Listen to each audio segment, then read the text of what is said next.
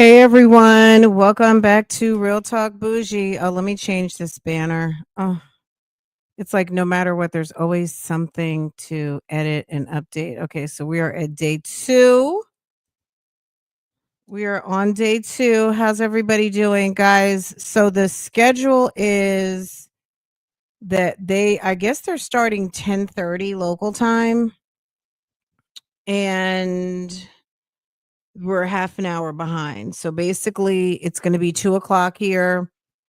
They say, so I'm going to speak in local time first. Welcome, welcome, welcome, everybody. But so what I'm thinking the schedule is 10:30 local time, um, 12 o'clock lunch, 90 minutes, 3 o'clock snack break, 4:30 done. So I mean, they're not on any type of pressed schedule to plow through, and we're gonna do what we're gonna do until we're tired, and then we go home and start all over again. It's on some 10:30 to noon, 1.5 hour, 90-minute lunch break, and done by 4:30 with a little comfort break somewhere in between. So that's what seems to be going on. Okay. Uh And then keep in mind also there is a 30-minute delay. So all of that being said, court did start in real time like 22 minutes ago. Um Court TV and Law and Crime just went to the Medallion, and so we're not missing anything yet. Yesterday was really good. I enjoyed watching with you guys. So we're going to keep pressing on. We're going to see. We're at least getting into this first week, and then we're just going to see how it goes. What's is today? Today's Tuesday. Can you believe it? Today is Tuesday, y'all. Let's see who's here. Um let's see what's going on. Just a second.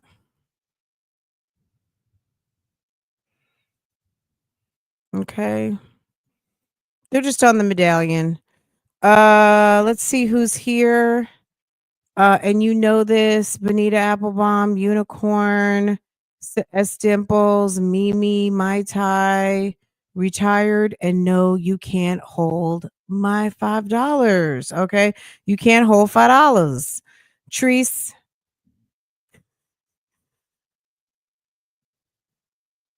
is it no? No 504?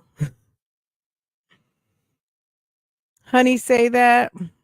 Hi, India. India, I did get all the way. I watched all of Handmaiden's Tale.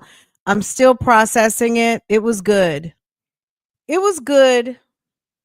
That's all I'm going to say for right now. I don't want to say too much.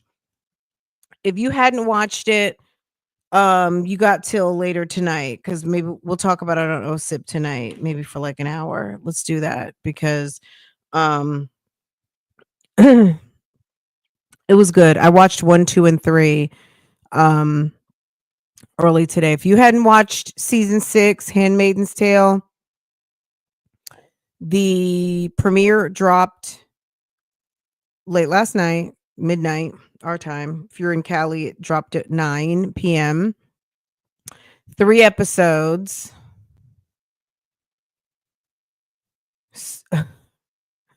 Serena is Serena-ing. June is Juning. The gang's back. Everybody looks good. And they are all back up to their shenanigans. Nothing has changed. Luke is on 10. If you watched it, I'm not going to say anything else. Let me stop. Okay, let's keep going. Victoria, Soul Power, Black Swan, Blue, K Blueberry. What's going on? What's going on everywhere? Oh my god, it's like too many to count. Honey, say that. Jay Breezy, Fit Mom, Unicorn, Denise, Shia, just damn. TDC. If I jumped over you, my bad, y'all.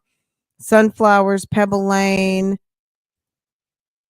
everybody. Wow, there's so many of you guys I cannot even.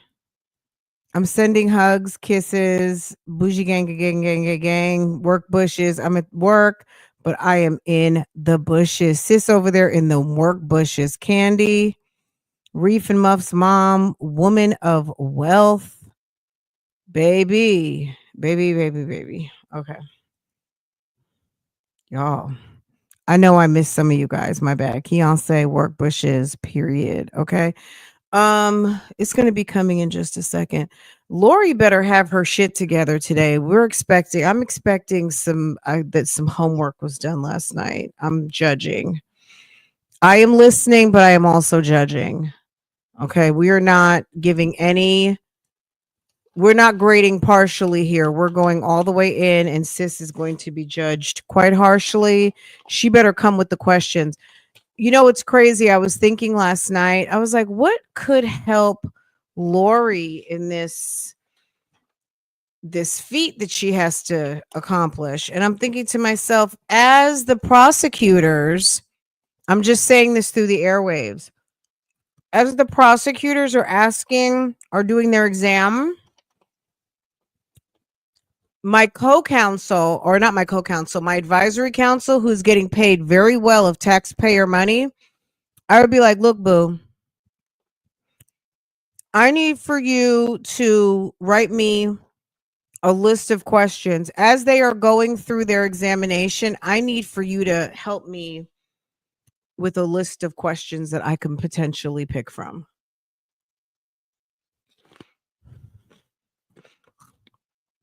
That lady is getting paid to sit at that table. I'm going to need for you to write me some questions, and I need you to have me looking like, okay, smart. That's what I need right now. I need some okay, smart.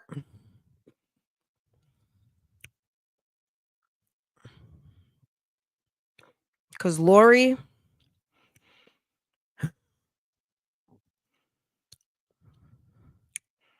the way the day ended yesterday was crazy. I can't wait to see her tricks today.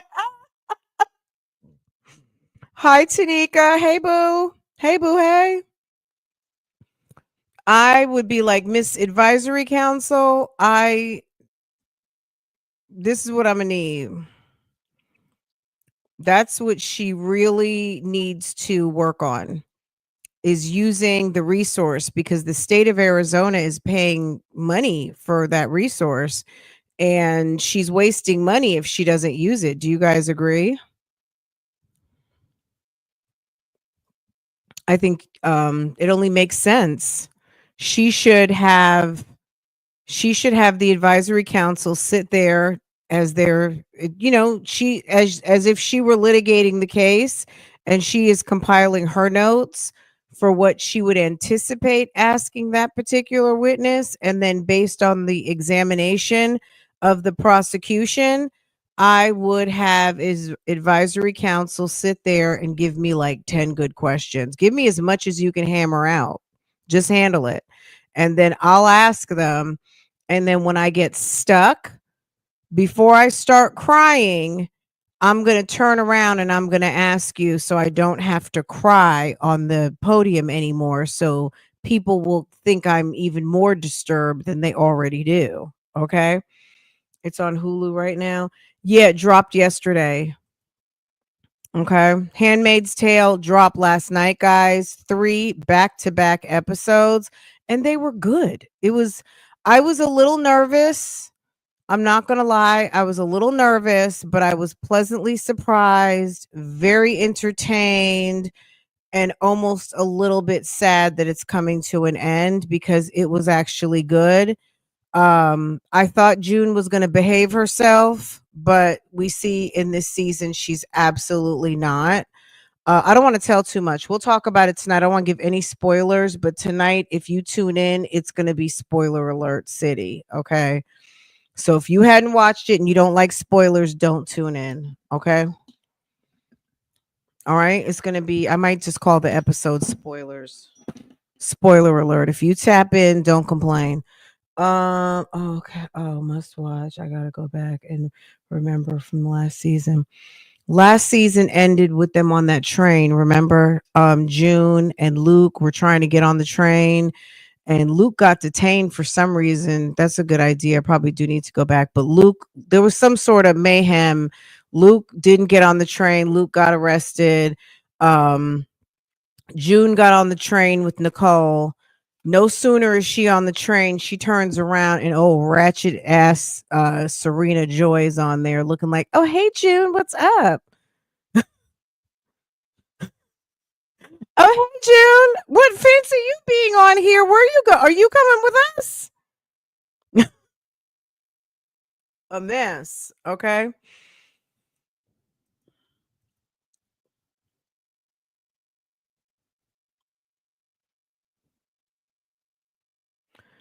It's gonna go fast. They already dropped half the season last night. I was making lunch for my husband. And by the time Farrah was up, I was almost finished with episode 3, but they were over there in Jezebel's, and Farrah walked into the bedroom and was like, "Oh, what are you watching?" And I was just like, "Don't ask. It's for adults." Cuz Jezebel is the whore house. They were at Jezebel's Aunt Lydia. I don't want to tell too much, but Aunt Lydia made a trip to Jezebel's, and someone that we all know was up in there. And that's when Farrah walked in my room and was just like, "What are you watching?" So of course I had to turn it off. I can't watch anything grown. Okay, here we go, guys. I'm gonna put myself on mute.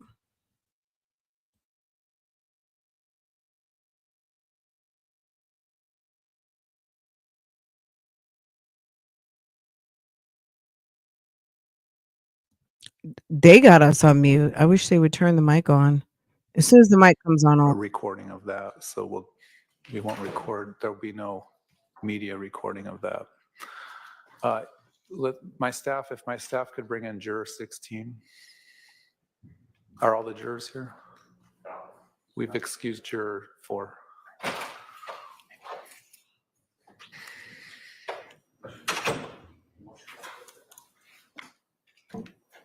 The stipulation.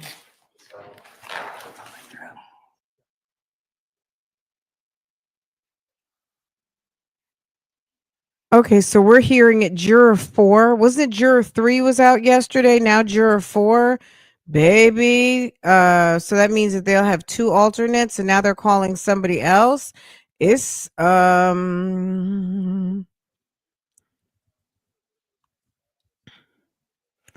it's not looking well. I don't want to say that. I mean, it can happen. What trial were we watching where maybe was it Sarah Boone where the judge wanted like an overabundance of alternates just in case? Um so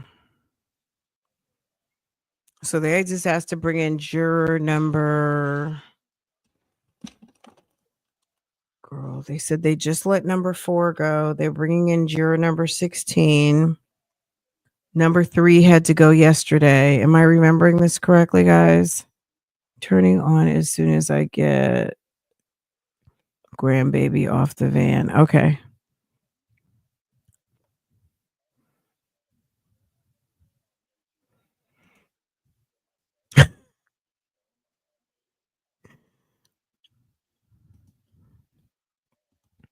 Girl, let me check the news. Let's see. Let's see.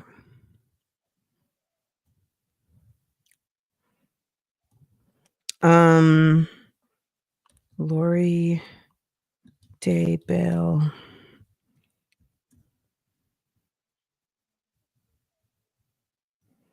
Jury News 2025. Okay, let's see. Live updates. Another juror dismissed. Okay. Live updates. Another juror dismissed in the Lori Vallow Daybell trial. Day 2 resumes with witness testimony. How long? Okay, they're they're in the throes of things. Let's get to the beginning. So David's running behind.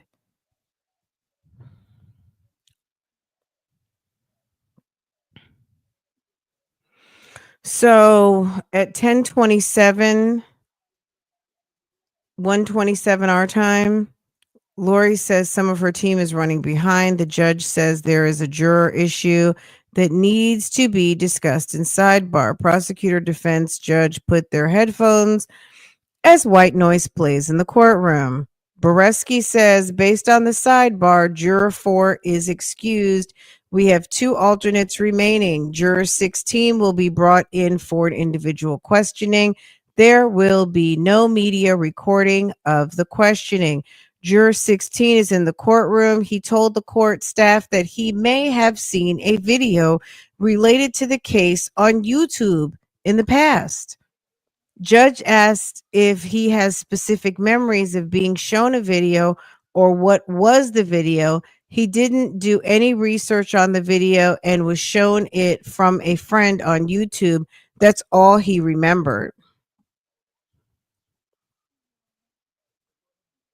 When the video was shown in court yesterday, the juror was reminded of the video. Trina K asked the juror if he recalls any of the audio from that video.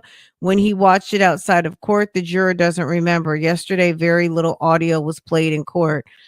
Boreski says the video was suggested on YouTube. The juror says that it was an algorithm type thing. Trina says no follow-up questions. Lori has no question. The judge tells juror to go back into the jury room.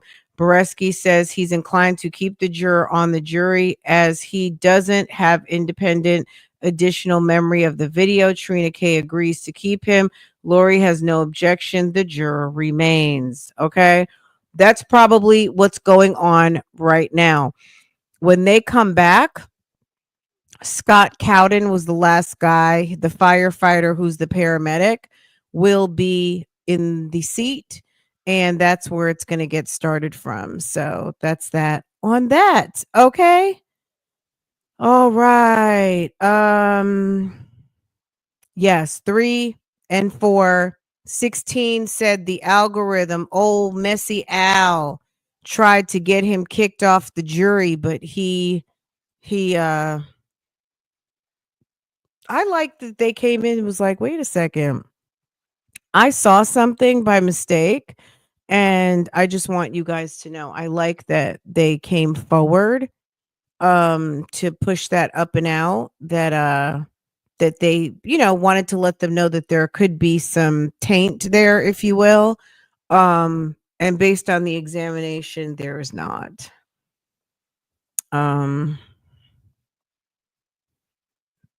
Well, they had 4, 2 are excused, 16's going to get to stay. So they still have 2. Girl, they're only in day 2. They have budgeted for 6 weeks. Even though it might not take 6 weeks, they have allotted for a 6-week situation.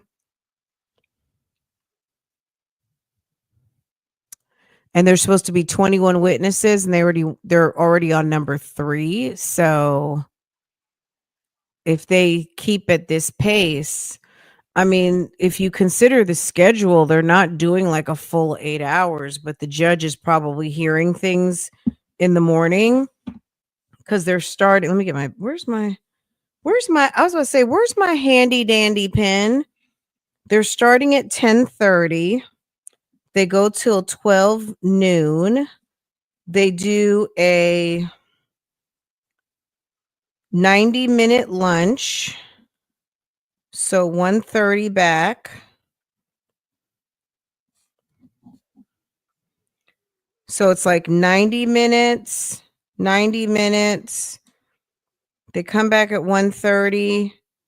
And then there's a 3-hour block to 4:30. And they said around 3 p.m. there is a comfort break. So 90 minutes, they get started. Okay, here we go. We'll tell you if you go back, Penelope. I don't know when the sound is going to start, but basically, Lori's getting started with her examination as soon as they decide to turn the audio back on. And then what? Walked into the house, proceeded forward, saw a patient on the floor to the right, proceeded to the patient to start an assessment and evaluation. And then Captain Keller had already come in. I'm pretty confident, yes, he would have been quicker getting off the truck and inside.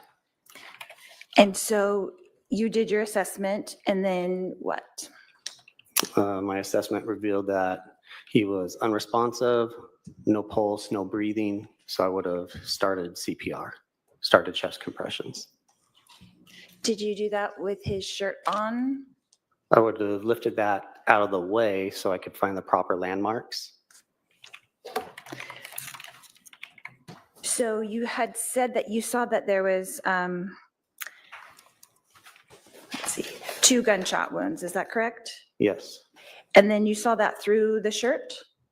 Or how did you assess that when you first entered? That's my question.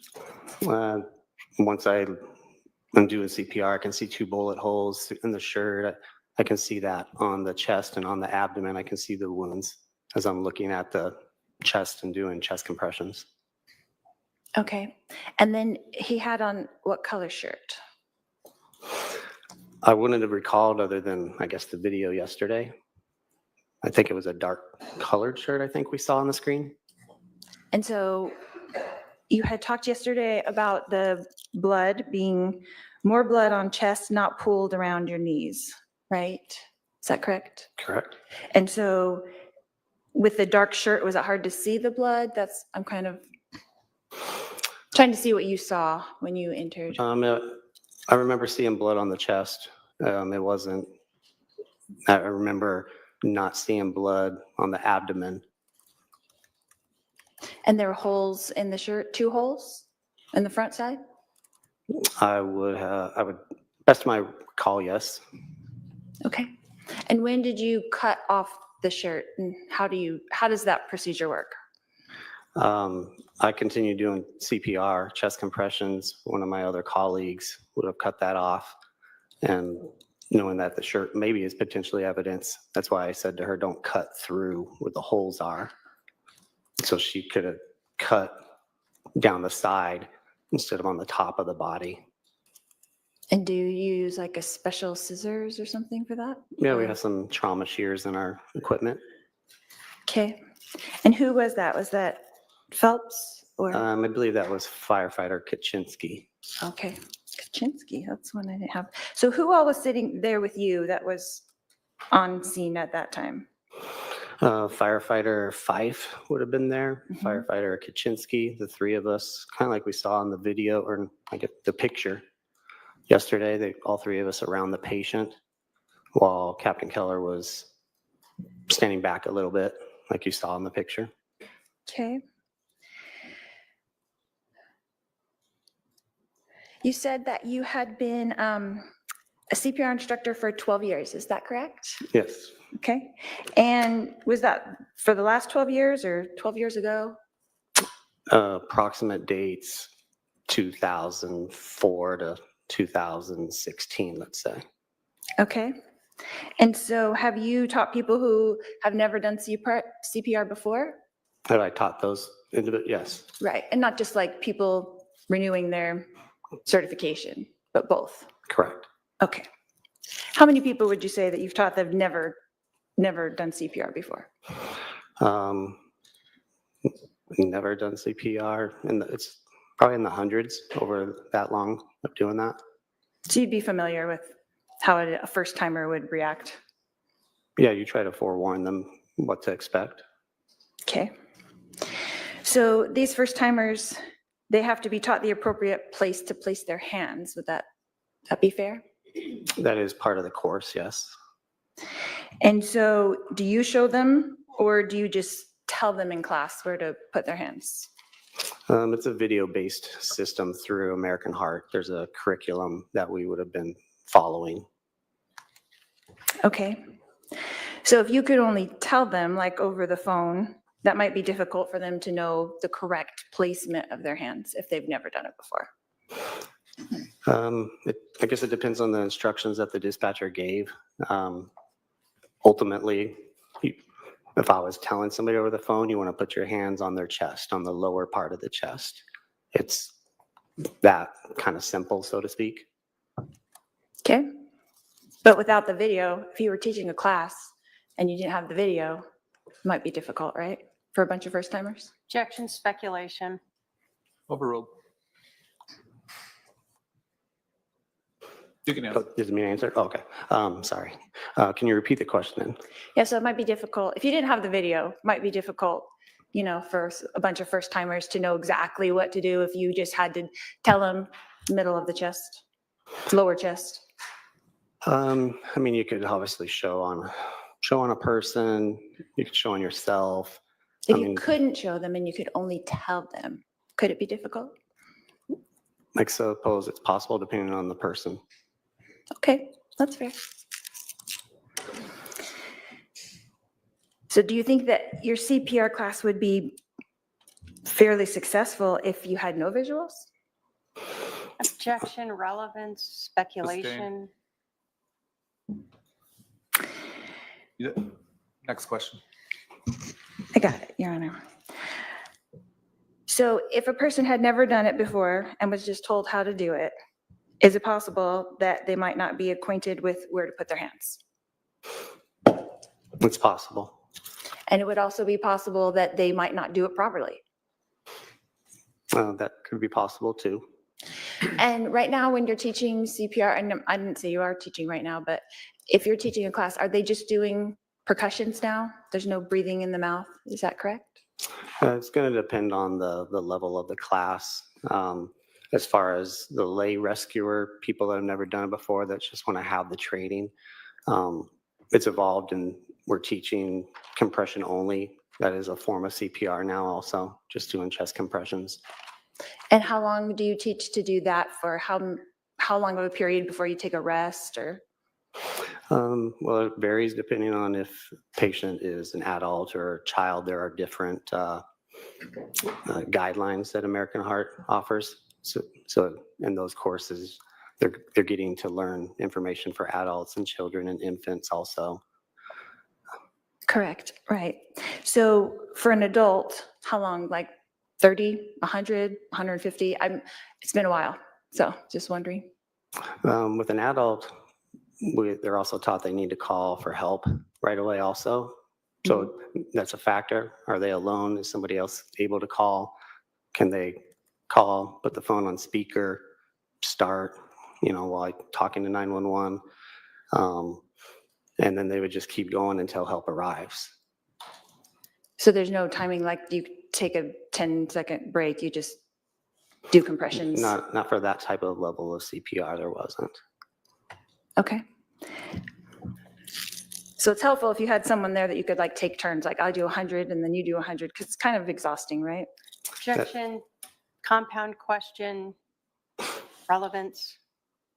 I'll sustain it as the compound question. You can re-ask the question ask it in a different way. Go ahead. So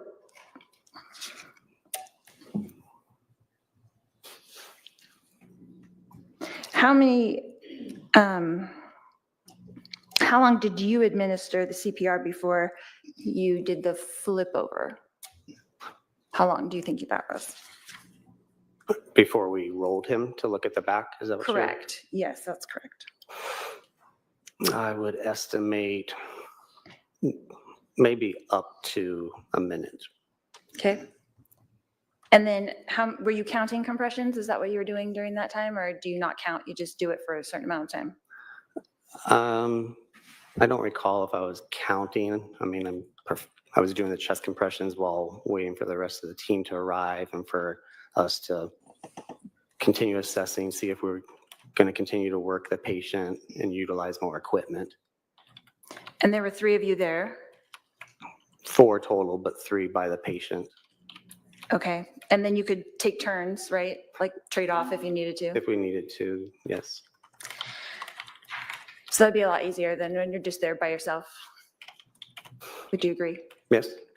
Okay. And do you know how long,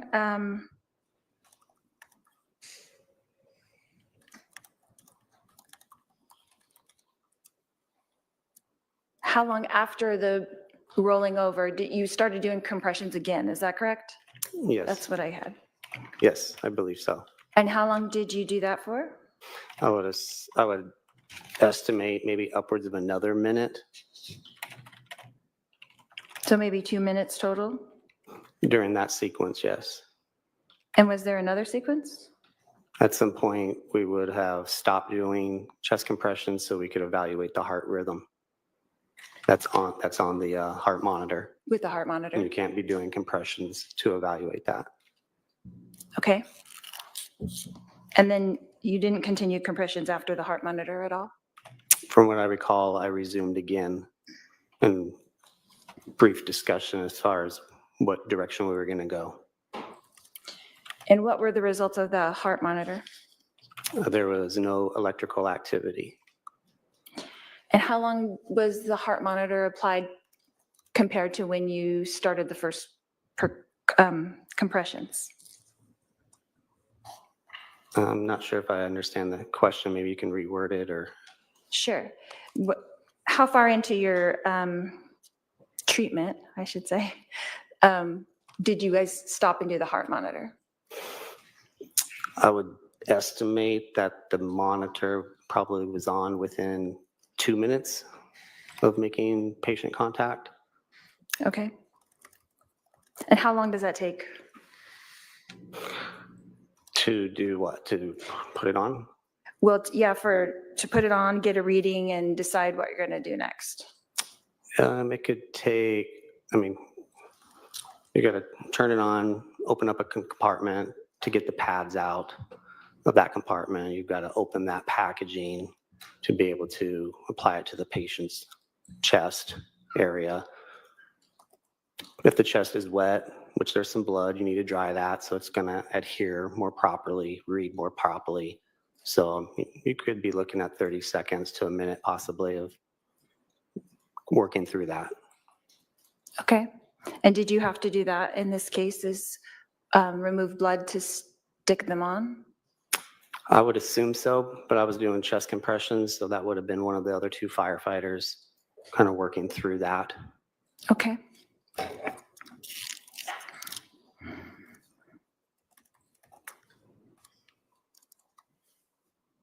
So I understand correctly, you said when you rolled him over, did you cut the shirt in the back also to see the exit wounds? Is that? No, we only had to cut the shirt one time. That was when he was still laying on his back. You cut it down the side and that opens it up to where then you can remove it from the body, pull it off. So you did pull it off completely at some point? More than likely, I would say yes. That's typically what we would do. Okay. But you don't remember if you did that in this case? I know that I didn't do that because I was doing chest compressions. So I would assume one of my colleagues did that completely. That's typically what we do. Okay. And so you're back to doing the compressions for the third time, and then you stopped that at some point. Was there another procedure after that? No, at that point in time is when we would have called the patient. And who announces that? Ultimately, I remember our captain, since he's in charge of the crew, would be considered the lead medic. He has the most experience. He's also charting the call, kind of running it, kind of made that final decision. And that would be Captain Keller? I'm sorry, I didn't want to interrupt you. Yes, correct. Okay. And then he did call it at, do you know what time? It would have, I don't have it memorized, no, it would have been like in the charting that he was doing. And who documents that? He would have That time? documented He would have that. done it? Okay.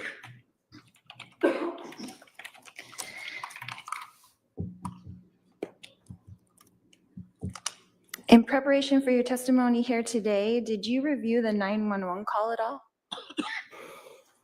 No, not in preparation for today. Not the actual audio, no. No. No, not today, not for this. What did you review for today? I was able to look at the incident times were dispatched by Phoenix Fire Department.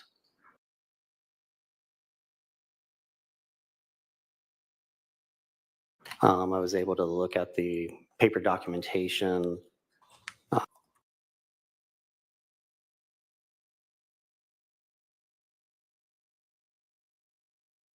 Does that chart consist of?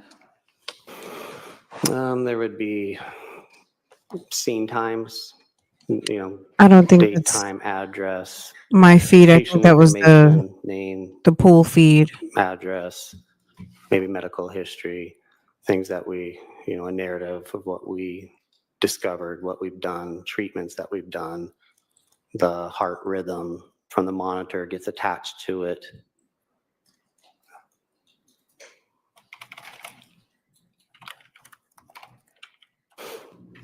So that would all be in Captain Keller's report? Correct. And you did take a look at that in preparation for today? Yes.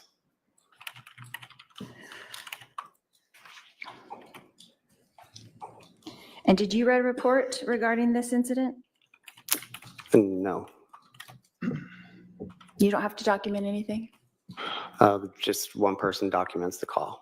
So for all of the people that were there from fire? Correct. Okay. So that's the total report, is you just give your input to him and he puts it into the report? Correct. And that's the same for the other two firefighters that were along with you? That's correct. Okay. So they don't have their own individual reports as well? No. Okay. And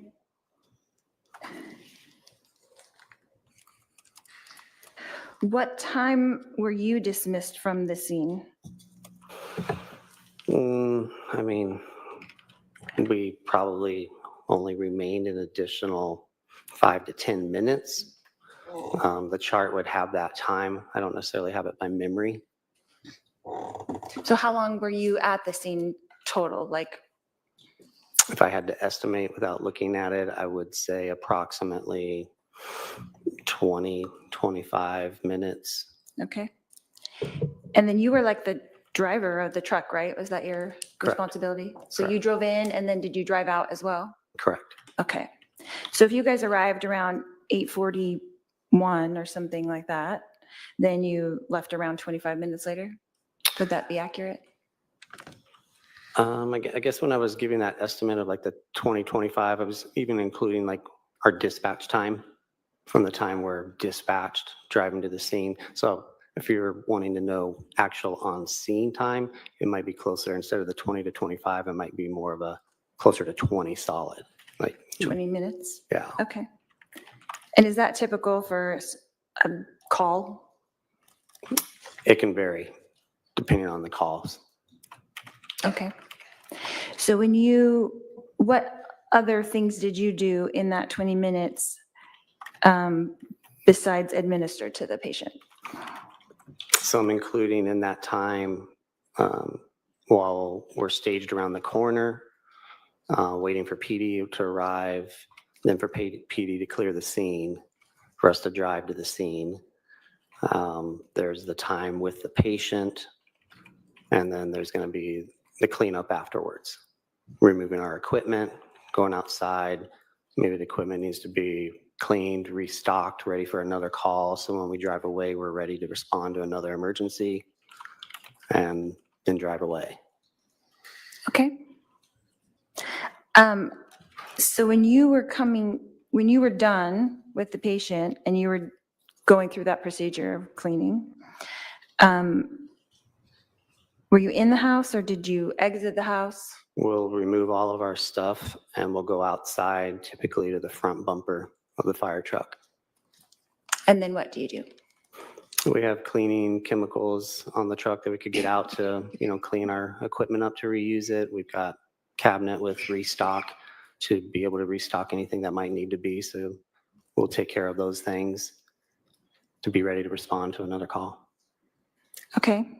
And while you were out front, did you see Alex on the curb? I did see somebody on the curb. or I don't remember if he was on the curb or standing, but I remember seeing somebody with an officer or officers. I don't recall how many people might have been together. Okay. And did you converse with those officers at all during that time? I don't believe so. I don't really remember conversing with any officers on scene. That would have been more Captain Keller, charting, documenting, kind of getting information from them. He would be able to answer that question. Okay. So did you,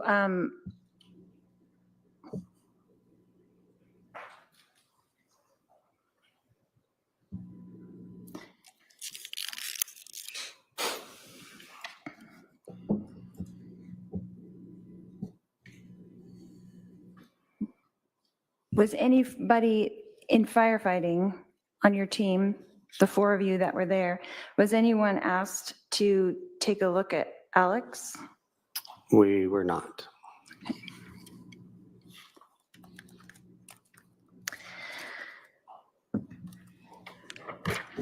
Let's see. Have you spoken to the media about this case? Can I object? Relevance? What's the relevance? What is the relevance, Your Honor? Yeah. Just to know how many times he's given testimony? Your Honor, I'm Right, going I'm gonna to, maybe we can hold on. sidebar. Yeah, I don't want to. All right, let's go on a sidebar.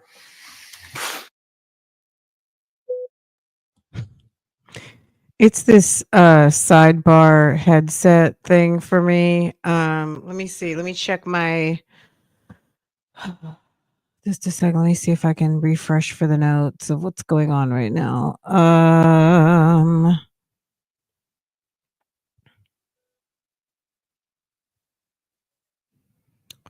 Let's see what's going on here. So Lori, how many times have you talked to the media, sir? What is the relevance? I just want to know how many times he's had testimony. What is the relevance? Lori begins questioning Helen.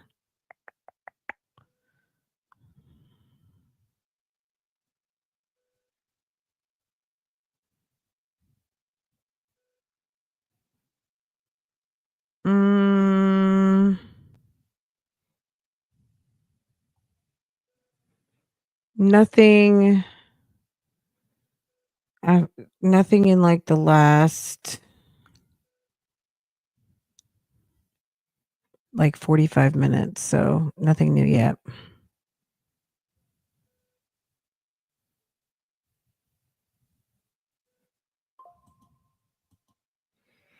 Do you guys think she's more prepared? Well, forget about more prepared. Do you guys think are you guys feeling like she's giving more prepared today than she did yesterday? Sounds like she's asking some questions. Okay. None of her questioning is relevant to anything that will impact her case either way.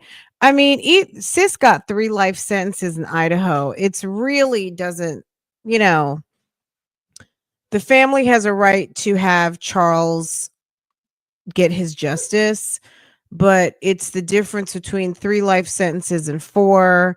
She'll have to she'll be in heaven. She'll have to go to heaven and come back 3 times before she does her sentence in Arizona. So same as yesterday, according to White Muscle Tea. Okay. She's giving clown. Listen to the schedule, guys. So they convene at 10:30. They go for 90 minutes until noon. Okay.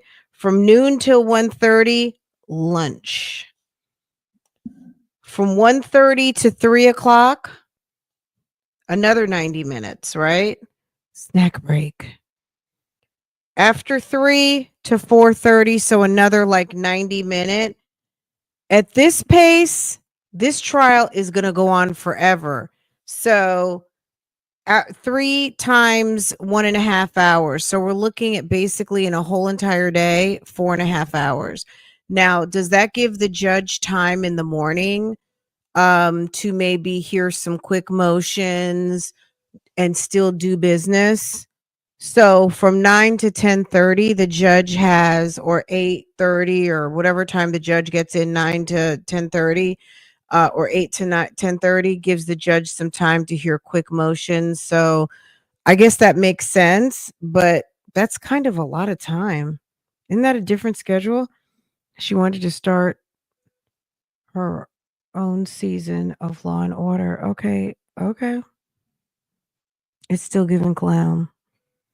Did she have a lawyer for her other trials? Yes, because they were capital. They were death penalty cases, but she got 3 lives instead of death penalty. So, ma'am's putting her headphones back on. Headphones are coming off. Headphones are going on. Headphones are going off. So the secretary is putting her headphones back on.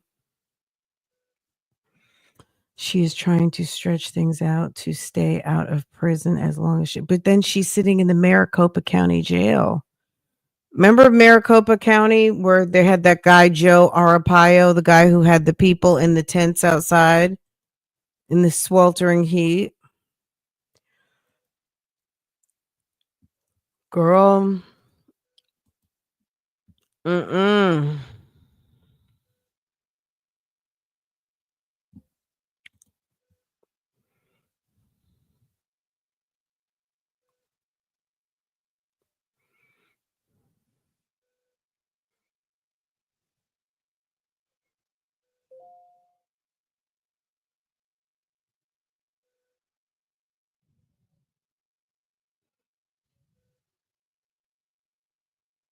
Mm.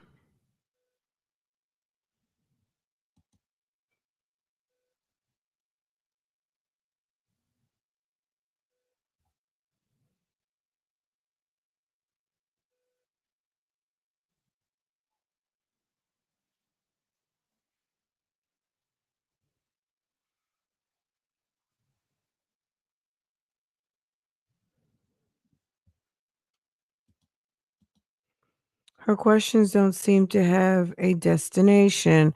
Where are we going, ma'am? And can we please try? I think initially when she was asking about the chest compressions, I think she, and did she say percussion instead of compressions? I could have sworn I heard percussion, but I was like, maybe I'm imagining things. Anyway, I think she was trying to make the determination. This is just my thought. When she asked him about, is it possible to be told what to do and still not be able to get it right? I think it's more so from a standpoint of, just because it doesn't look like he didn't try doesn't mean he didn't try, and doesn't mean he got it right. I don't Okay, know. just a That's few what more I'm thinking. questions.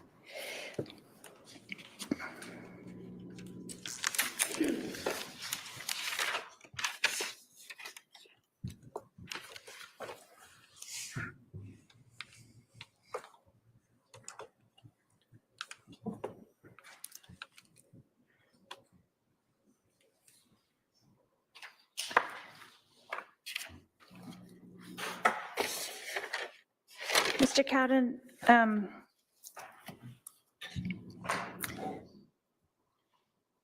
is it possible that if there was a wound to the chest, that doing compressions on that could cause other damage? I suppose it's possible, but ultimately it doesn't matter. If the heart isn't beating, it's what you got to do. It's the appropriate treatment. So would a common person who doesn't know how to do CPR maybe hesitate about pushing on a bullet wound? Objection, speculation. Sustained. But you wouldn't? Can you repeat the question? You wouldn't hesitate to push on the bullet wound if the heart was stopped? No, I wouldn't. And you would have to assess if the heart was stopped in order to do that? Let me just say one thing. This is the way I thought about it last night, because I was talking to my husband about it. If you shoot someone because they try to hurt you, or they're coming for you, they're trying to kill you, why do I have to go save their life? if you are an intruder or you are being aggressive to someone that I love and care about, which we know is not necessarily the case, this is a whole weirdo situation. He wasn't obligated. The 911 said, "Would you be okay with doing CPR?" He could have just said no. It's a right to carry state. You can have a firearm. He shot the guy. When you are getting your licensing or when you are taking firearms training, I mean, you're being trained to shoot to harm or kill. Like, why do I now have to go run give you CPR? So he could have said, when they asked him, did he feel comfortable giving Charles CPR? He could have said no, right? He said, yeah, no, I don't mind. So he said he would do it, but I mean, he could have very easily just said, I'll wait till the police get here. I think he's dead. Like, why not just be up front? I don't know. Anyway, let's go back. Yes, you would check a pulse like we did. We would, use our equipment like we did. Okay. I would have just said no personally. So the 2 wounds that you saw, Well, yeah, he called Lori to say, hey, the Eagle has landed. Whatever code he used to tell Lori that he handled the business. I mean, we know that this is not a normal set of circumstances. I mean, shooting someone isn't a normal set of circumstances anyway, right?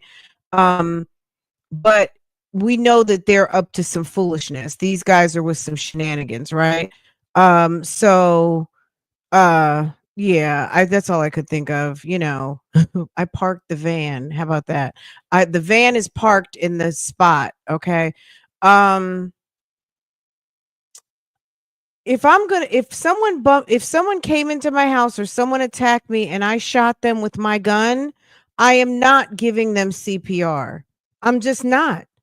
I'm not checking. I'm standing with my gun ready to go again because I'm scared and this person harmed me and I'm standing in position, and when the police come, they can handle that business. That would be me, because I'm not going to pull out what's the point? when you first got there, one was in the chest and one was where? In the abdomen. On the right side or the left side?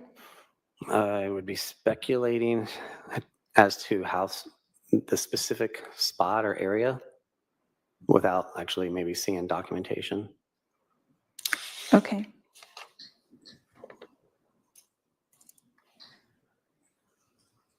And can you tell me about I think there's a word for it, but I'm sorry, I can't remember what it was.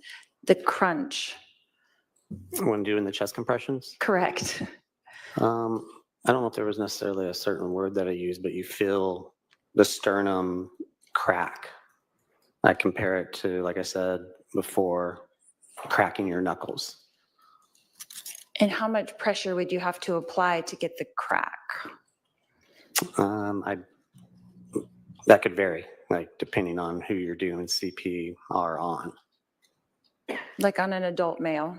I mean, it could still vary depending on, the strength of the person doing CPR also. It could vary depending on the size of that adult male also. So I've never seen like any science that might say you got to deliver this much pounds of force or anything. Right, So- like 400 pounds of pressure or something? Yeah, I don't know. Right. Okay. You're just going to push There isn't- hard. Hold on. So, Sorry. Can't have you talk over one another. So he's finished his answer. Go ahead and answer your next question. so there's no determined amount of pressure, correct?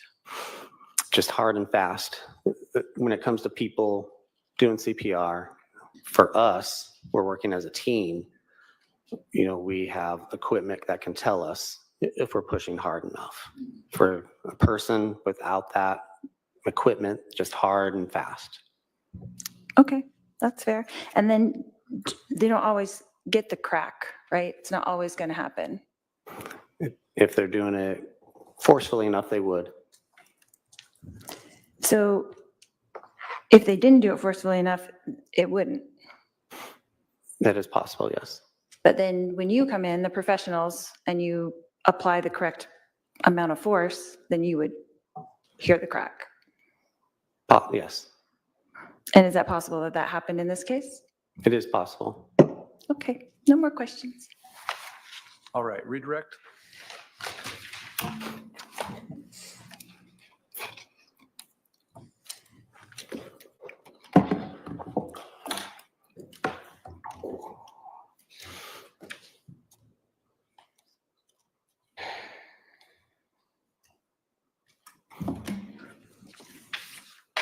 Does 911 have to regularly instruct people on how to perform CPR? I don't know if I can answer that since I don't, do that since I'm not 911. Have you regularly heard while listening to a radio 911 instructing people on how to do CPR? We have had PTI information when we're responding to a call that will tell us that they are either performing CPR or being instructed to.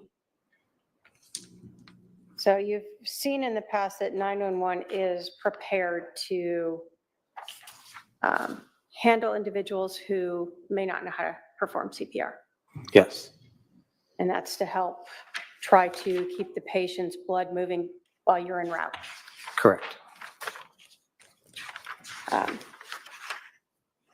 You were asked a lot about trading off and other people doing compressions.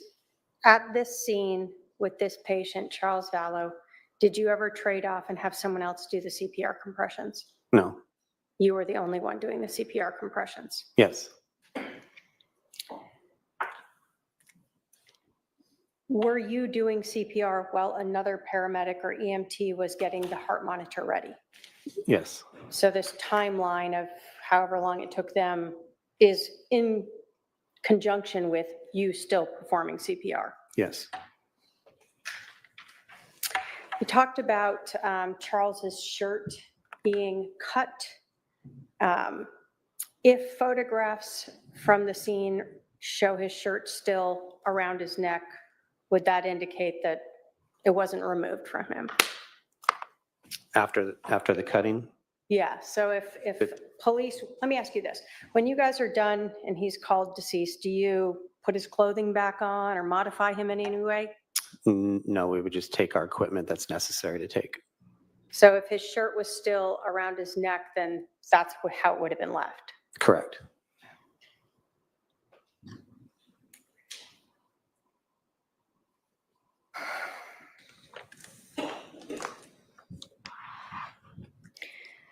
You were asked about whether or not you should perform CPR on a person who has a gunshot wound.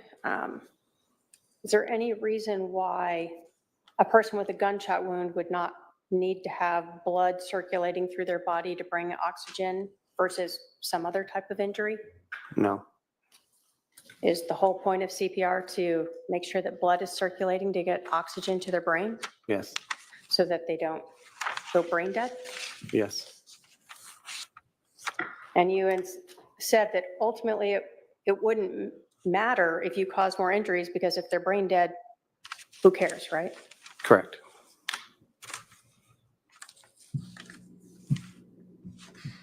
In your assessment, did you feel that no one had performed CPR on Charles Vallow before you arrived?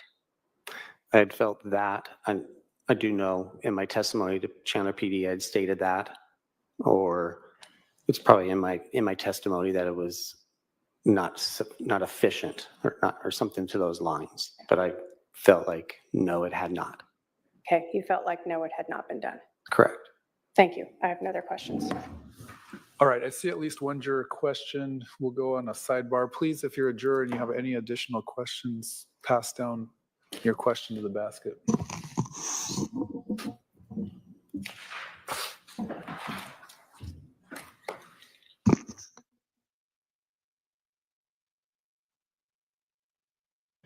I do like how they ask juror questions, like they don't just wait till the bitter end. Portia, my God, Move on, woman. He didn't do CPR. You're making it worse. Yeah, she's trying to kind of, in my opinion, she's trying to prove that trying to put reasonable doubt that Alex gave a shit. Okay. Whether he did or didn't, Alex killed Charles. And Alex is dead. So it almost doesn't matter. What matters is what they're saying is that you conspired with Alex to kill Charles. So whether Alex performed CPR or not is irrelevant to me. Whether he tried to help him not die from the gunshot wounds. So I don't know if that helps. It doesn't necessarily help. Okay, so I guess they're going to call their next witness, I hope.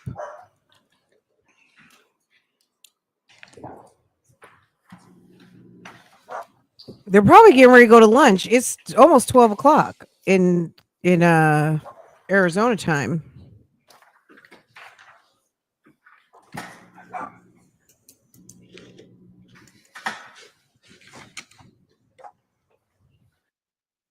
Literally, they've been live for 40 minutes. State called Kent Keller. All right, so you're going to come on up here. Going to stand right here and be sworn in.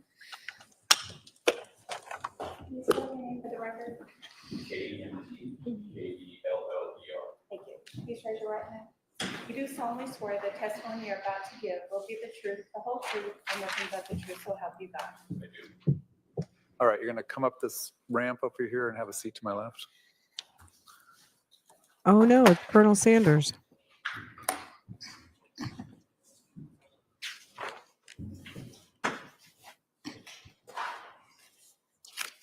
Go ahead. Thank you. Sir, would you please introduce yourself to the jury?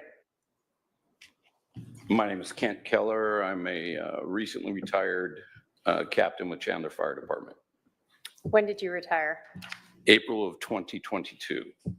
And how long did you work with the Chandler Fire Department? 32 years. While you were there in, let's talk about 2019, what were your duties? What was your rank? My rank was captain. I was an engine captain, so a company officer. I was in charge of a 4-person crew. We basically respond for calls to service and the different functions of a. Did those calls for service include medical calls? Yes, ma'am. Did you have any training in the area of, I guess, medical treatment yourself? Yes, I am a paramedic. I went to paramedic school in 1991. And can you tell us, is there or was there ongoing type of continuing training to be a paramedic? Yes, yes, ma'am. There is continuing education throughout the year. You have to have a certain number of hours in each subject, and as well as updates as far as pharmacology or different treatment modalities. So yes, there is constant change. And the difference between a paramedic and an EMT? Well, an EMT is EMTB, EMT basic. A paramedic is an EMT paramedic. So the biggest difference would be invasive treatments. So you're trained with more ability to provide care, cardiology and pharmacology. When fire gets a call of a person who is shot, what is sort of the normal response? What does fire do when they are coming to a scene and they know a person has been shot? Well, what they normally would do is you get the dispatch, you look on a map, you route yourself in, and then you would determine a safe place to stage while the scene is secured by PD. Okay. And then how do you learn that the scene is secure? In Chandler, anyway, we have interagency communication. So you're on the radio both with Phoenix Dispatch and Chandler PD, direct car to car or to Chandler PD Dispatch. So you're actually then told by Chandler Police that it's secure and you can come in? Yes, ma'am. They will give you a scene safe or code 4 and cop talk. When you arrive on scene as the captain, what is your role when you get there? My role is scene safety, primary scene safety. That's rule number 1 in everything that we do. And in other words, as I arrive on scene, I'm going to make sure with PD that there are no more threats for our crew and get direction to where we need to do treatment. When you have this team of 4, how do you determine who does what? Well, I mean, that's an individual crew training, and some crews might have specific jobs. Ours is more of a fill and flow. As you come to, I guess I should say, one person is charting, one person is going to be the paramedic in charge of the call. So he's running the call. His job is bigger picture. And then that'll leave 3 people for hands-on treatment until a 2-person rescue would arrive, an ambulance would arrive to help, if that were the case. Does fire ever respond to a scene and then advise that a person is deceased? Certainly. And if fire responds, determines a person is deceased, and this is potentially a crime scene, what does fire do at that point? Well, fire then would pick up their gear and leave without disturbing that scene as much as possible. I mean, we have gear, we spread out our gear. When we get to a patient, you know, we have monitors and drug boxes and trauma treatment boxes. So as soon as it's determined that the patient is not viable, then you would pick up that gear and leave the scene. What you don't want to do is interfere with any investigation going forward. And even when you are working on a person, are you trying to limit impacting the scene itself to the best of your ability? Yes, our job would be to determine if treatment is necessary and then do that treatment regardless. But yes, what I should do, what the captain or whoever that paramedic should do that has the larger picture would be to try and minimize any disturbing of the scene. But obviously, taking care of the patient is the primary focus, even if that causes the scene to be disturbed. Yes, ma'am. Were you working on July 11th of 2019 around 8:30 in the morning? Yes. Do you recall responding to a shooting at 5531 South 4 Peaks in Chandler? Yes. When you responded or first went to this scene, did you guys stage like we've discussed? Yes, ma'am. And you advise that you're being provided information from 2 different sources? Yes, our primary source is Phoenix Dispatch. But yes, you are able to monitor Chandler PD as well. Is Phoenix Dispatch 911? Yes, ma'am. Okay. So you're getting what's coming in from 911. Are they relaying information to you? Yes. Are things like whether or not the patient is receiving CPR something that is very relevant to you? Yes. In this case, did you receive any information regarding that? Yes, we were told that CPR instruction had been given and CPR was in progress. Does 911, in your experience in over 30 years, are they able to provide instruction for lay people who may not know how to do 911 or not know how to do CPR compressions? Yes, they are actually certified to do that. They train and are certified to give that instruction over the phone. So even though it's only verbal, they've been trained to how to present that to a person over the phone. Yes, So you are advised that CPR instructions have been given and that CPR is that compressions are being given? Yes. been a little while, but yes, I believe that I was told. I do know that instruction. I do remember specifically hearing that CPR in progress. I believe I remember. I would have to, but definitely the CPR instructions had been given.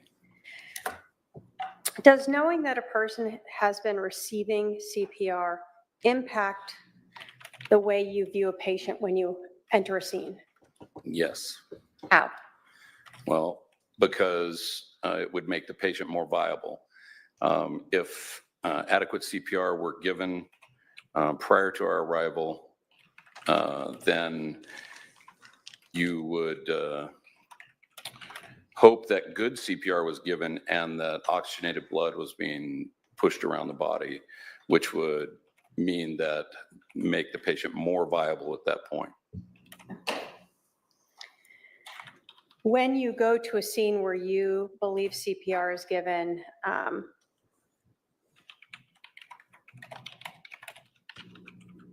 such as this one, was that one of the things, I guess, that was part of your decision-making as you are assessing this patient? Yes. Can you talk to us about when you entered this residence, what do you recall? When I entered the residence, I recall thinking that the house seemed empty, like it was either being moved into or moved out of. So there was no furniture or anything. We had a clear path to where the patient was.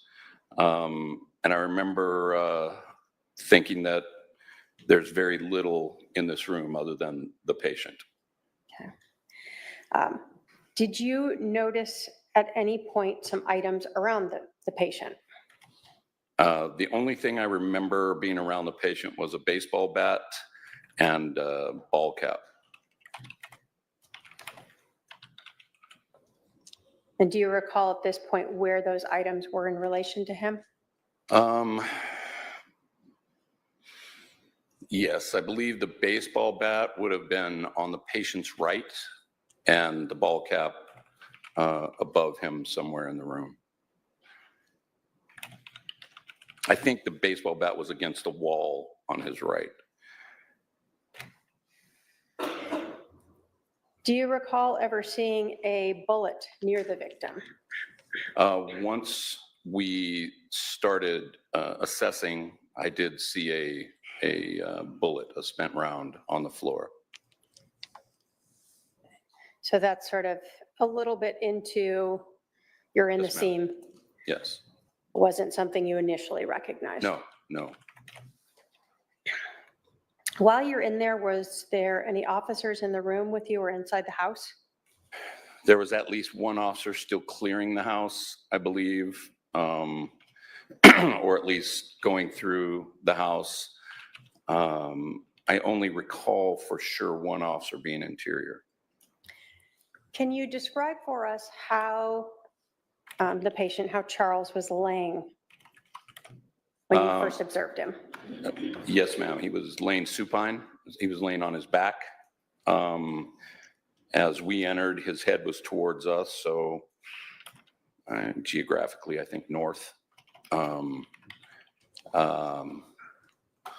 And so that's how he was laying supine. Do you recall anything about his arms or hands where they were? I don't, to his sides. I don't recall, honestly. Did you observe any injuries to Charles, his patient? Yes, he had evidently a gunshot wound to his center chest. Hole in the shirt and a small amount of blood. Did you recall or notice anything about where the blood was pooling from that shot to the chest? At that time, I did not, because we have to expose the patient, and the so he's a big guy, so he had a small amount of blood above his sternum. I'm showing you Exhibit 3 that's previously been admitted. Does that look like?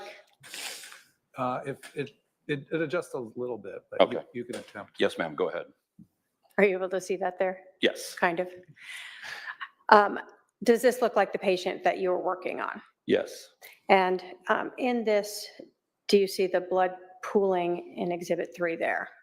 yes, Is that sort of what you were talking about? yes. Here in around the collarbone.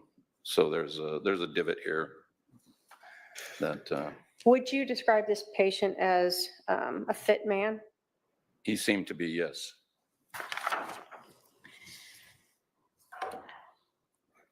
When you saw that pooling like that, did that stand out to you or seem at all impactful in your decision of whether or not CPR had been given prior to your arrival? Yes. Why is that?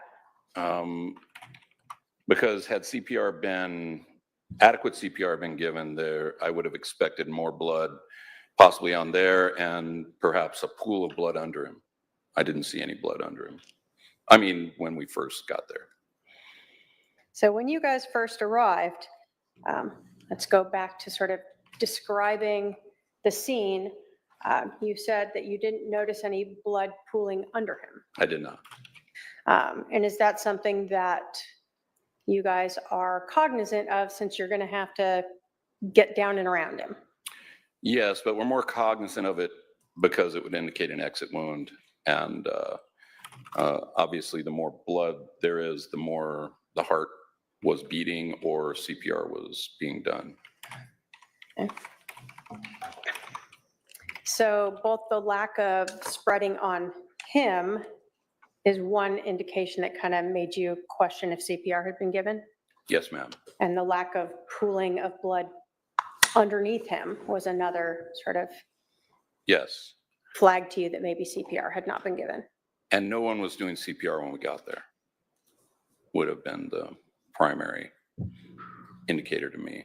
And I say that because if CPR were in progress by PD, if there were an officer there doing CPR, then they would have continued to do CPR until we relieved them.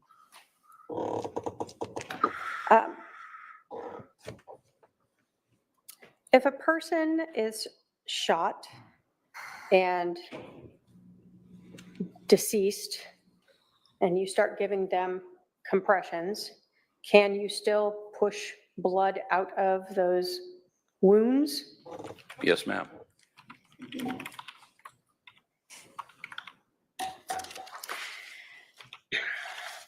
Now, at some point when fire arrives and they are assessing a patient, do they, I'm going to put up Exhibit 4 here. Do you need to try to remove any garments that might be around those potential gunshot wounds? Yes, you would expose the patient. Why is that? Well, because you don't know for sure how many gunshots there are. You check for exit wounds. Some gunshot wounds, some entry wounds are minimal. You wouldn't see them. You know, you could go through a shirt and not see them. So you expose the patient. Okay. I have Exhibit 4 up here. from body cam from a officer that's previously been admitted. Do you recognize who these people are and where this is? Yes, ma'am. And is this you? It is. So in this case, at some point, was Charles's shirt cut in any way to allow access to those gunshot wounds? That would be the norm, is at this point, they would be cutting his shirt. Do you recall from this scene how many gunshot wounds you observed to the front of Mr. Vallow? I believe 2. Okay.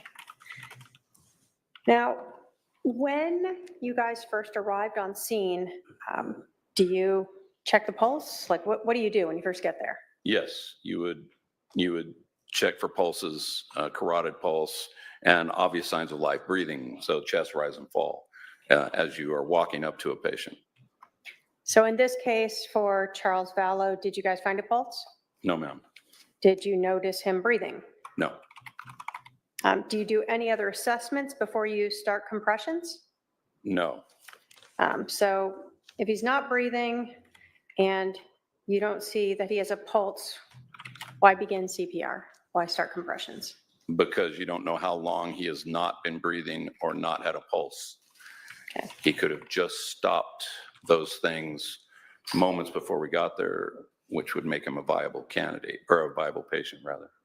And does, again, the fact that you believe CPR had been performed prior to you arriving also play into your decision to Yes. see if he's viable? Yes. As other officers are doing compressions, what are you doing there? So I am charting. So I am, in this particular case, I was running the call.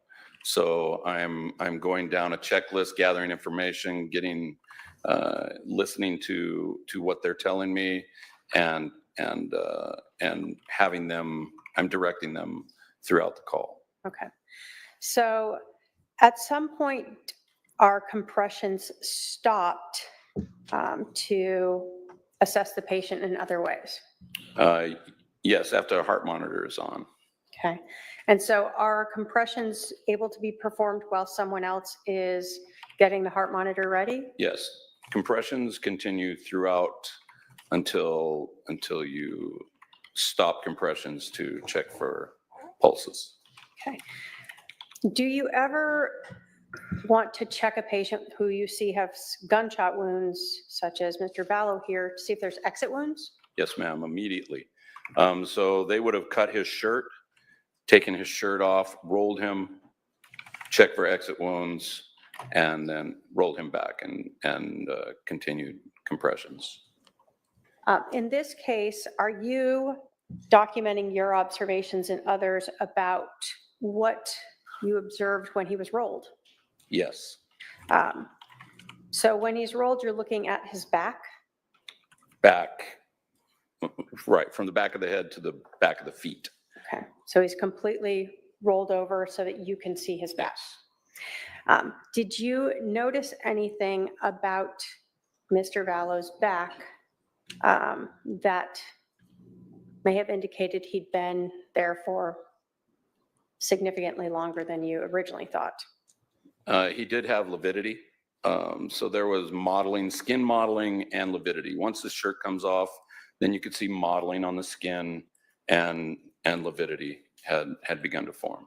Can you tell us what modeling means? Modeling is sort of a patchy looking skin caused from hypoxia or not enough oxygen getting to the skin. I mean, you can have mottled skin for different reasons, but in this case, it would be from his heart not beating. Okay, and then you said lividity. What does Yes, that ma'am. mean? So lividity is the pooling of blood, and that takes longer, much longer. So the blood will begin to leave the tissues and gravity drain to the lowest part of the body. So when the blood isn't being circulated by either CPR or the heart, the blood just starts to pool there. Yes, And so you noticed that as well when he was rolled? yes. Did you notice any exit wounds? I did notice at least one exit wound, yes. After you looked at his back, do you recall, I guess, when in this process you checked his heart monitor, when that was done? I do not. This all happens simultaneously. You asked what these different people are doing. They're doing all of those things simultaneously. So your patient is exposed, CPR has begun, and the evaluation, the rest of the evaluation is happening. So timeline, it's on the heart monitor, I'm sure, but so a lot of it happens simultaneously. That answer the question? You asked that again? I'm I sorry. believe so. Do you recall what the heart monitor results were? Asystole, no electrical rhythm in the heart. Flat line for, Do you ever look at a patient's pupils? yes, ma'am, always. What's that for? Because if it's just a brain function. If you shine light on pupils, they react. When the brain stops to function, hypoxia sets in, the pupils will dilate and remain fixed, so they won't change. They're non-reactive to light. What did you see with Mr. Vallow? They were fixed and non-reactive. So we heard about the pooling of the blood on Mr. Vallow when you first arrived. As CPR was being done, did you notice any blood being pushed out of his body? A little bit more. Again, he is on his back. Exit wound was in his back, but yes, we increased the amount of blood under the patient by doing CPR. When you first arrived, did you notice any active bleeding? No, ma'am. What's the relevance of no active bleeding? No heartbeat.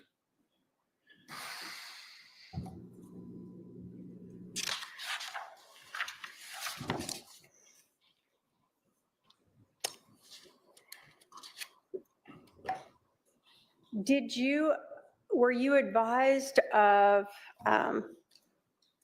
Scott Cowden's information about when he started CPR, hearing the crunch, or feeling, I guess, the crunch of him performing CPR? Was I advised of it? Yeah, did he let you know that? No, but that would be expected. And is that expected if CPR hadn't been performed? No, not adequately. Again, big guy, so that the sternum the cartilage holding the sternum to the ribs breaks. It gives way. So, and that actually makes CPR much easier. In this case, you came in, he wasn't breathing, he was pulseless, his pupils were dilated, the heart monitor said there was no activity, correct? Yes. When you looked at his back, you noticed both mottling, which meant that the blood wasn't moving through his body? Yes, and modeling was on the front as well. Okay. So as that blood pools, so it leaves the tissue, that's gonna hasten the modeling part of it. So you noticed that when the shirt was then cut and Yes. he was exposed, Yes. as well as when he was rolled. Yes, And then you also noticed on the back the lividity of the blood pooling there. yes. When you, I guess, obtained all of that information, did you end life-saving measures? Yes. Who decides to end life-saving measures? I do, as well as the rest of the crew. So Scott Cowden is also a paramedic, and he concurred. So then we call that in, and we cease life-saving function, or attempts rather.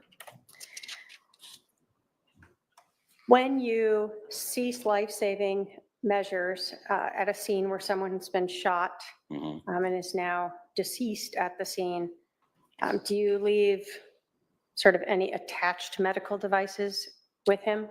Well, as little as possible.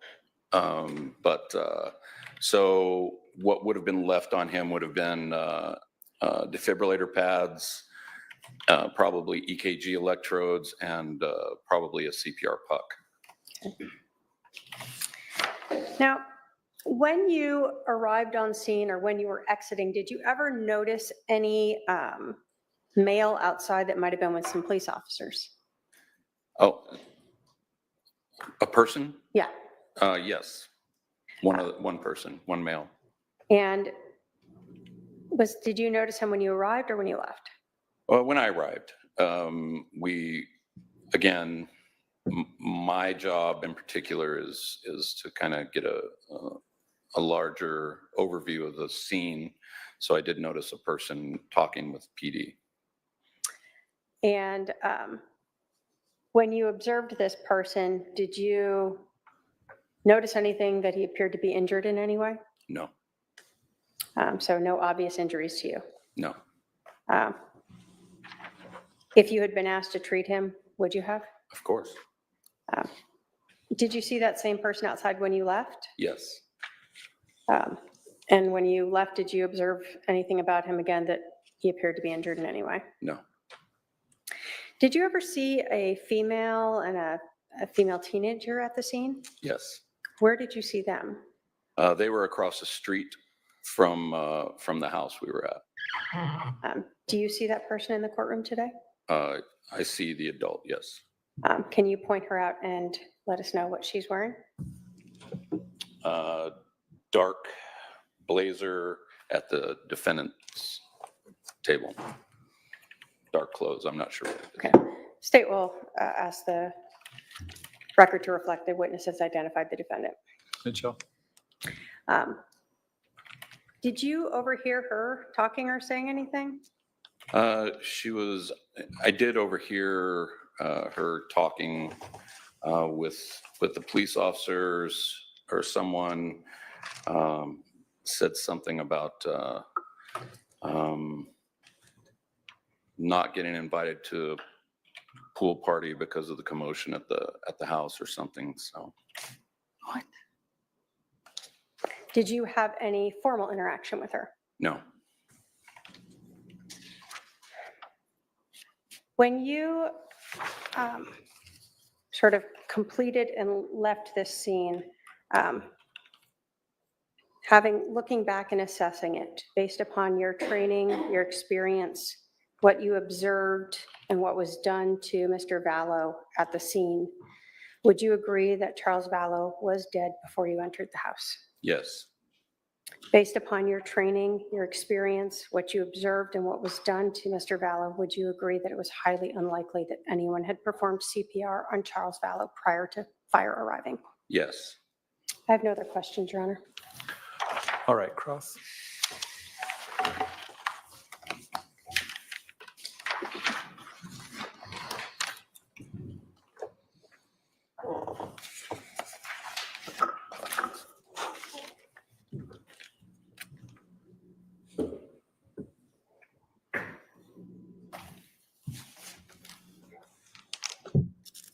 Captain Keller, Yes.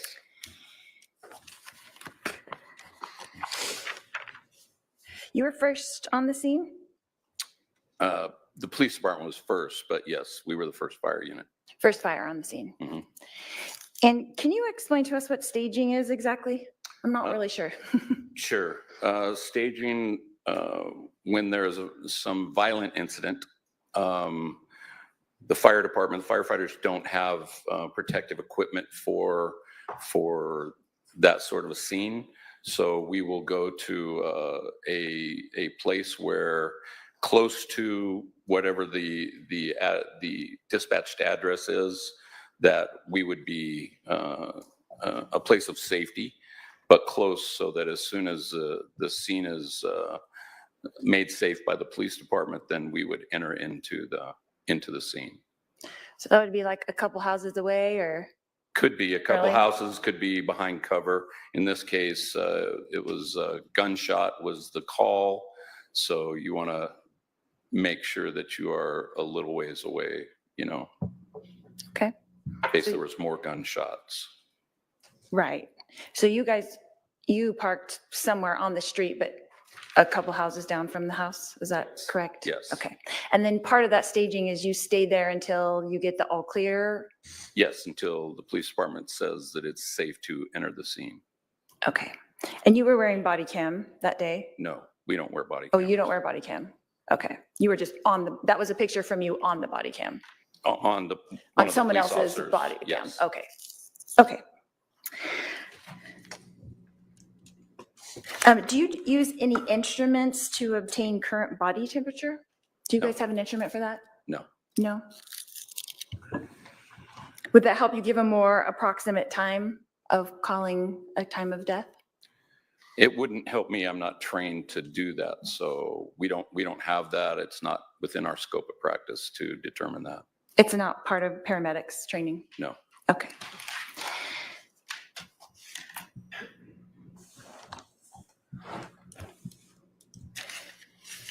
You explained the modeling being patchy looking skin Yes. because of no oxygen to the skin. Is that correct? Decreased, yes. And so will that continue to increase? I don't really understand, like would you say modeling is complete or in progress? How does that work? I would say in progress as less and less tissue had oxygenation, I would say it continues to model. So would you say it was in early progress or late progress? How would you estimate that? I could not say early or late, just modeling. That modeling was present Yes, yes. at that point. So how long would it take for modeling to become present? That's kind of my question. I don't know how long. So it could be like Different for different people, I People. suppose. so it could be a minute, 5 minutes? Yeah, he's already indicated. Hold on. Doesn't know. Rephrase the question. I'll allow it, but make sure you let him answer before you ask your next question. Okay. So it could be just a few minutes, possibly? Possibly. I don't know. Okay. And then lividity, you explained as a pooling of blood. The blood leaves the tissues and goes to the bottom. Is that correct? Yes, Okay. And you saw that as well? yes. And in your estimation, would that have happened soon? You know, well, that's not a good question. In your estimation, that had begun? Yes. And was it advancing how far? He had lividity on the back of his torso, So does lividity, backs of his arms. start immediately after the heart stops? Is that what you were saying? I suppose it does. Okay. And if you were on any kind of medication, would that affect that as well? I couldn't say.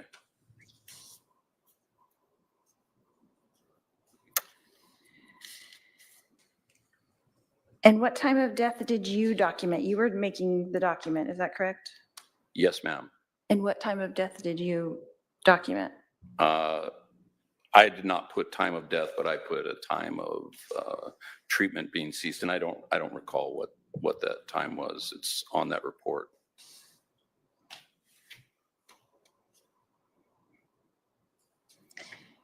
And you had stated that you were listening to dispatch on the radio, is that correct? Yes. So were you listening to the actual 911 operator speaking? No, whoever is calling, if you call on the phone to a 911 operator, they would give that information to a dispatcher who would then dispatch a call with the pertinent information. Okay, so you were getting kind of updates as it went along? No, you get the initial call, and then if it were pertinent for us, like the scene is secure, PD says the scene is secure, go in, then we would get that. PD would call dispatch, and dispatch would then call us. Okay, so were you aware at all that they had asked him to come outside? No, Okay.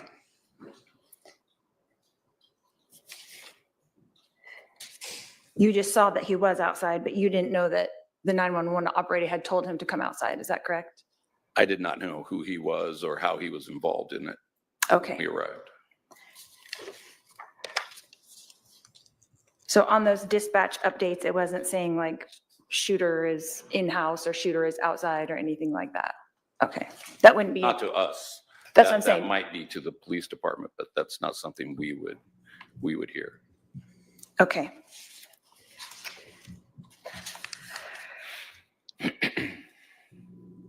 In this case, Captain Keller, do you know for a fact that CPR had not been given? I do not know for a fact. And do you know for a fact that CPR had been given? I know for a fact that we gave CPR. Prior to your coming in? No. No further questions? All right, redirect.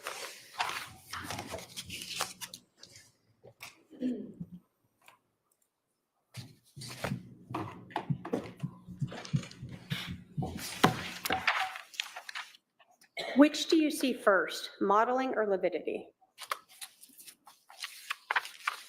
When the heart stops and the blood is no longer pumping. Modeling. Okay. I would expect to see modeling first. And you told us, I think on direct, that lividity is something that you see much later. Yes. I would expect that, yes. Have you treated patients before within a few minutes of their heart stopping? Yes. Do you see lividity in those people? No. Do you see modeling in those people? No. You see skin conditions change in those people, gray or cooling, moist, moisture, but not modeling or lividity. So you're not here to tell us how long it takes for those to form, right? I don't know. All you can tell us is that it's something that you see in patients who are deceased Yes. and have been deceased long enough, whatever time period that is, for that to happen. Right. It is an indication of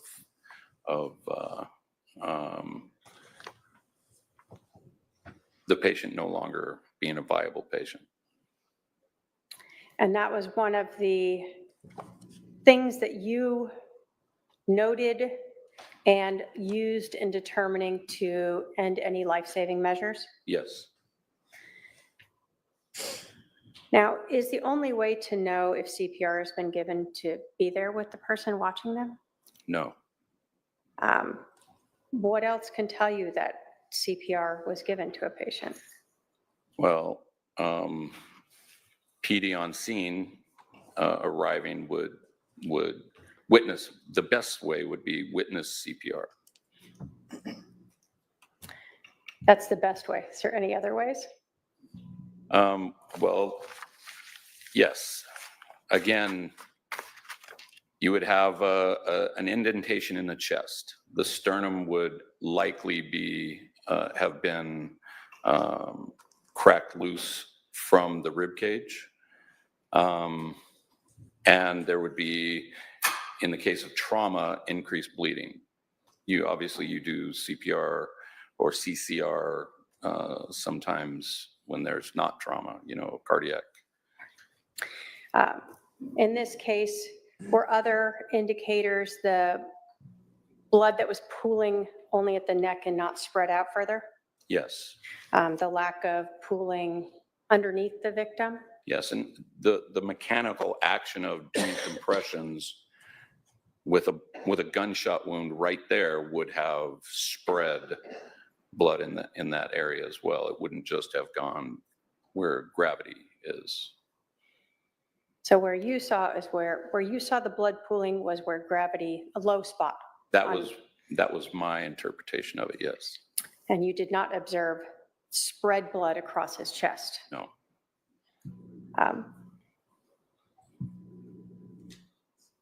Would ongoing CPR movement of the blood through the body have also limited the modeling you may have seen? Perhaps.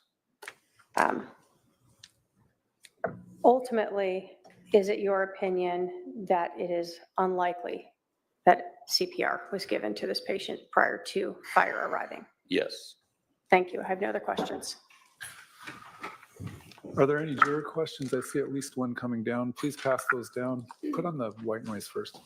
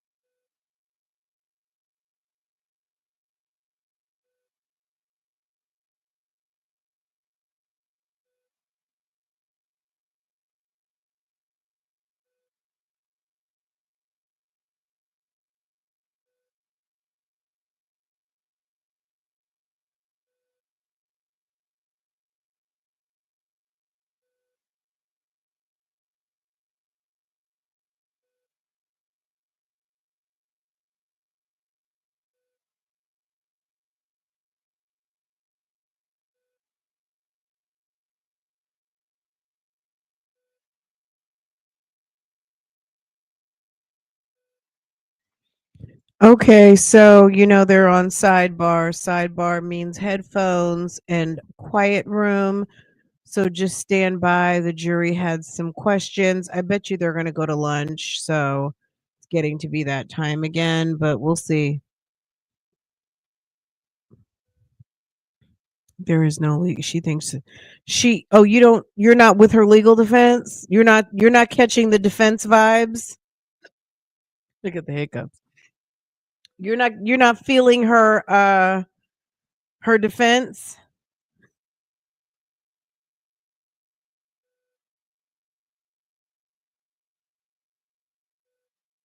You're not catching the reasonable doubt.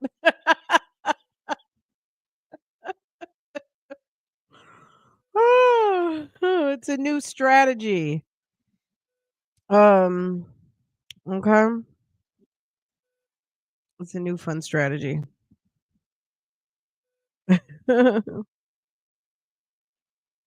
She's doing the Elle Woods. No, I'm just kidding. She's not even. She could never, right? She could never.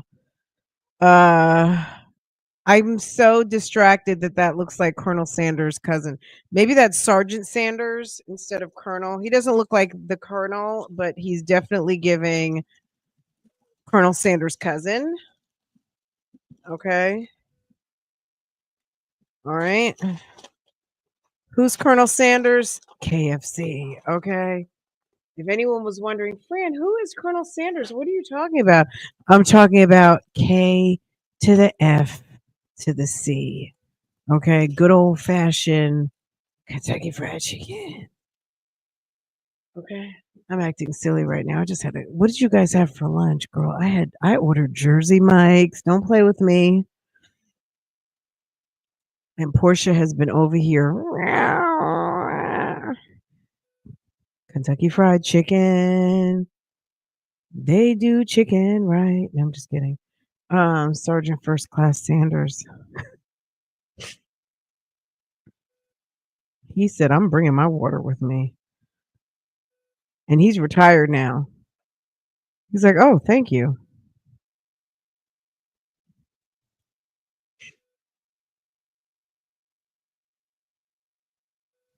Lori, your seat is ready. Lori, go have a seat. Oh, she is at her seat because if they're doing sidebar, she doesn't.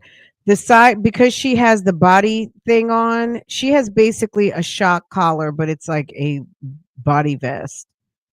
So if they have to deploy that thing, she's going down. Okay. So she is not allowed to go past the podium. She could not approach the bench, and she could only go from the desk to the podium. That's it. Don't play. Otherwise, you're going to get a shock. Lori, Lorelia is having bologna for lunch. Remember what the Sarah Boone lunch? What was it, like a bologna sandwich, some crackers, and a bottle of water? Something like, it was like, who's running the kitchen for the prisoners? The same. I mean, when you think about it, her lunch is the same as the lunch that the boy got who was in captivity, and his mom, the stepmom's upstairs for 20 years. The sandwiches, a bottle of water. I guess they get more stuff. Maybe get, I don't know. Girl, it's all good. Okay, they're back. All right, we have some juror questions for you. Was there any attempt to gain venous access to administer medications to aid the heart and functioning, i.e. ephedrine? If no, why not? It's not indicated for trauma. It doesn't, if there's no blood to pump or the heart has stopped pumping, increasing how fast the heart pumps with ephedrine would do nothing. So in trauma, it is not indicated. So maybe there's some medical Was professionals in the ACLS mist. protocol followed? What was that? ALS protocol followed. Yes. Was there a physician patched in? No, there's no patch required for cessation of treatment. It is part of our ability and part of our training to determine non-viability. Are fire department personnel allowed to call a patient's death? Yes. However, time of death is a different thing if that's what you're asking. In other words, we are allowed to stop attempting to do life-saving treatment if it's merely a recovery. So does that answer? Well, what I'm going to do is I'm going to have if the defense, first of all, let me check. Are there any other juror questions for this witness? I don't see any. The defense can follow up based on those questions. So the jury wanted to know, did they use ephedrine or any of those injectables that can get your heart back started again? I think they use those with drug addicts. If there's like an overdose or things like that, they may deploy something like that. But in a situation where someone was, I mean, if someone had a drug overdose, they could have a very low heartbeat, almost low to no heartbeat, but the person is still alive. Okay. If you have been shot in the chest and you have bled out from the inside, that's a whole different type of arrest of the heart. So something like ephedrine might help if it was a drug overdose versus internal damage. It's really not going to do any good to dose somebody with something to bump your heart rate up, because they're dead. They're literally dead.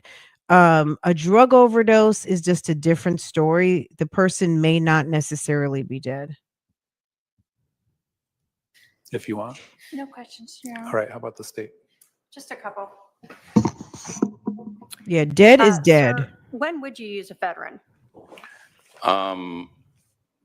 Well, if you had just asystole, but it was a a cardiac-based code. If the heart had stopped due to some disease state, electric shock, for instance, you would use epi.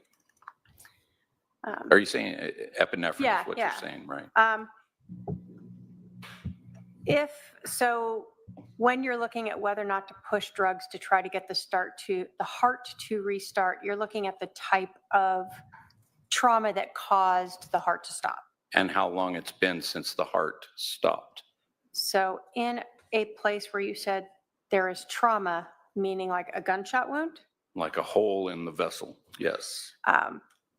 So that is treated differently than if someone has a heart attack and Yes. Yeah, I get what you're saying, Caco's mommy, but the thing is that some of these they've gone down a place where they're questioning whether intervention could have saved Charles' life, and I don't even think that that's the point.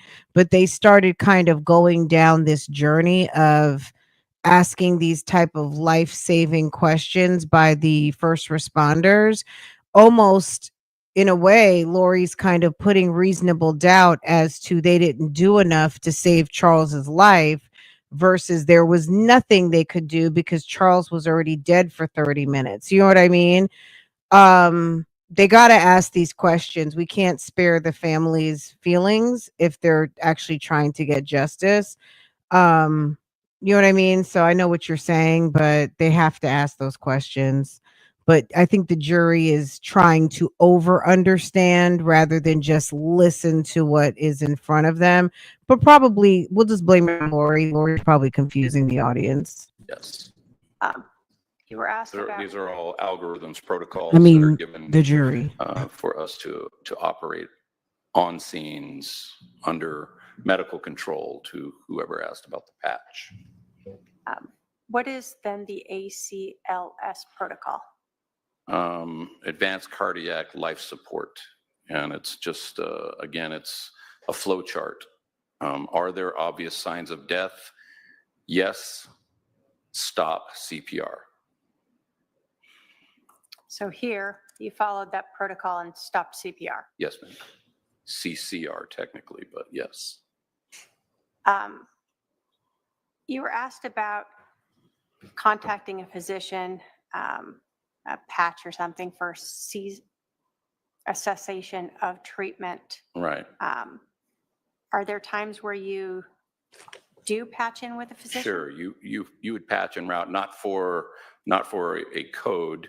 You would patch en route and give a doctor, or actually it would be a nurse answering the phone, but you would let them know what you have and what treatment you have given and what treatment you are going to give en route to their facility to continue care.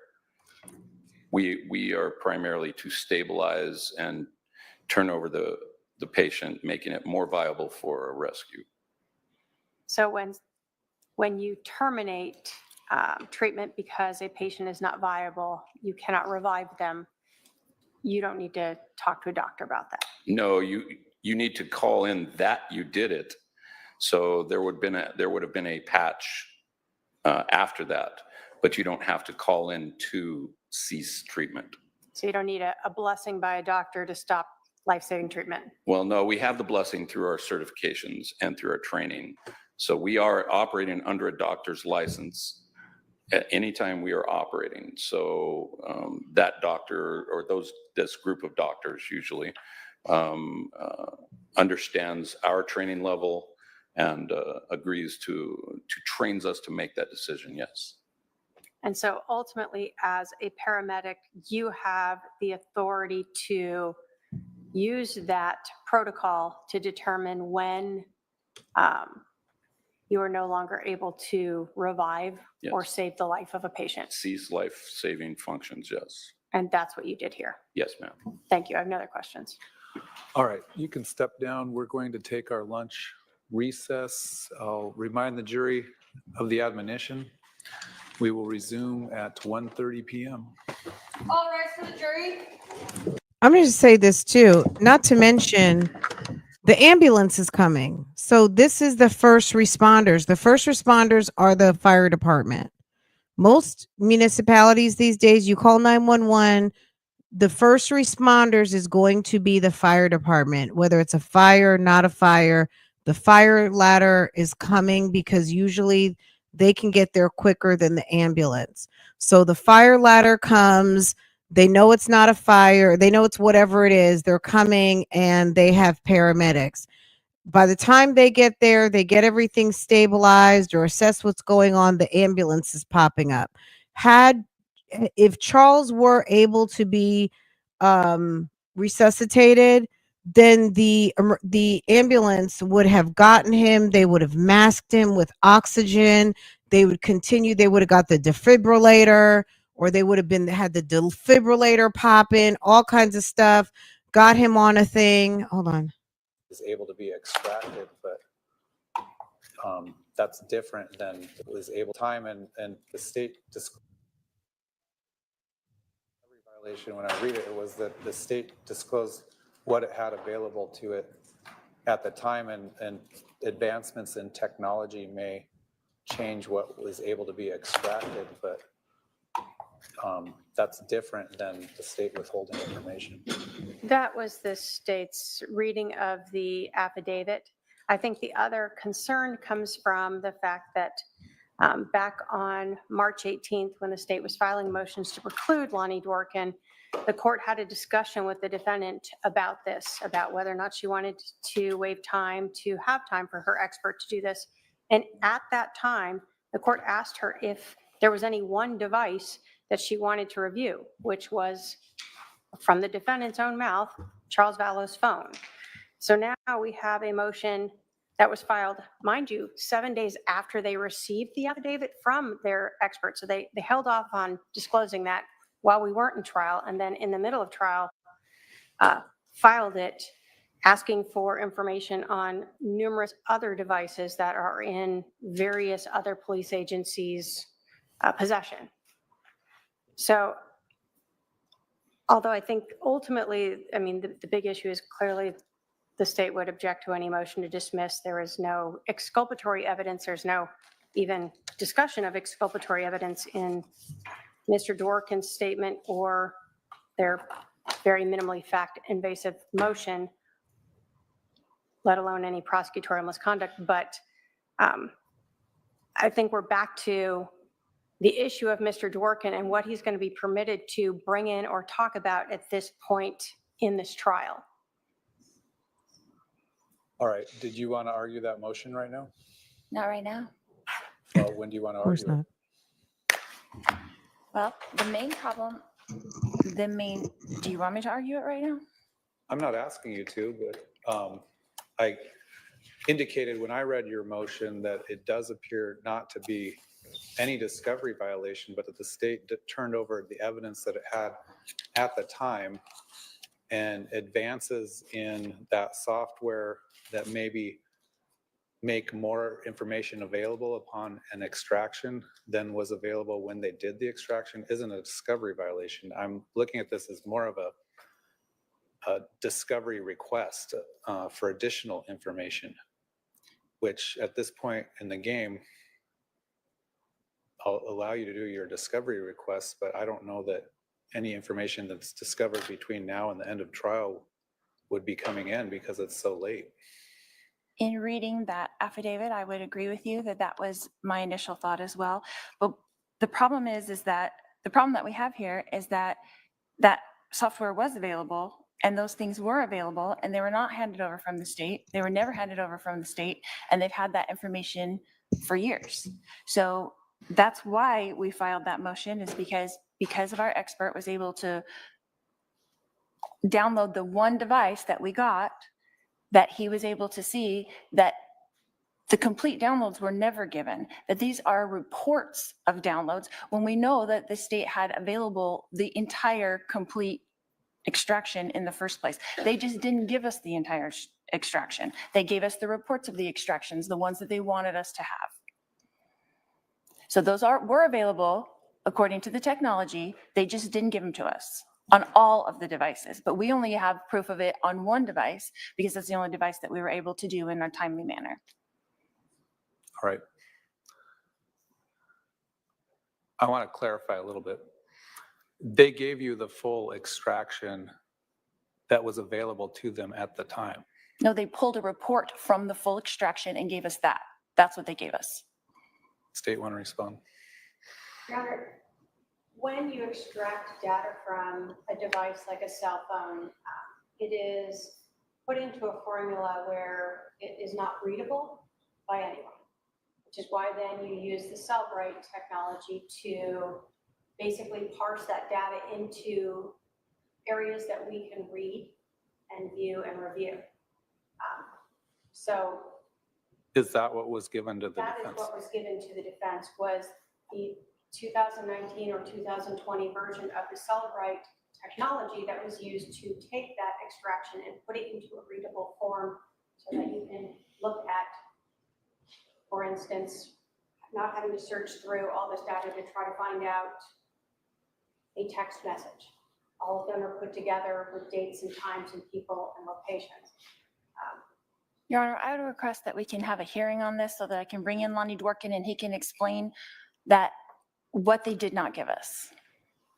Well, just reading his affidavit is what they gave you is what they had available to them at the time. There's no affirmative duty for them to, every time a new software version comes out that makes maybe more data available, to rerun all the information. We're not claiming that it is. We're claiming that they had a full extraction and they gave us a report of that full extraction instead of the full extraction on all the devices. It's not what only was available to them. They did have that available. They just didn't give it to us. It's cherry picking. It's Okay. cherry picking is what we got. I don't read your own expert's affidavit the same way you're reading it, but That's why I'd like him to be able to come in and explain it. Can we set that up? well, we can set that up at some point, but again, this is all late and it's unlikely that anything that's happening would lead to him being allowed to testify, but maybe we'll do that this Friday or something. I don't know. We'll have to squeeze it in, but I'm not going to make the jury wait to do that. Okay. We'll be at recess until 1:30.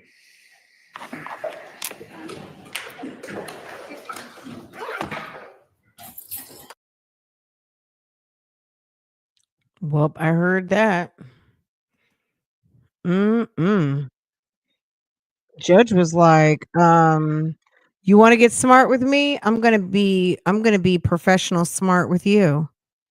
Okay. Yeah, that's right. I want to do that. I put a motion in for that reason. Like, can we get that set up? Can we do that now? It's like, oh, you're feeling real spicy on your second day, Lori. Lori's feeling extra spicy, extra good. And okay. Okay. And so they said 1:30. It's 1:00 there now. So 1:30, we've got like 30 minutes. Well, not really, because we're an hour behind. They're an hour in the future. So 1:30 is really 2:00. Add 3, 5:00. So we still have like an hour. Okay.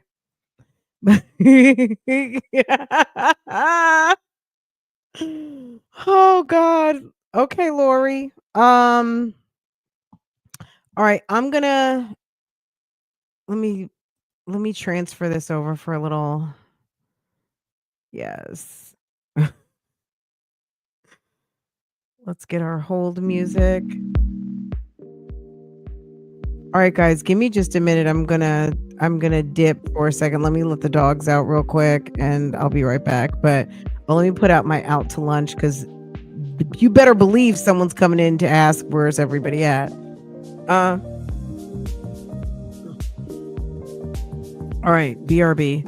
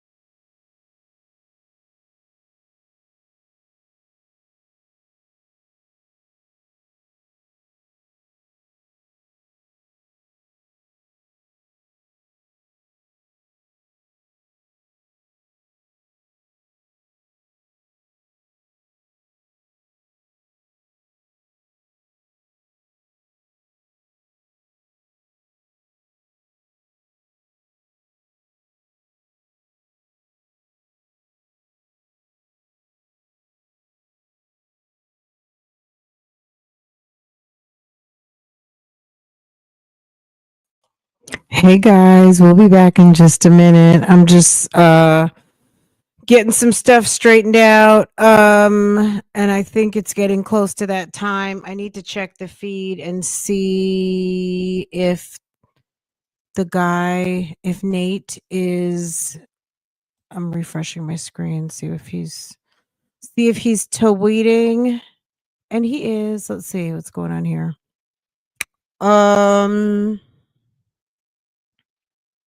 Yes. They should be coming back on screen in just a minute because he started at around 1:30. Juror tells the judge that he's texting his daughter and was not looking at anything on his phone. Judge tells him to turn off his phone. The rest of the jury will now be brought into the courtroom. Lori asks about the calling of the next witnesses.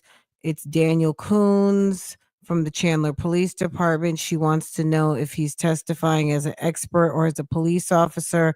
She says this is an issue that was never resolved last week. Jurors will remain in the courtroom. Out of the courtroom, Lori feels that the state is just putting him on as an expert to give his opinion rather than the facts. Lori says that she has not given enough time to get someone to rebuttal his opinions. Okay. That was at 1:31.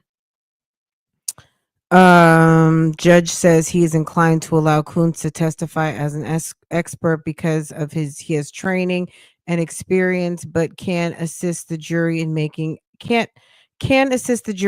decision. Boreski tells Lori she is free to cross-examine and question him. This type of testimony is what a lot of people have experience with guns and have an opinion on. You can cross-examine him on his knowledge, training, and experience. Boreski says he is allowing this witness in. Trina K says the defense was able to interview Coons in March and could have questioned him about his experience. Judge asked Trina if she intends to ask the witness about what shot was first versus what shot was second. She responds that the issue will come up as Coons attended the autopsy. I don't think your medical expert could say which shot was first or second. Judge says he is allowing the witness in, but tells Lori she is free to ask questions. Lori says she does not understand how the shot order is relevant to the conspiracy. Jury is seated. Next witness, Daniel Coons. Trina K brings out a tote full of items wrapped in plastic wrap. Coons is sworn in. He is a detective of the Chandler Police Department. He worked the department 30 years. He explains his training. Trina asks Coons' training with SWAT. He was cross-trained to be a sniper and regular entry officer type stuff. He eventually became a sniper instructor. He talks about what that entailed. Trina asked Coons if he ever became a shooting reconstruction expert. He did. He attended a 40-hour course and has hands-on. And at end, there was a test he had to pass to get certified. Detective Carey. Okay. So Coons talks about the importance of capturing the scene. They should be coming on. It's 5:00. I think they are like 2 minutes out to being officially 30 minutes behind. So we should be expecting them to come on back in just a minute. Okay. I'm just going to leave it like this, like we had it. So when they come back, State's prosecutors. look at us right on time. Okay. Judge, we do need to raise one issue. I was advised that juror, I believe 15, was looking at his cell phone during the testimony of the previous witness. I don't know if it was coincidence, but right after that, he put a question into the question box. We did have a very detailed medical questions for Captain Keller. Is that the gentleman with the white hair and the glasses? Yeah. Okay. So I wanted to see if we could ensure that there isn't any additional All right. investigation going on. Let's bring juror 15 in.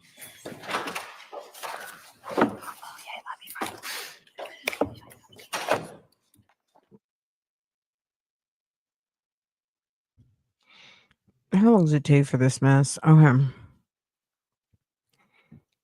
I don't know how slick people think that they're being, but you're never going to be slick enough. Okay. So at 1:30, the juror tells the judge he was texting his daughter. This should only be like a minute or two.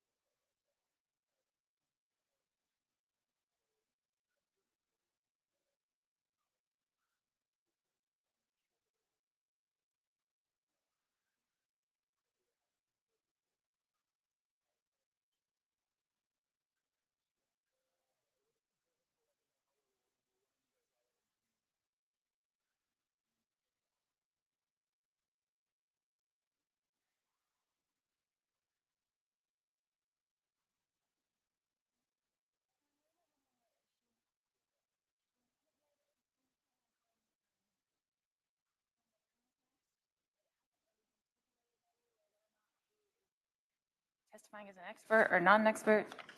Are you calling him next? Yes, Your Honor. Okay. I last week on Monday asked you if you were objecting to him as an expert as much as late disclosure, and your at that time said it was late disclosure, that the case had been pending for 4 or 5 years, and that you felt that his disclosure a month approximately before trial was late. I then said I would go back and look at the state's 15.1 supplemental disclosure statement about his testimony. And it appears from the avowal made in that statement that he has relevant information that could assist the jury in making a determination. Do you want to be heard on that? Yes. Go ahead. I feel like it was the state just putting him on as an expert so that he can give his opinion. I wasn't objecting to him as a detective and someone who's been there on the case, or as the scene agent, but he went from scene agent to expert so that he can give his opinion. And I don't think it is relevant that he can give his opinion at this time. We weren't allowed to have enough time to get someone to rebut his professional opinion. Based on his training and experience, he was going to make an opinion about one of the gunshots being fired, possibly from the victim laying in a prone position. As a firearms expert, and we haven't had a CV on how he's a firearms expert. There was information on his training and experience contained within that 15.1 statement. I think additionally, questions about whether or not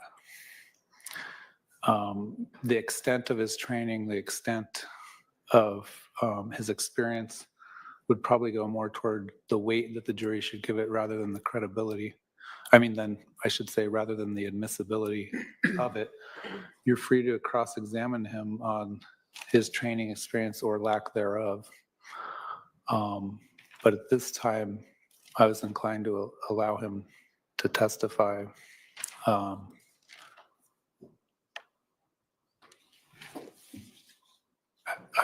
hesitant to use the term as a full expert, but he has training and experience that could assist the jury in making a determination one way or the other based on that. So. And he can't do that just as the scene expert or as the detective that was there? Well, Well, I think he could, based on his training and experience, do that. I'm hesitant to call him an expert per se in the sense of a scientific type expert with scientific type testing, which requires more foundational evidence on someone's expertise. This type of testimony, I think, is testimony that a lot of people that have experience with guns could have an opinion on. Again, you can cross-examine him on his knowledge, his training, his experience, etc. But will it be given to the jury that he's an expert in firearms? Yes or no? I don't know. I guess I'll have to see how the testimony, what kind of foundation is laid for that by the state. All right. Anything the state want to supplement your argument or your 15.1 motion? Your Honor, no. The defense was able to interview Dan Coons on March 21st of 2025. So after that was noticed, so they were given the opportunity to question him regarding any of his expertise or not. And really the state filed that in an abundance of caution. I think that a normal scene agent with sufficient information and knowledge and training might be able to discuss trajectory, but we wanted to make it clear that he did have that sufficient background, training, and expertise to do that. Are you planning on eliciting testimony that an opinion as to which shot was first as opposed to which shot was second? Only in that he did attend the autopsy, so he does also understand both that information, the shored wound, which goes into play in his determination of the trajectory, as well as that the other shot went through the victim's heart. So I think he can say that what he believes the trajectory for each shot is. I guess if someone wants to argue that he was shot in the heart first, or laying on the ground first and then got up and was shot a second time through the heart, that I don't think that he has that expertise to say that perhaps someone couldn't do that. Well, I think the point I'm getting at is no one observed it that is going to testify to the shooting as far as I know so far. And that I don't even think your medical expert could definitively say this was shot 1 and this was shot 2. So that's fair cross-examination. But other than that, I'm going to allow his testimony. If you have a foundational objection or any other sort of hearsay objection or evidentiary objection, you can make it depending on what the question is. Okay. I mean, I don't really understand how the trajectory is relevant to conspiracy, so I would like to make that objection. We're stipulating that there was 2 shots. Okay. Your Honor, just for the record, it's because the defense has noticed self-defense. Right. All right. Let's bring the jury in.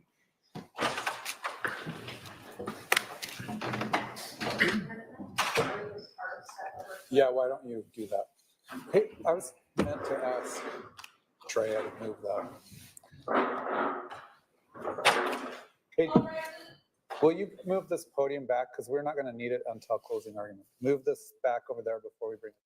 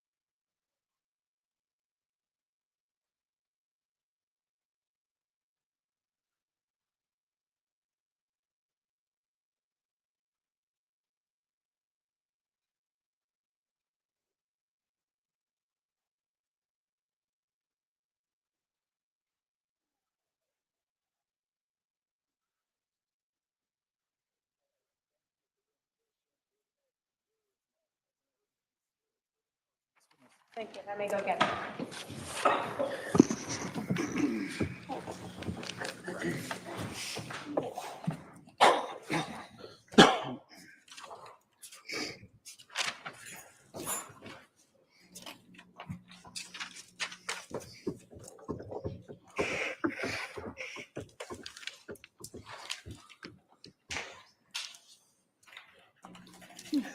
Daniel Coons. All right, sir, come on up. You're going to stand right here and be sworn in.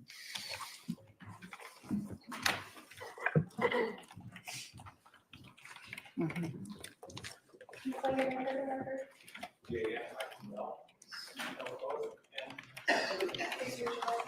do solemnly swear that testimony you're about to give will be the truth, the whole truth, and nothing but the truth, so help you God. All right, so sir, go ahead and come around here, have a seat to my left.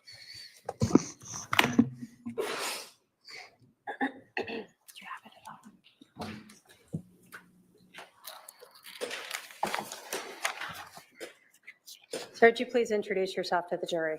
My name is Daniel Coons. And where do you work now? Well, I am part-time temporary employed with the City of Chandler Police Department as a civilian criminal investigator for cold cases.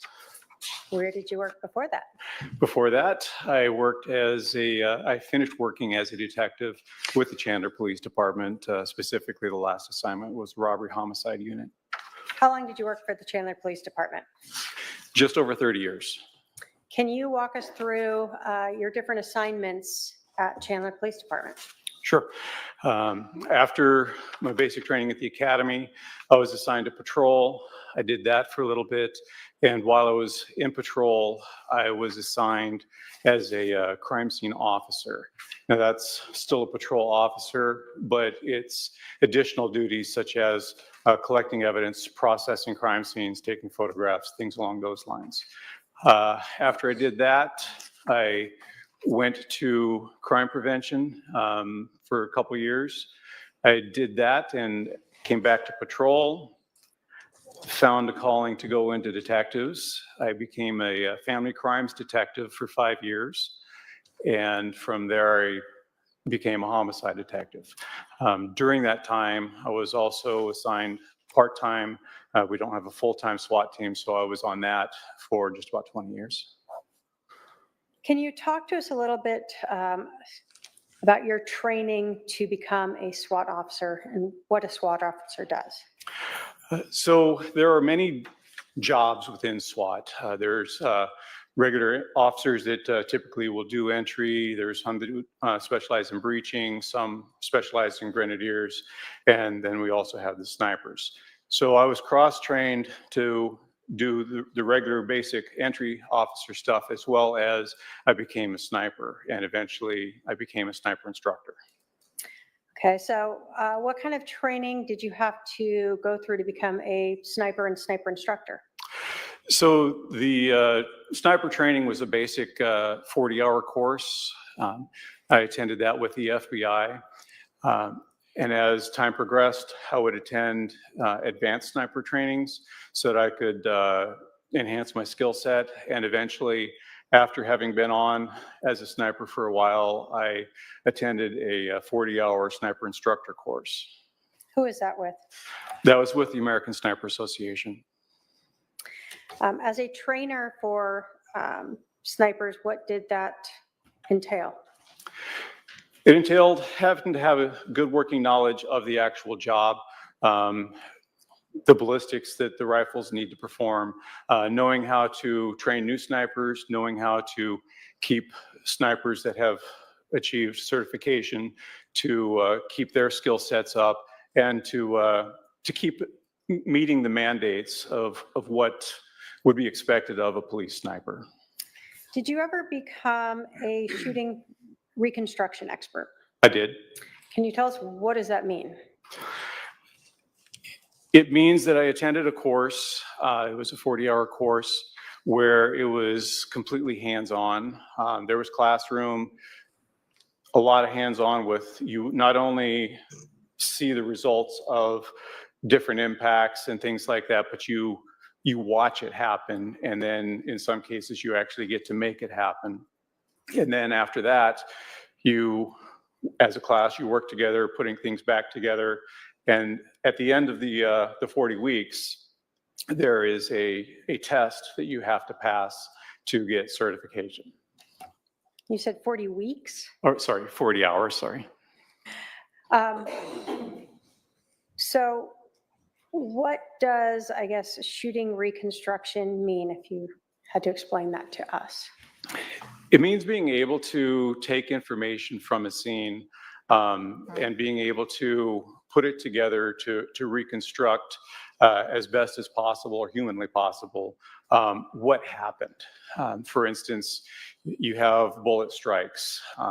In some cases, you can actually get a good angle or ballistics information so that you can backtrack it and get an approximate area where the shooter had to have been. In many cases, you can help articulate whether information given to you was factual or if the information given to you was not. And this is very handy when there are no witnesses and you only have basically the person saying what happened. Is there any type of certification process to be a shooting reconstruction expert? Yes, at the end of that course, I had to successfully complete a test in order to get certification. And when did that occur? That was in, I believe, early 2017. Who is that through? Who puts that on? It was with Michael Haig, And his who is- company. Who is Michael Haig? He is part of a duo, father-son duo, that have become quite renowned for their ability to do ballistics and then teach it and train other people with it. Okay. And have you utilized those skills that you learned in that shooting reconstruction course as a detective since then? Yes, many times. I assume you passed the certification test? I did. So on July 11th of 2019, were you working as a detective at that time for the homicide unit at the Chandler Police Department? Yes, I was. During the weekdays, what were your, I guess, work hours normally? My normal work hours were Monday through Thursday, about 7 to 5. When you are working as a detective, we've heard a patrol is out driving around. What are you guys doing? Well, we carry a caseload. So many times we are working on the cases that we've taken previous days or weeks ahead of time. We're trying to come to a conclusion for those particular cases. But many times we also will have our radios on, just kind of listening to what's going on. So are you at your office is at the main police station? Correct. Okay. On July 11th of 2019, did you hear some police radio traffic of a shooting at 5531 South Four Peaks Place? Yes, I did. Did you respond to the scene? After collecting some equipment and putting it in my vehicle, yes. Is that normal then for detectives with homicide to go out to the scenes?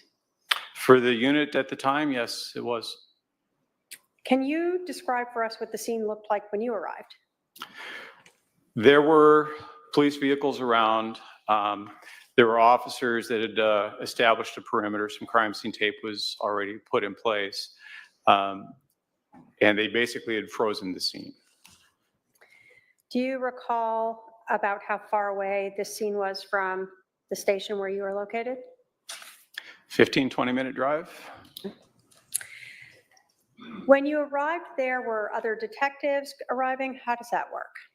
There were several of us that had self-deployed, and we were in various stages of being on our way there. So other detectives did arrive. How do you decide which detective is going to do what at a scene when you all just show up there? Well, a lot of times it's just a matter of who speaks up first saying, I'm going to take case. If it's after hours, then the person that's on call will usually be the person to do it. But if it's during regular business hours, it's kind of like a little wrestling match to figure out who's going to end up taking it. What role did you get? I got assigned the scene. Okay. What does that mean to be assigned scene? So the scene work, assigned scene means that you're responsible for making sure that the scene is processed properly, accumulate whatever evidence is necessary, report back to the actual case agent your findings so that they can stay aware of how things are transitioning and being learned, and then they can start making informed decisions on what the next step is going to be. Do you do that alone or do you have help?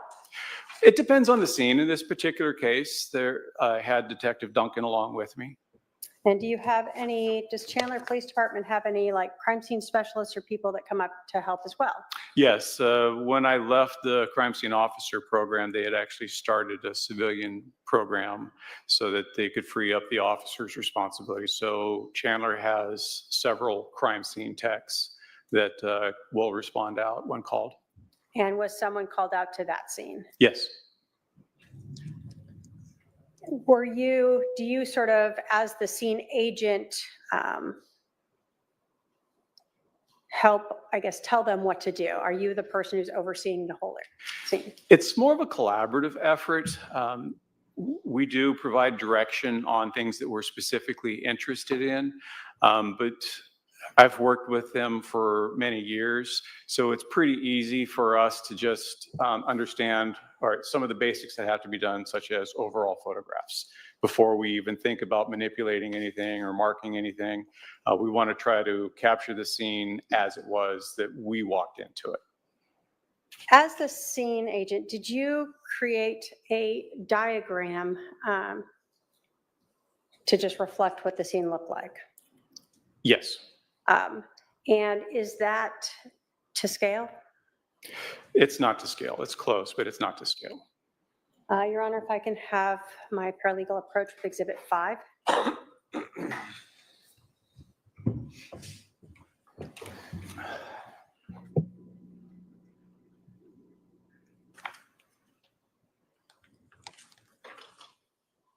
And I think there's a second page in there. It is behind, but it's not exposed to the back. Yes. And is that the sketch and then the second page measurements of that diagram that you made? Yes. Your Honor, the state will move to admit Exhibit 5. Any objection? If it's not to scale, I don't know how it will be helpful, but no objection. All right, Exhibit 5 is admitted. And if I may publish. Go ahead. There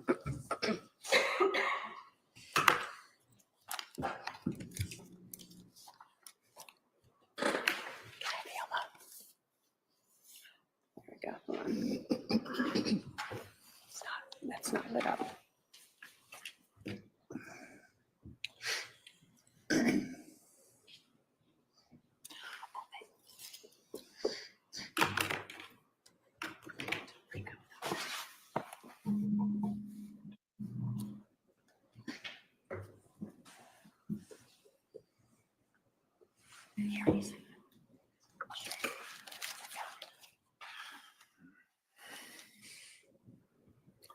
Oh, we might use the one behind you. Right. All right, can I have the detective? Oh, never mind. There you go. Okay, so this is Exhibit 5, the first page. Is this sort of an overview of the entire residence as well as the items of evidence that you collected? That is correct. So we understand where we see these little yellow placards. What do those indicate on your diagram? On this diagram, they indicate the items of evidence for that particular room. Okay. And do they each have a number associated with them? Yes. And is the second page of your diagram a reflection of what each of those numbers refers to? Yes, it is. We see in this A, B, and distances. What is that? So the reference points, for this particular purpose, we did a triangulation method. So we take measurements from 2 known points in that room, and then we measure out to the item of interest. And then that was how we get a point A and a point B measurement. All right, so at the first page here, that's the actual diagram. What is the reference points that you are using to make these distance measurements? So the reference points are not depicted on this diagram, but in this particular room, if you look at the wall where items number 2 and 12 are, the upper or the left upper corner is B, and if you go straight down towards the kitchen area, that along that wall, that corner is A. Okay, so when we see a reference measurement from A of 21 feet to the bat, we're talking 21 feet this way should be where the bat was? No, you're talking 21 feet from that corner, straight line to the bat. Okay. So whatever the closest measurement or closest way to get there would be? Correct. So the bat, it would be something like that. Correct. Okay. And then when we see reference point B for the bat, then you're talking from this point to the bat? Correct. Okay, just so we understand that.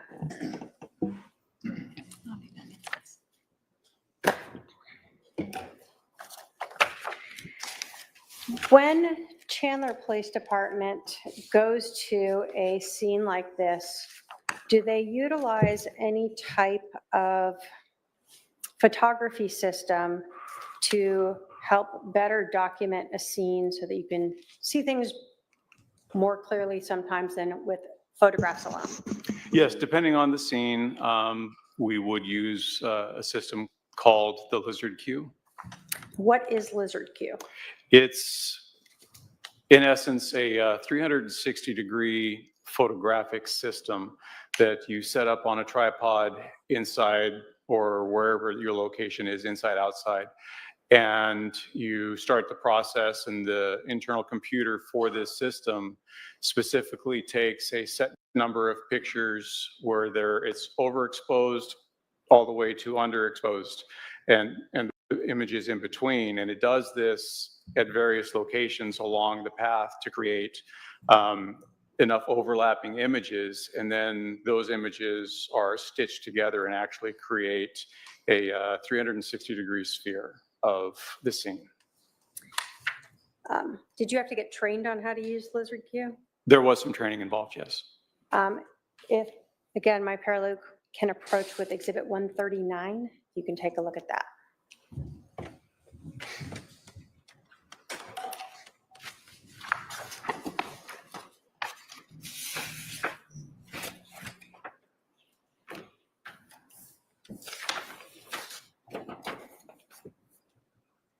Okay. You recognize a thumb drive that is in Exhibit 139. Yes. What is on that thumb drive? On this thumb drive will be the Lizard Q spheres. Okay. And is there a reader on there so that you can actually view it? Correct. There's a piece of paper in there as well. What is that? The piece of paper is a set of instructions on how to use the Lizard Q viewer so that you can view the spheres. Okay. And did you initial the thumb drive to indicate that you had viewed it and you recognize that as the Lizard Q that you created on July 11th of 2019? I have. Or did you actually create that? I created the thumb drive. And that's your thumb drive that you put it onto? Yes. All right. State will move to admit Exhibit 139. Any objection? No objection, Your Honor. 139 submitted. Judge, at this point, might I ask the witness to come down here to utilize the Lizard Q? I can sit at the table, but it needs to be put into a computer to do that, and I don't think we can hook it up there.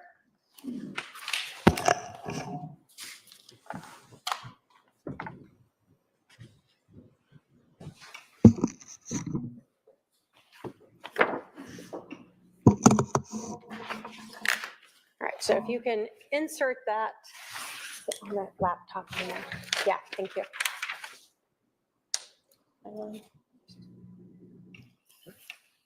I'm sure I might have to log in. I just might have to log into my computer, sorry. Oh, no, still like.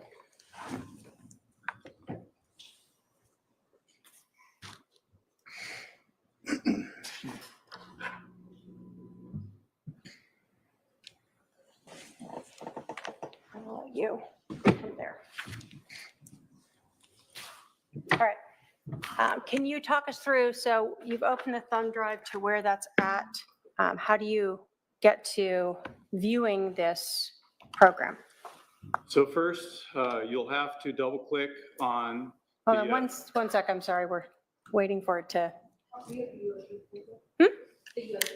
Yes, the USB is in that laptop up there on the podium. There, yeah. So first you need to double click on the lizardqviewer.exe so it can open it up.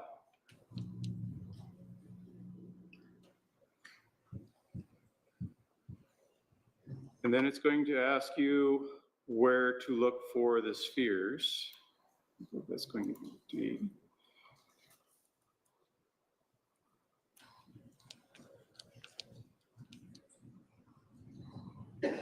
And then you just double click on the sphere you choose to open up, and it will open it up for you.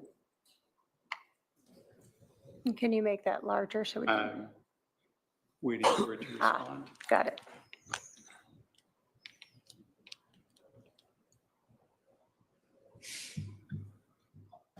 Okay. So once you have the sphere open, you want me to just? Yeah, if you can just tell us how to work that first, and then we'll ask a few questions. So once you have the sphere open, if you depress the left mouse button, you can actually move the images around.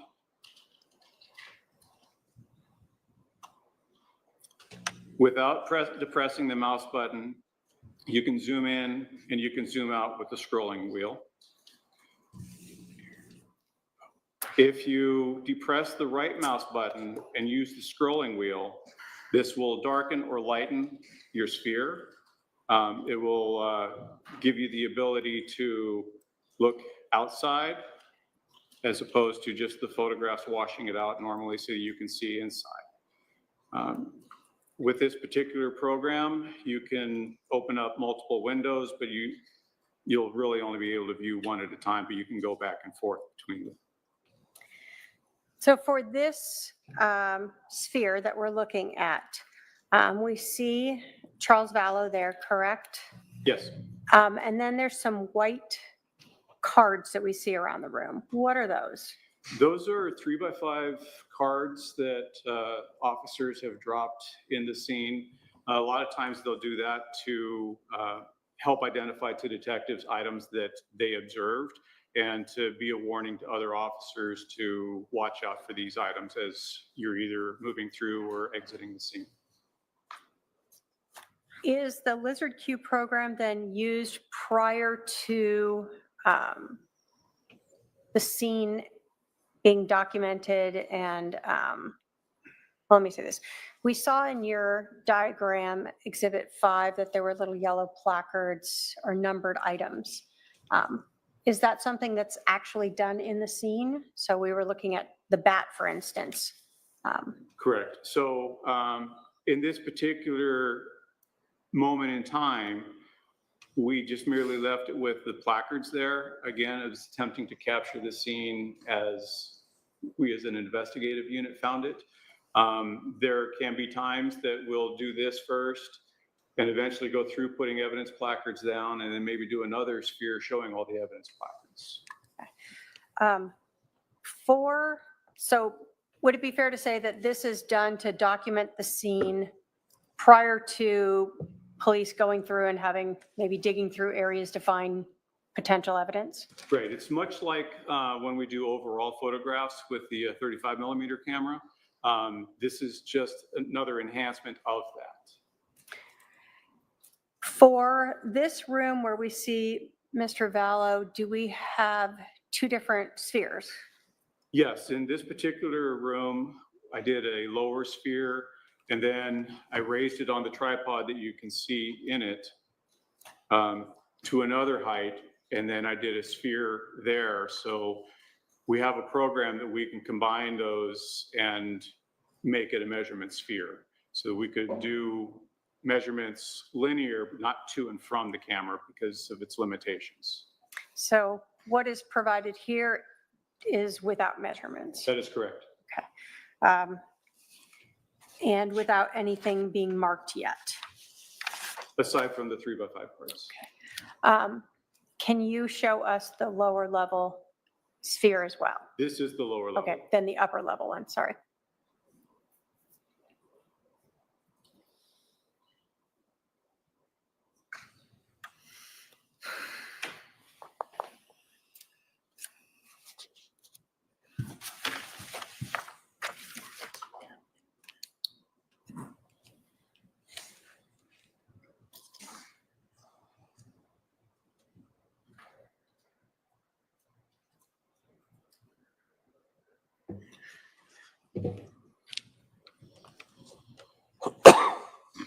As you can see, your point of view has changed a little bit, but the room has remained the same. Okay.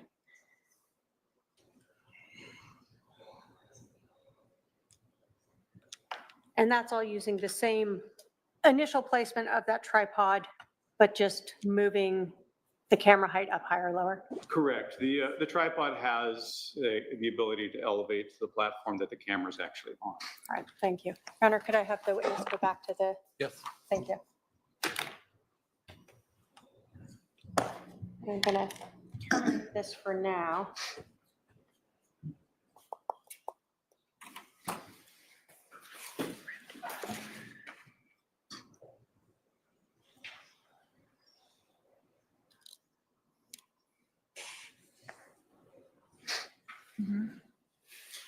So although that documents what the scene looked like that we saw prior to the marking of evidence, as a scene agent, do you still utilize photographs? 100%, yes. Why? It's just an added fail-safe. The lizard queue can, if you do the lizard queue, then you're restricted to just the view from where that camera is at. When we do overall photography, we actually move around and get it from different perspectives. This is just another tool in the ability to show what the scene looked like. Oh my gosh. Did you also photograph rooms where the lizard queue was not used? Yes. When you photograph a scene, what is the process for that? I'm not When sure you- I understand. Sure. When you enter a scene as a scene agent and you are looking at one like this, do you just go into the room where this person is and just photograph that area and that's it? No, we would photograph the entire place to document it. The lizard queue, because of the volume that it takes and not necessarily information that would require the setup of a sphere, then we will just stick with the crime scene photos for those particular rooms. Okay. So I can have my paralegal approach with exhibits 6 through 138.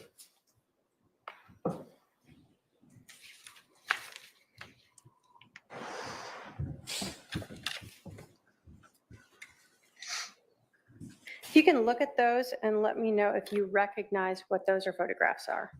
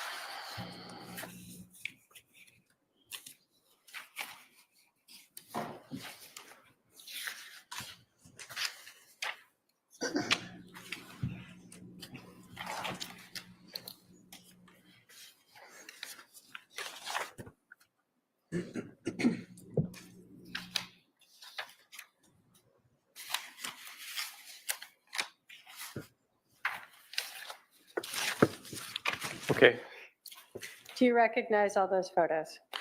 yes, I do. Do they accurately depict 5531 South Four Peaks Place, both before and during and after processing it? Yes, through various stages of the investigation. Your Honor, if I can have those shown to the defendant. Yeah.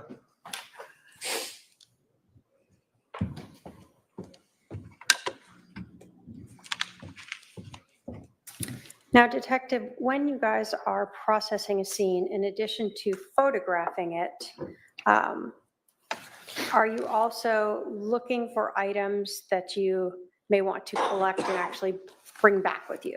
That's correct.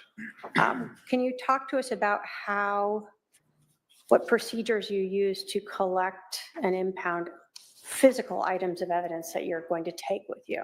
Sure, it depends on the type of physical evidence, what the circumstances of the offense are. So the type of collection method can vary, but inevitably we'll identify it first, then we'll document it with photographs, and then we will come up with the plan that we're going to recover the evidence. And typically on scenes, I like to work in a particular direction collecting evidence. Others have their own method, but that's the method I typically use. And then I work along with the crime scene tech, and we'll go through exactly what we talked about. We'll have the overall pictures taken. We identify things that we believe are going to be relevant, and then we'll, for identification purposes, we'll usually affix some form of evidence tag, a marker, things along those lines. Not all items are actually taken. Some are actually just documented because it's impractical to remove certain things, such as a slab of concrete or something like that. So depending on the situation. So after it's documented, first with photograph, placard, photographed again, and then we will collect it. If DNA is an issue, the crime scene tech will be the one that'll take care of the method for doing it, and they will take the protective measures, whether they do gloves, swapping gloves out, or they do face masks, depending upon the nature of the evidence. If it's super DNA critical, then we will pull all the precautions out. In this particular case, it was not DNA critical. Do you still wear like gloves or anything like that when you are collecting these items of evidence? Absolutely. And are you using them and changing them to ensure, for instance, you don't transfer blood from one item onto another? Right, and typically that's what our crime scene techs will do. We will direct the method or the order we're going to collect, and then we'll go through that. And they'll be the ones that'll photograph. They'll change the gloves, place it in the envelope. Typically it's a paper envelope. And then we'll move on to the next item and repeat the method.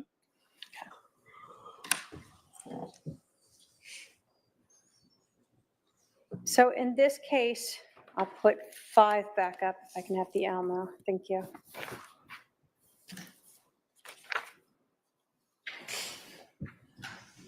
What was your process for how you wanted to go through this home in reviewing, collecting the evidence?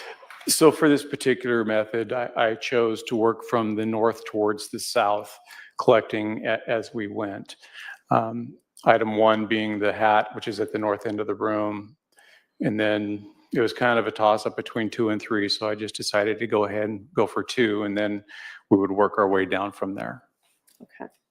And so we see in this diagram, north is up this direction. It's to the left of the image, yes. And so in the photographs that you're taking of these individual items, do you see those placards or something that shows a 1? Yes. Okay.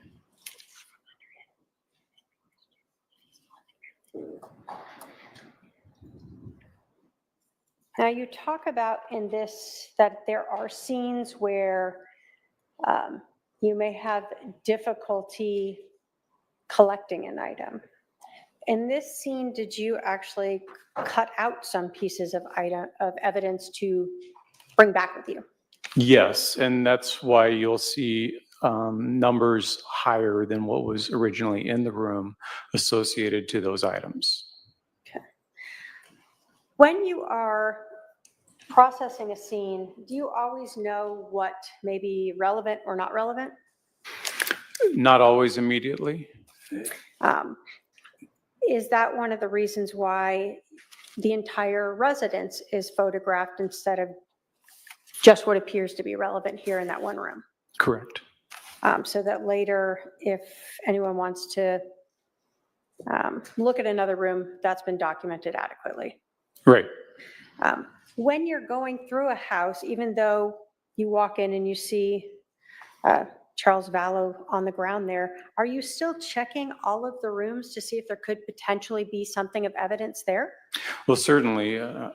I'm no stranger to not having all of the information initially when I show up. So I will go through and I'll look at the residence to see if there's anything that actually stands out immediately. And maybe I'll be able to ask a few questions of whoever's doing the interviews to see if there's any relevance to it. So are you looking for instance, any bloody items? That would be important. Are you looking for any projectiles or anything else that might be not in this room? Certainly. Bullets pass through walls.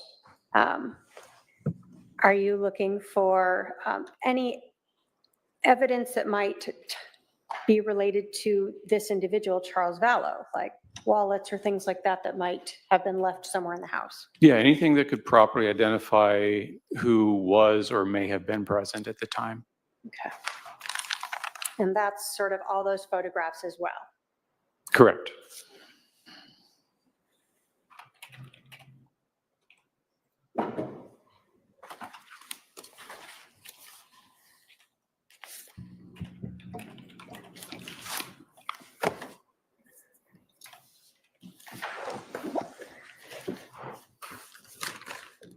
When you photograph a scene, do you start at the outside of the home?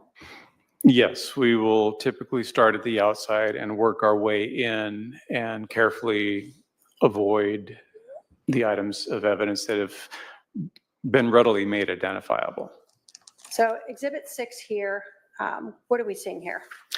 So this would be the front of the residence. It faces west.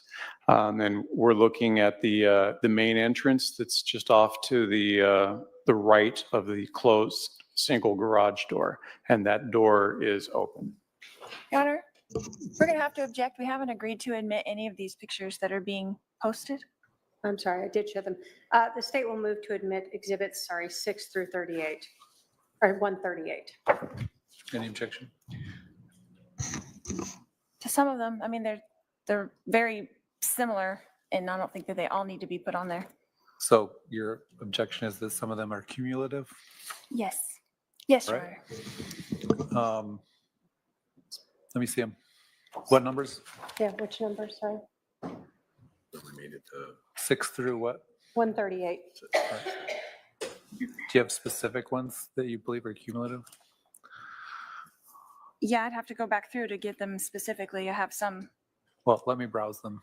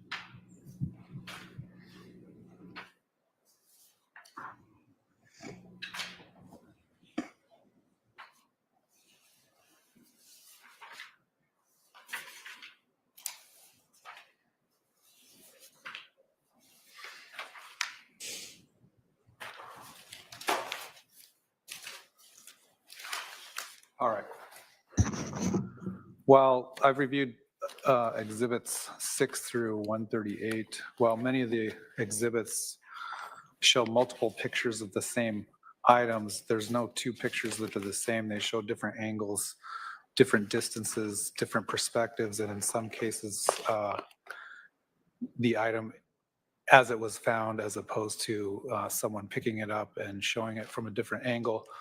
So they're somewhat cumulative, but the court will admit those exhibits. They may help assist the jury in visualizing the scene and determining where things were at the scene.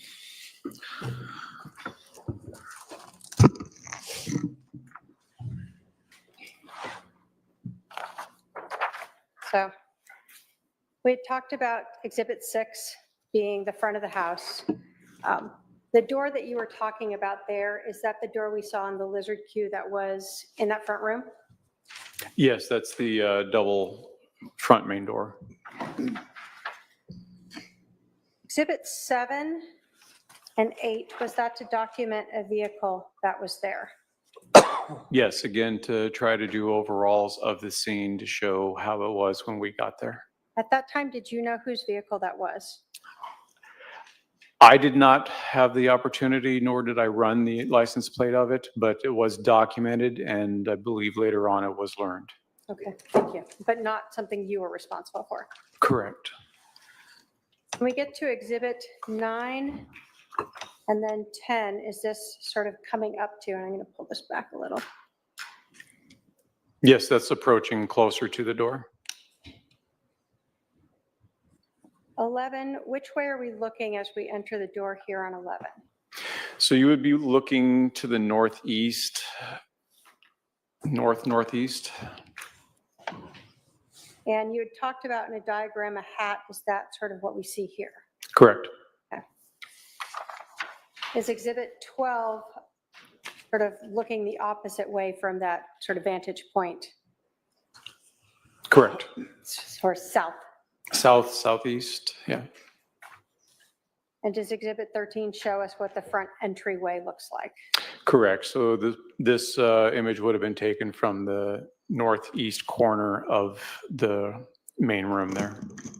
We can see in this then the hat with the placard of 1. Correct. So when we are looking at your diagram, Exhibit 5, and we see the 1, that's what that's referring to. Correct. Exhibit 14, can you tell us our perspective of what we're looking at here? So you're standing in roughly the northwest corner of the room, just down from the entryway, and you're looking south. So we start to see some of those white cards there. Is this before you have added in the yellow placards? Correct. This would have been part of the overall photographic effort. Okay. So when we're looking at this house, I'm going to put up Exhibit 15. Can you describe for us this wall here? Sort of, can you go all the way around that? So that wall with the mirror itself is blocking where the kitchen is. There's an entrance to the kitchen to the right of that wall. And again, you could get to the kitchen through the left opening as well, but I think there's also like a family room by that area. Okay. But it's open. One could walk through either of these ways and come around back out the opposite door? Yes. Okay. So Exhibit 16, we see Charles as he lay when fire has left him at this point. Correct. So the items we see on him, we've heard of them cutting his shirt and things like that. This is you documenting how he was when you started to come into the scene. Correct. After fire's already treated him and determined he was deceased. Yes. Over here, we start to see an area. What is right over there? So just past that most southern index card is a hallway that extends to a bathroom and I believe at least 2 bedrooms. Looking sort of to the north, what is this hallway here? So now we're just looking north, past the entryway. You can see the hat in the right part of the image there, and that would lead up to the master bedroom garage. Okay.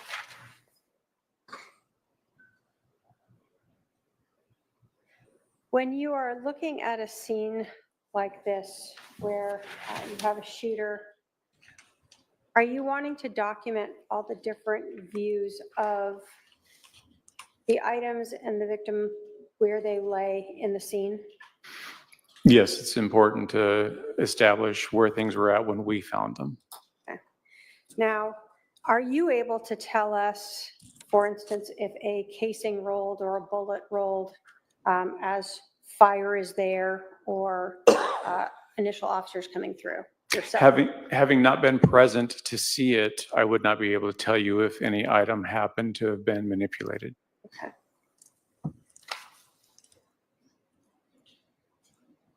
Does 19 show us part of that hallway that we're talking about to the bedrooms?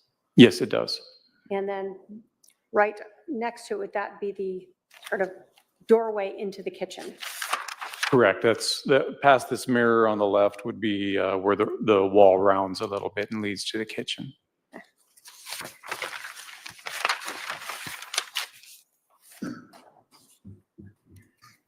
So exhibit 21 here, we see this hat. Why, in 22, that you marked as number 1, why do you collect something like that? The indications to me, initial assessment was that there was some kind of a struggle that took place.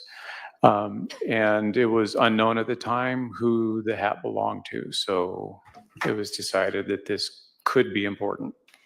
Are you given more than one chance to go through a house and try to collect evidence, or is it sort of a one-time shot? Usually it's a one-time shot. So if you aren't sure if something is relevant, do you collect it? Yes. So that later, if you determine it is, you have it? Correct. And if you determine it's not, then no harm, no foul? Well, I don't know about no foul, but yeah. So in this case, did you know whose hat that was? I did not. Okay. I'm going to put up 15 first. In the diagram, we had seen a number over in this area. What was that?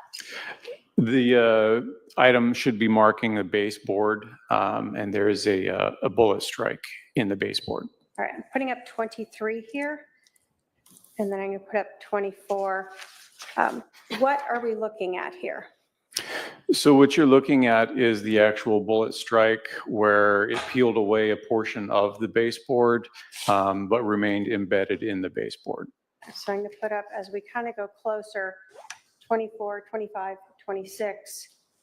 Did you eventually show in 27 that you guys pulled back some of that board to get to show what was embedded in there? Correct. And at some point, we were needing to recover that projectile. Okay. And so in 28, does this reflect, now you've kind of photographed what it looked like when you first saw it, and then as you peeled it back and the actual bullet or projectile that was removed from there? Correct. All right. And 29, show that bullet from a different angle? Yes. When you were looking at this, and I'm going to put 30 and 31, was there actually some sort of white paint transfer on part of that? There's a little bit of transfer of material to the nose of the bullet, yes.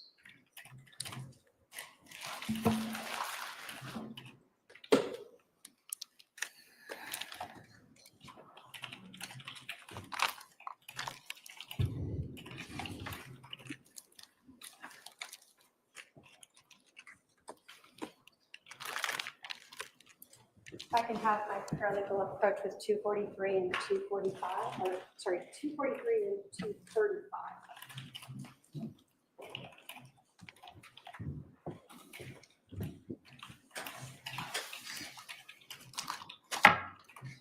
Detective, do you recognize what those are?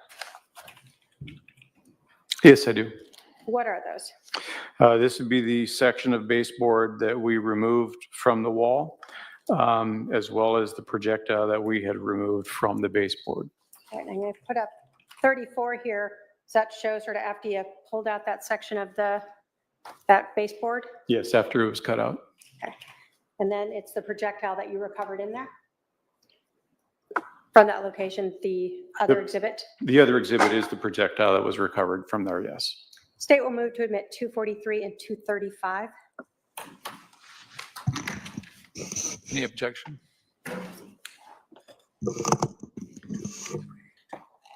No objection, Your Honor. You said 243 and 245? 35. Oh. 243 and 235. It's ordered admitting 243 and 235. If I can have my paralegal go retrieve that. So let me put up, to give us again a different perspective, 17 here.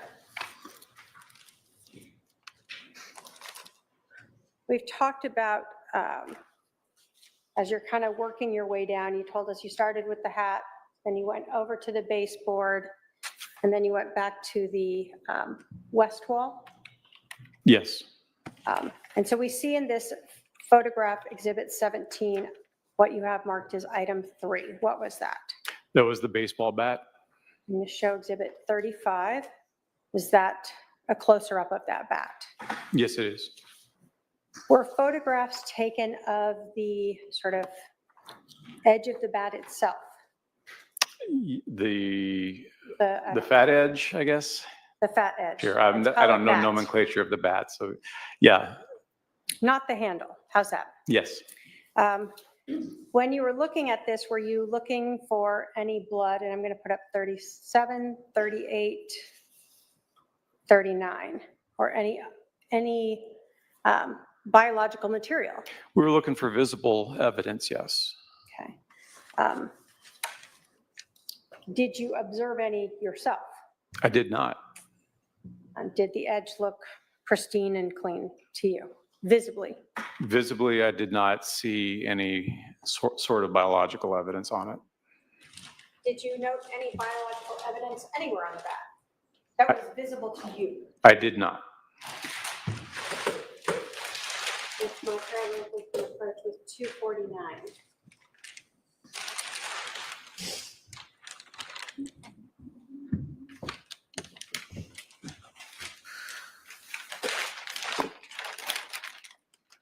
Do you recognize what 249 is? Yes, I do. And is that the bat that we have seen in these photos marked as item number 2, we see here in Exhibit 35? Yes. State will move to admit 249, Your Honor. Any objection? 248 and 249 are admitted.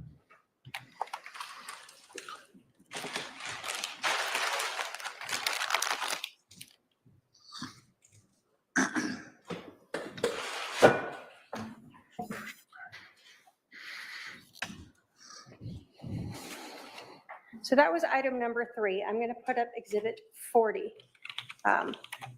Do we see a placard there for number 4? Yes. And what was item number 4? And I'm going to put up Exhibit 42 here. It is a full metal jacket projectile.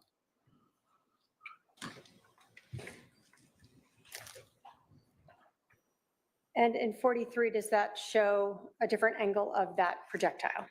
Yes. So this projectile was recovered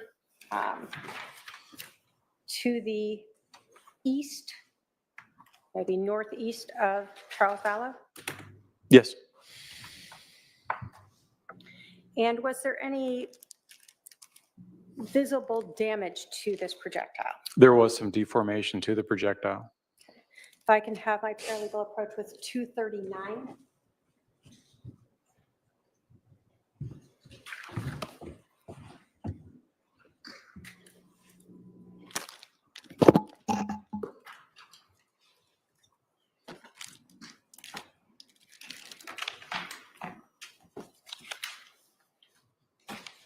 Do you recognize 239? Yes, I do. And what is 239? This would be what's identified in the picture as item number 4, the projectile that was found close to the body. State will move to admit 239. Objection. No objection. 239 is admitted.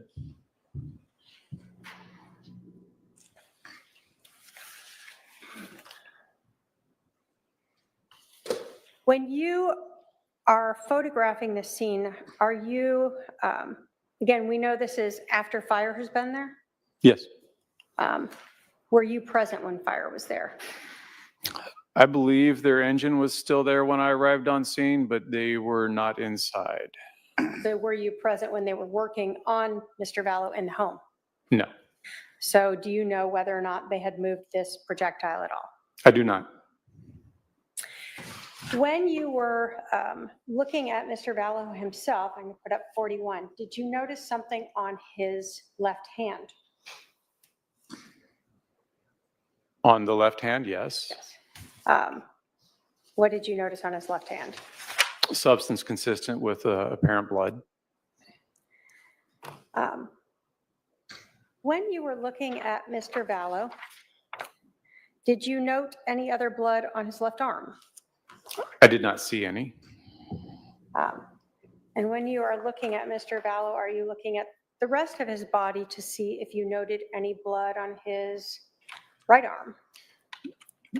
Correct. I did not see any on the right arm. I did not manipulate the body until the medical examiner showed up. So visibly, as he laid there in that supine position on the back with his arms out, what you were able to see,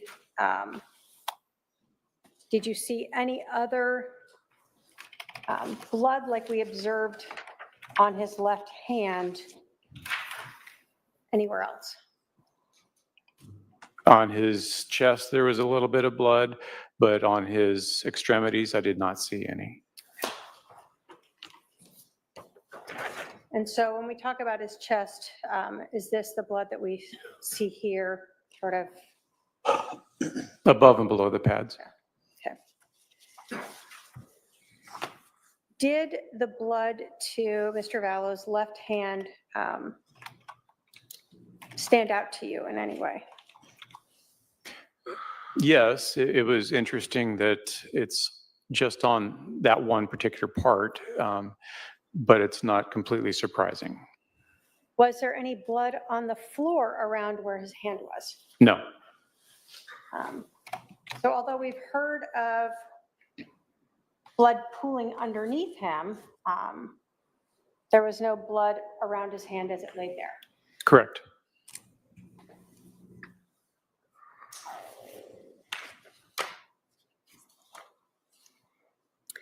So going back again to Exhibit 17, we've now talked about 1, 2, 3, and 4, correct? Do we see Yes. a placard number 5 there? Yes. What was placard number 5? And I'm going to put up Exhibit 45 now. There's a shell casing. And I'm going to put up 46 to be closer of it. And 47. Were you able to determine what caliber that was? Yes, it belonged to a .45 automatic pistol. Okay.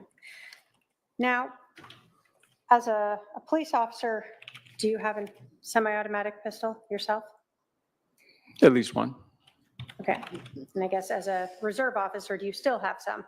I'm not a reserve officer. I'm just retired. But yes, I still possess firearms. All right. So in terms of a semi-automatic handgun and seeing this type of casing, can you tell us when you fire a gun, where does this come from? What is that? So in this particular image, we are looking at what's commonly called a head stamp. That's going to be the opposite end of where the actual projectile would be inserted into the casing.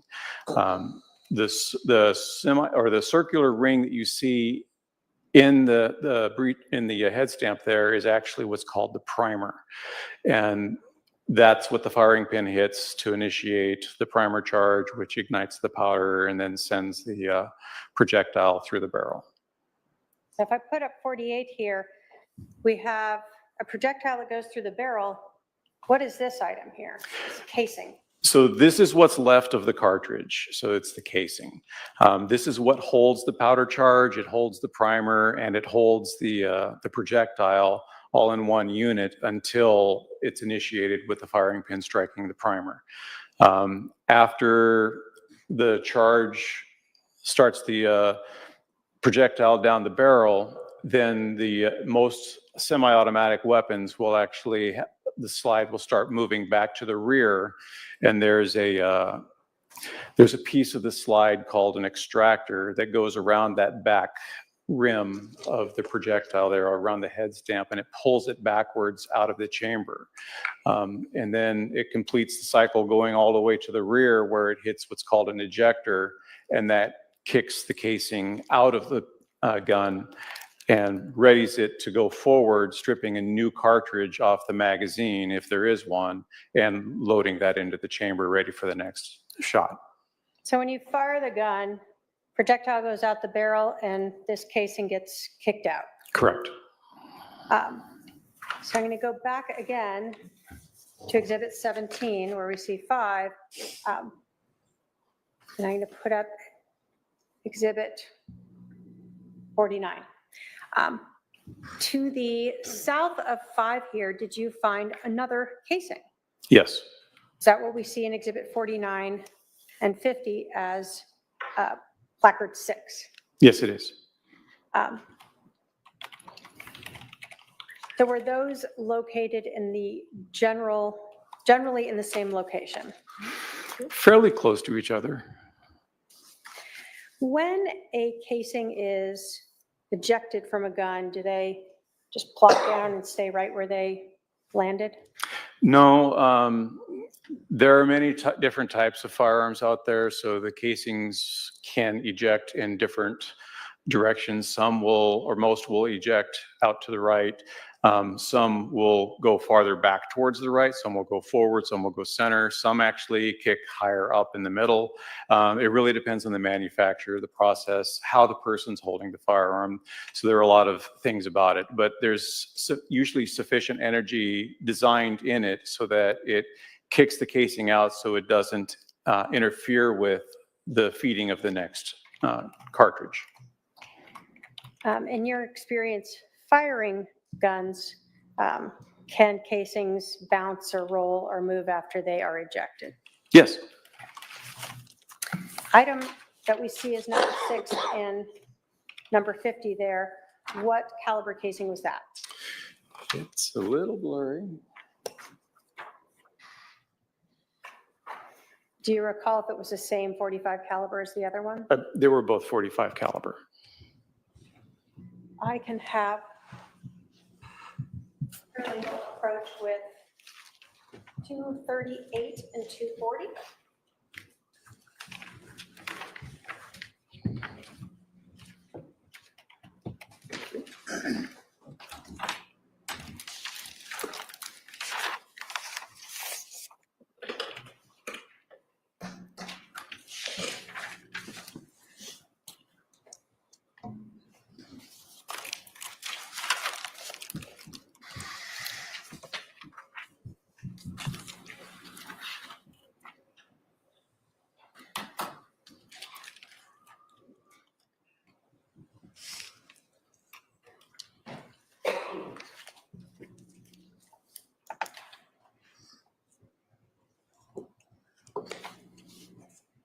Do you recognize 238 and 240? Yes.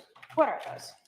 These are the casings recovered from the main room where the body was. What we saw as 5 and 6 in the exhibits? That's correct. State will move to admit 238 and 240. Any objection to 248 and 240? No objection. 248 and 240 are admitted. 238 and 240. Oh, I'm sorry, 238 and 240? Okay, they're admitted.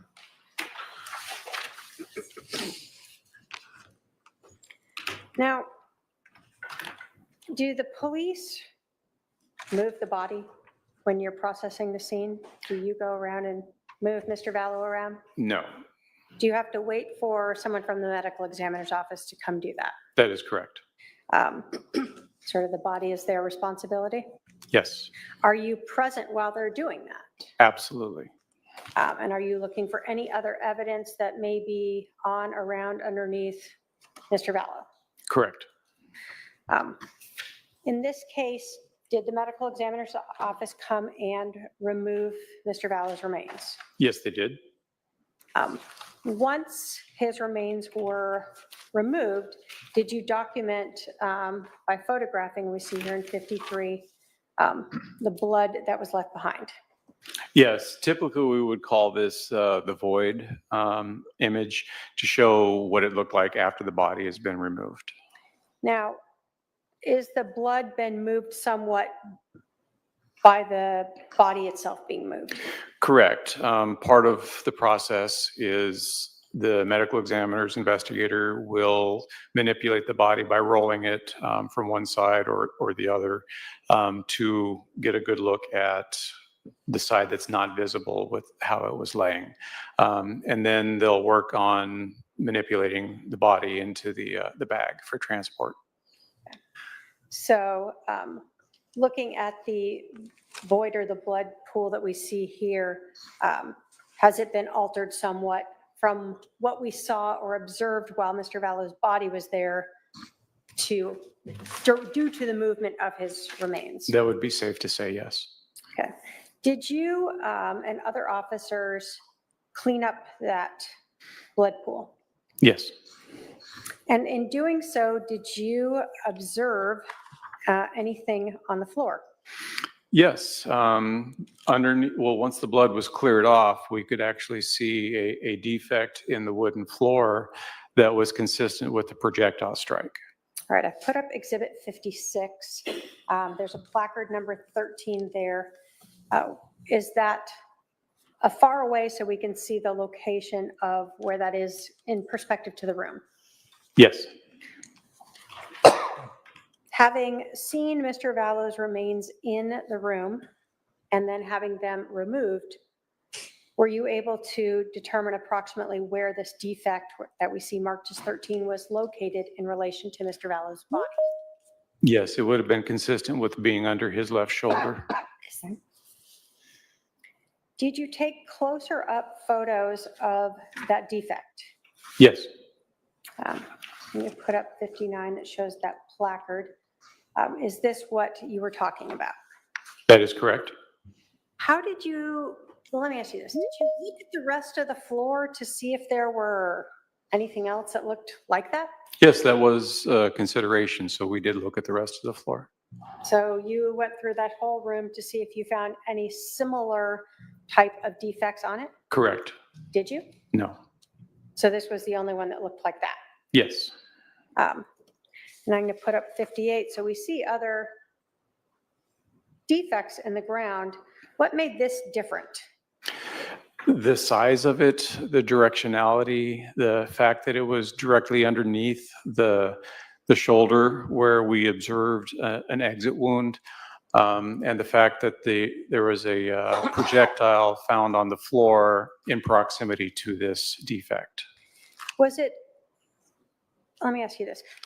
As a person who has processed crime scenes, fired guns themselves, did it appear to you consistent with a bullet strike? Yes, it did. And what were you basing that on?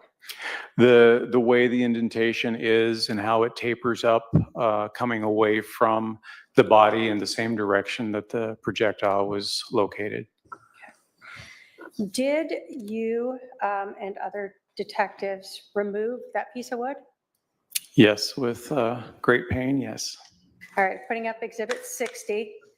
Is that to show the piece removed and Exhibit 61 to show the actual piece? Correct. And did you write on it so that you would be able to later look at that piece and know how that fit into the puzzle? Yes, it was important to make sure to establish directionality on that piece. I can have my paralegal approach with 240 Hunter.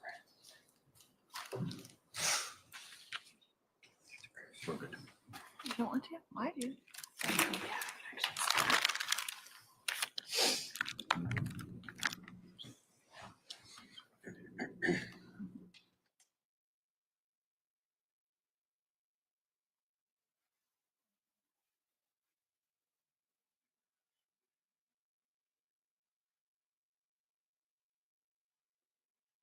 I can have a paralegal approach with 244.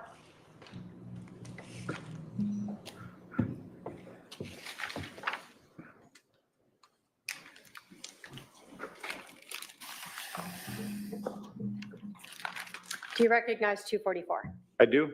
And is that the actual piece of floor that was removed from 5531 South Four Peaks Place? Yes. State will move to admit 244. Any objection?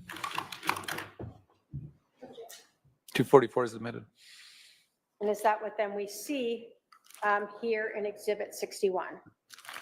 It is. Obviously, this is inside plastic, but this is the piece you're talking about. Correct.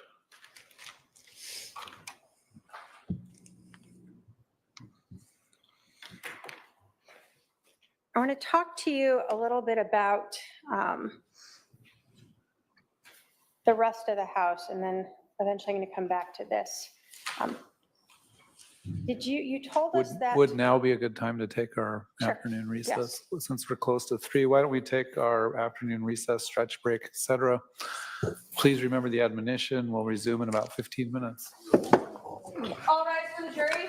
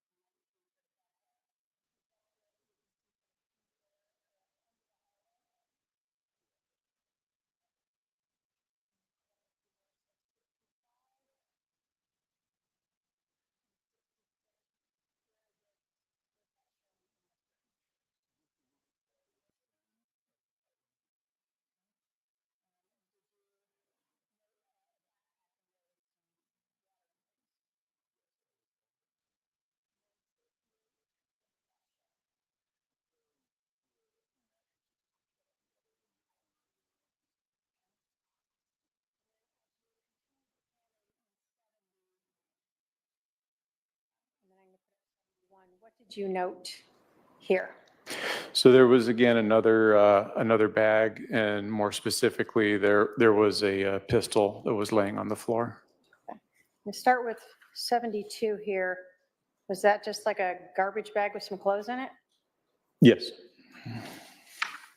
So of more relevance to you was what was next to it? Correct. What did you find there? What is this orange thing there? And we see a whole lot of placard numbers. Right, so the placard numbers are obviously identifying particular items that are going to be seized as evidence.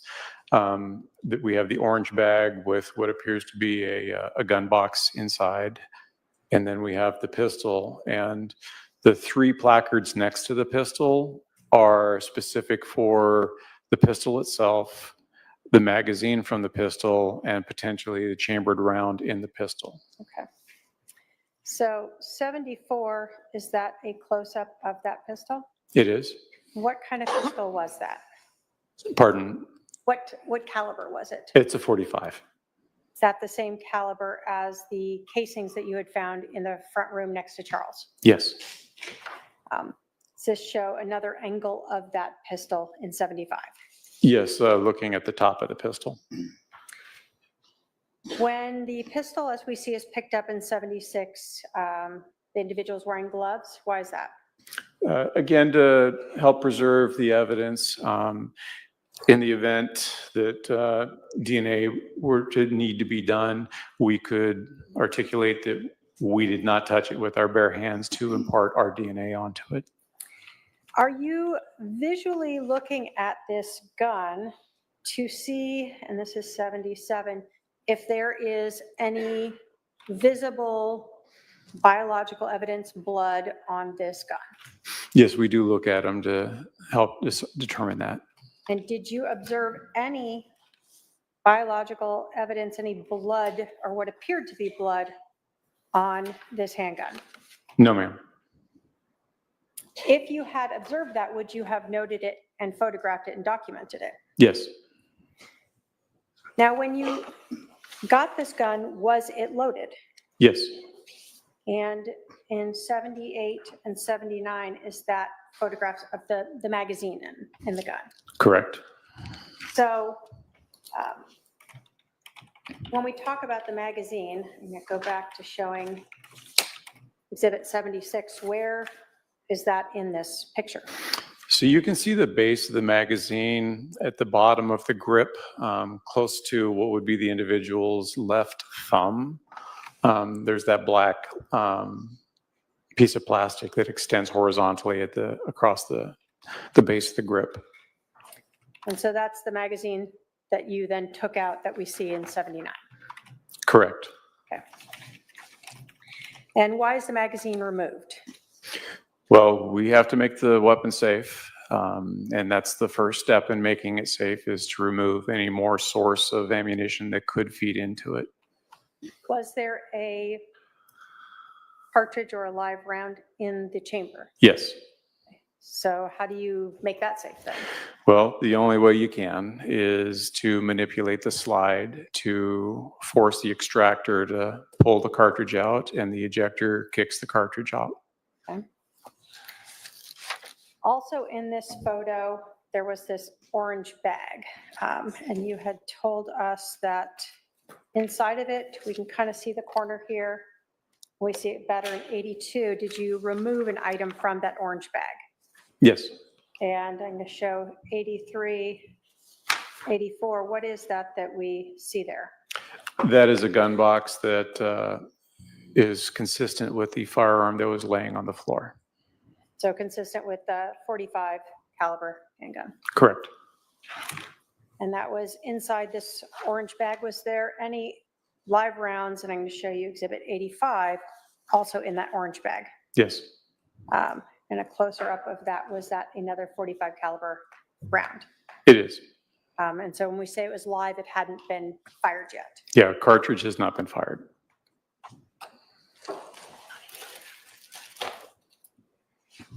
I'm going to start then by having my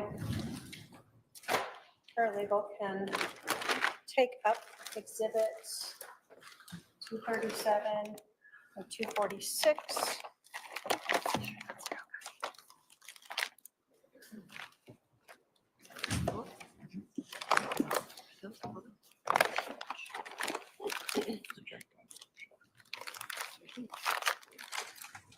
She's going to approach them with 237 and 246.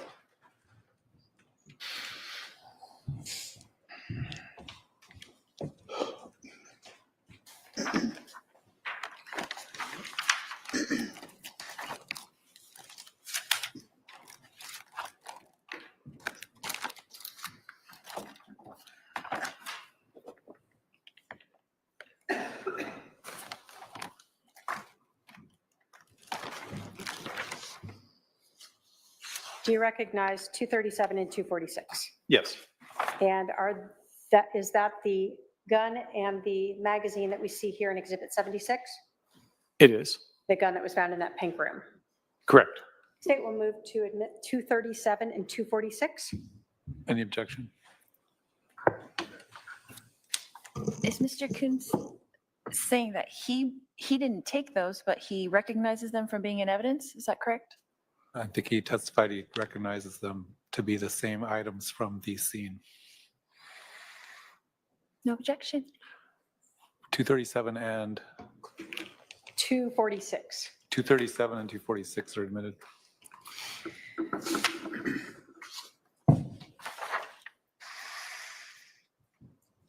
Now I have my paralegal approach with 247, 248, and 236. Sorry.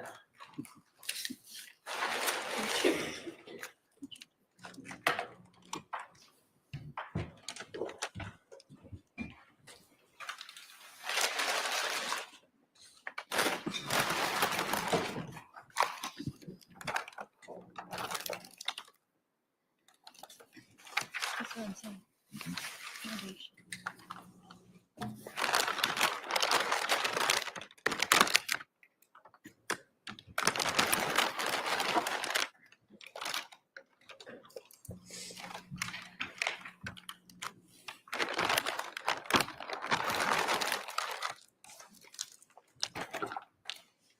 Do you recognize 247, 248, and 236? Yes, I do.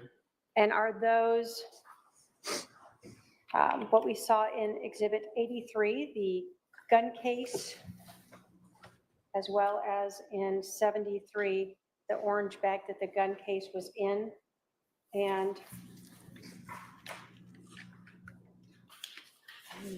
hold on. What we see in 85, the single live round that was found inside that bag. Correct. State will move to admit 247, 248, and 236. Any objection? Just a foundation, Your Honor. If he could give a serial number or something that could authenticate those. Well, he testified that those were the items that he recovered from the scene, so I guess you can question him about that on cross. Give me the numbers again. 247, 248, and 236. Those items are admitted.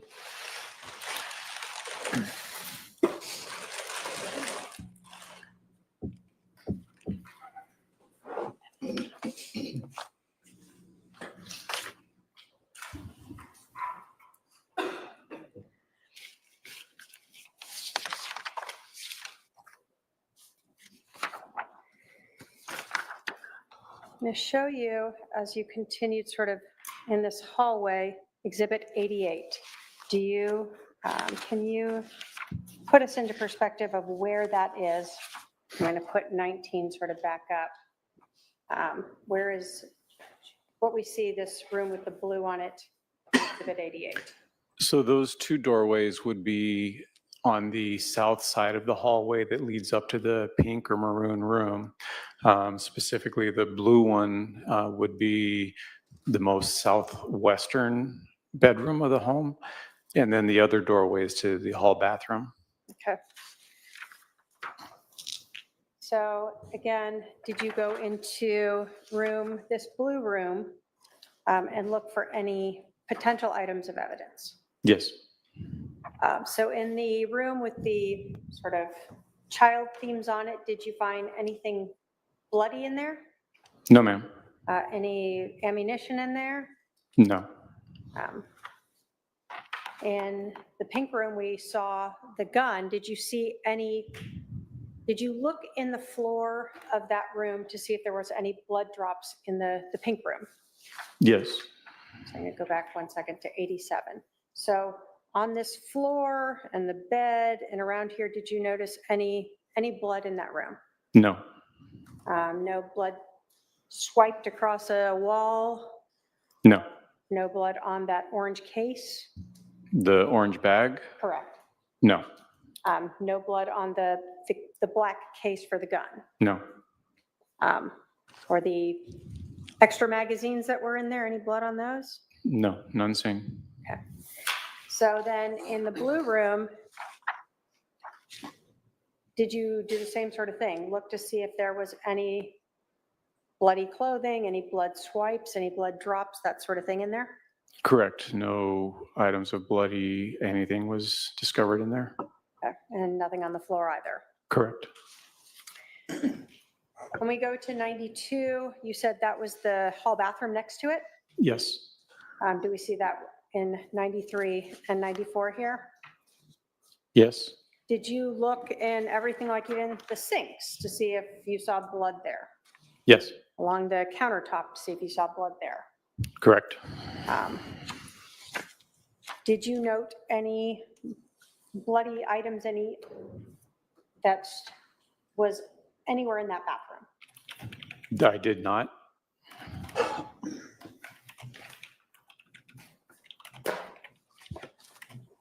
When you were walking down that hallway to those rooms, did you look on the floor there to see if there were any blood drops or blood trails or swipes of blood on the wall? Yes. Did you observe any there? No. So 98 here, can you put us in perspective of what we're seeing?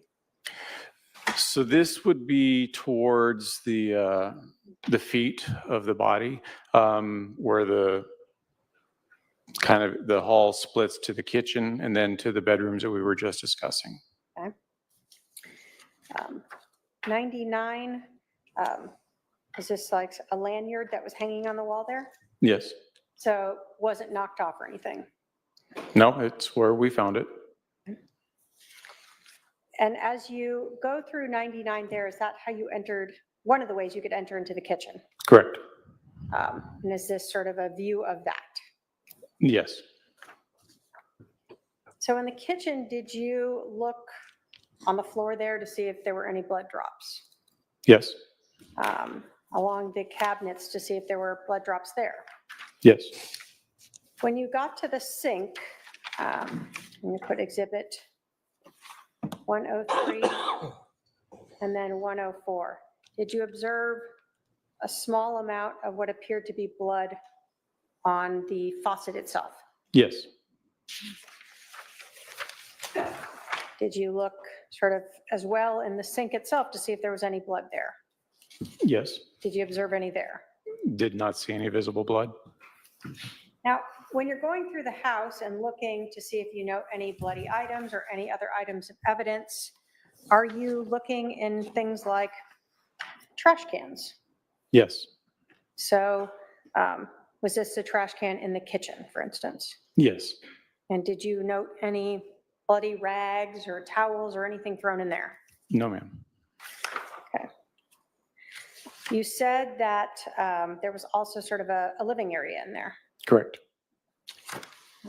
I'm going to put up exhibit 112 to get a better perspective of that. So is this the doorway we were talking about? Yes. And so the kitchen here opens up into the living room. Correct.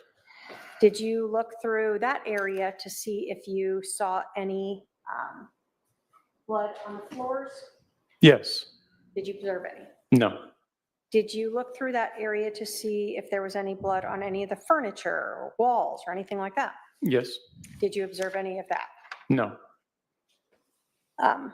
In Exhibit 111, where does this doorway lead? That leads back out to the mirrored room, the main room where the body is. So when we were talking about the two doorways, one sort of directly into the kitchen and the other sort of more towards the end of the kitchen living area. Yes, This is what you were talking about. correct. And in Exhibit 113, can we see sort of both of those doorways? Yes. Okay. And 114, overall perspective of that? Another perspective of it, yes. So throughout this whole area, again, you're looking for anything that might be relevant because you have one chance to document it, correct? Correct. When we talk about 115 and we talked about the original layout of the house, is this that front entrance area again? Yes, it is. And where are we looking in this perspective? So you were looking in a north direction. Where does that head towards? It heads towards the garage, the master bedroom, and I believe a room that could double as an office. Okay. So when we go along this wall here that we see in 115, 116, 117, is this the sort of what we would call office or playroom? Yes. Okay. Did you look through there, see anything bloody in there? We looked and found nothing.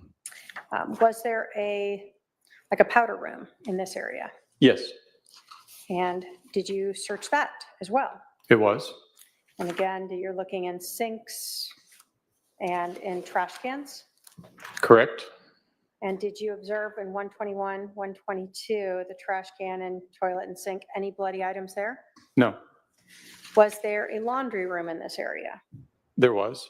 And I'm putting up 123 and 124. Did you look through the laundry area to see if you saw any bloody items in here? It was looked through, yes. So although there's some clothing and some folded towels, none of those had blood evidence on them. Nothing that stood out with blood evidence, no. And then again, even looking in the trash cans that we see in 126 and 127, Correct.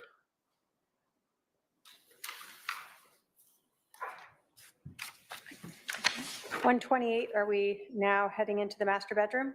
Yes, 129, was there sort of an office set up in there as well, 130?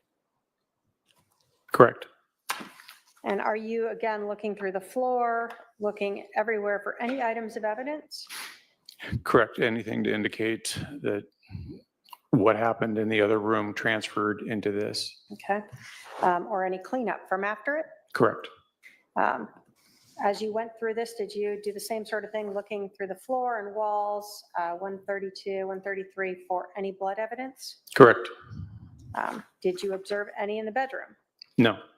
Do you go into the master bathroom and check there as well? Yes. The 134, 135. Did you observe any evidence, blood evidence in the master bathroom? It did not. And again, checking even the toilet itself as well as the trash can Yes. that we see in 137 and 138. So other than the one drop or whatever smear of blood on the kitchen faucet, did you see any other blood evidence at the scene? No. Let me put that in a different way, other than what was around Charles's remains. Correct. No trails, no swipes, nothing that other than the sink faucet in the kitchen and the area where the body was. Okay. So you told us that you cleaned up the blood there and you saw that defect in the ground that was consistent, or in the flooring, that was consistent with a bullet strike, correct? Correct. When you were looking at this scene, actually I'm going to start with 15, did you note injuries to Charles Vallow himself? Yes. On the front of him, where did you note the gunshot wounds to him?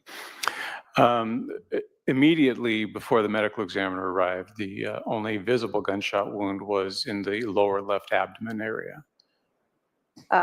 Did you learn one it was in the chest underneath some of the medical debris? Yes.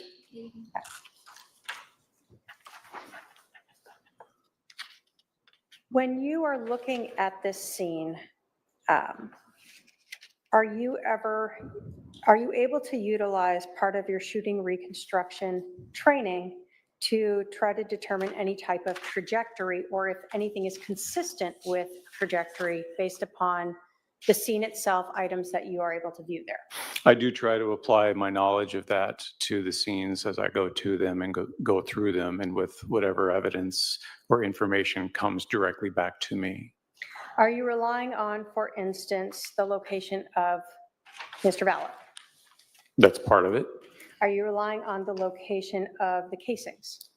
That's another part of it. Not a major part, but it is another part.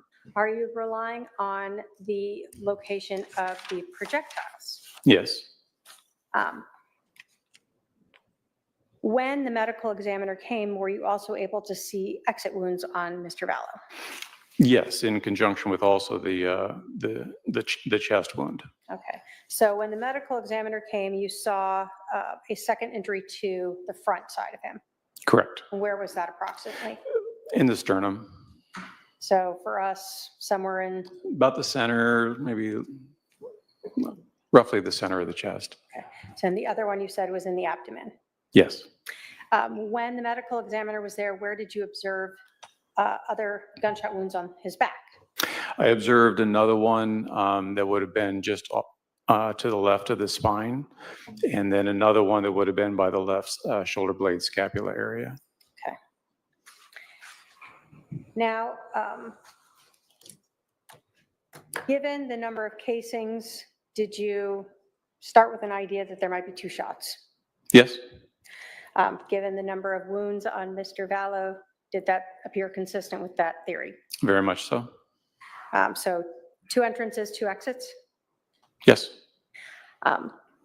When you saw the projectile that you recovered, that we see in Exhibit 20 on the side over here, that entered into that baseboard, given the injuries to Mr. Vallow and the projectiles and the location of this, were you able to determine any consistencies of where the shooter may have been when that occurred? Approximate location, yes. And how did you do that?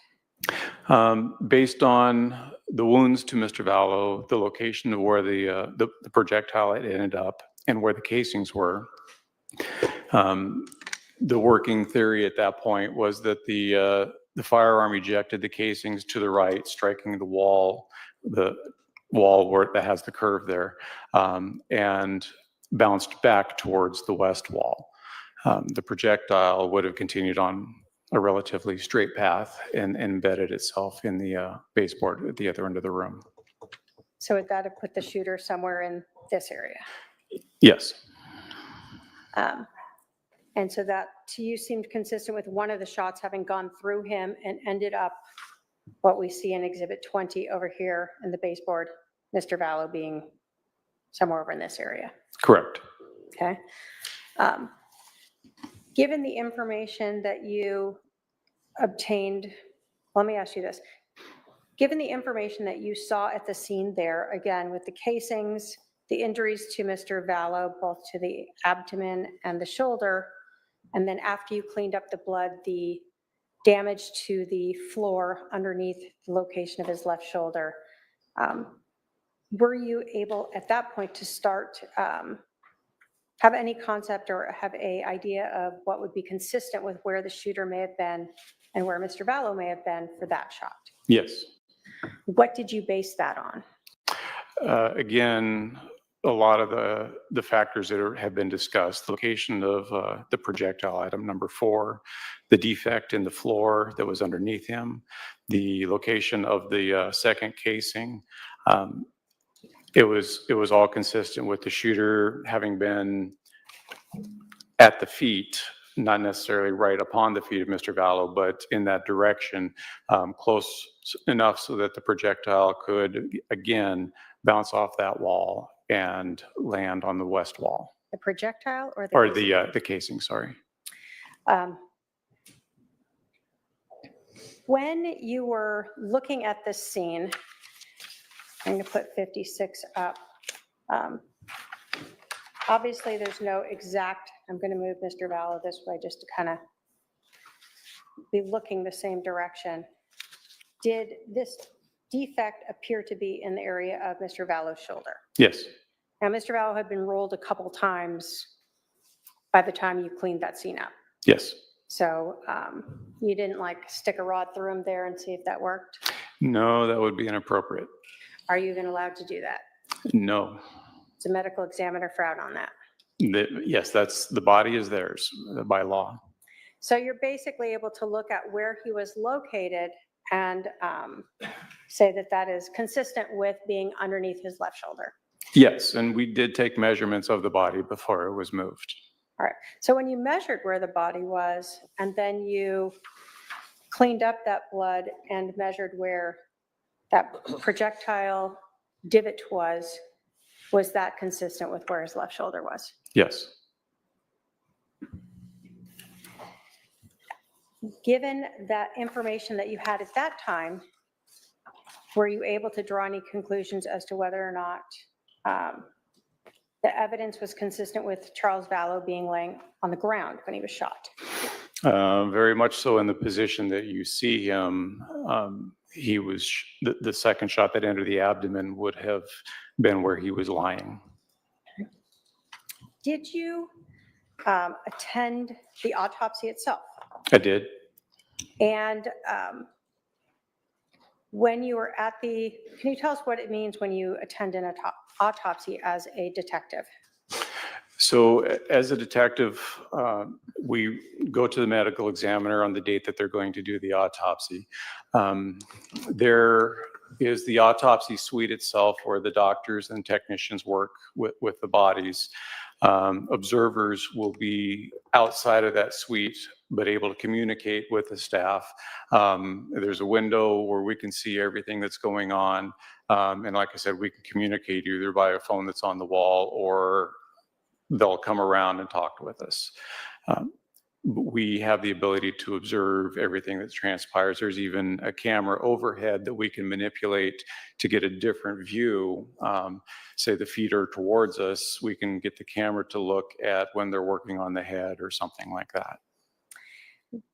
When you were at the medical examiner's office as they were performing the autopsy, did you learn additional evidence that helped support your opinion as to whether or not Mr. Vallow was laying on the ground when he was shot in the abdomen and the bullet exited his left shoulder? Yes. What was that additional evidence that you considered when reaching this opinion? Well, I had asked for specific things for the doctor to include in the examination that would help me with rendering that information. One of them was to measure the location of the bullet strikes on the body, both the entry and the exits. And then I also asked for the use of trajectory rods if it was available to help demonstrate the angles of the shots so that I could visibly see everything.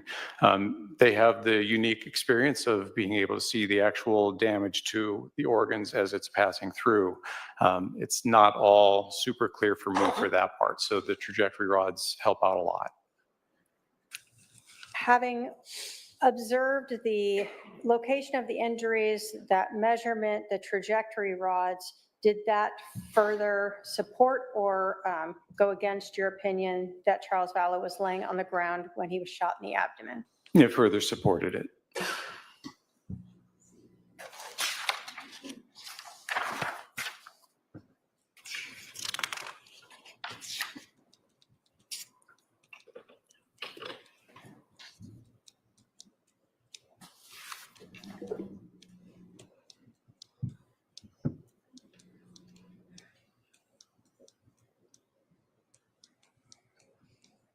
In your opinion, then, can you list all the factors that you rely upon to determine that, or to reach your opinion that Charles Vallow was laying on the floor when he was shot in the abdomen and the shot exited his left shoulder? The consistencies of a lot of the evidence that I had personally seen. The trajectory rods helped establish that alone, where it shows the entry into the lower left abdomen and then the exit out through the left shoulder blade area. The divot in the floor that was located underneath the body, the projectile that had expended the rest of its energy coming from underneath the body and coming to rest close to the body. There was a lack of stippling that was visible, meaning unburned powder or gunshot residue actually on the skin or clothing that we could identify. So that gave us the fact that the shooter was a bit of a ways away from the body, but the body was firmly on the floor at the time of the shot. There's just no way for the impact on the floor and the exit of the body to articulate anything else with that angle.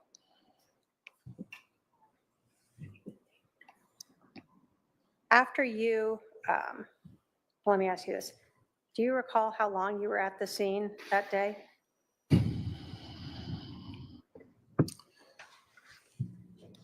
I got there about 9 or a little after, and I think we left sometime between 1600 and 1630, What's that in normal people time? 4 to 4:30 in the afternoon. Did that sort of end your involvement in processing this whole scene? The Four Peaks scene, yes. Your Honor, the state has no other questions for this witness. All right, cross-examination? Your Honor, can I have a few minutes to defer with my advisory council? before Briefly. Yep, briefly.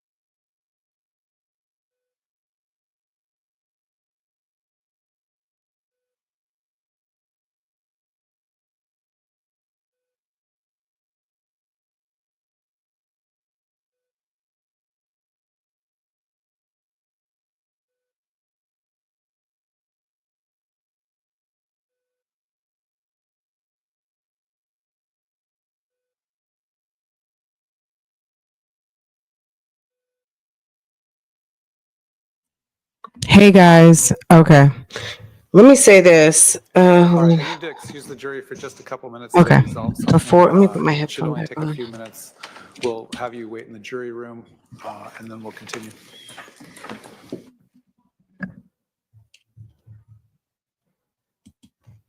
What did he say? Few minutes. We'll have you wait in the jury room, and then we'll continue. What? I mean, it's already 4:30 over there, isn't it? Okay. This is what I'm gonna say.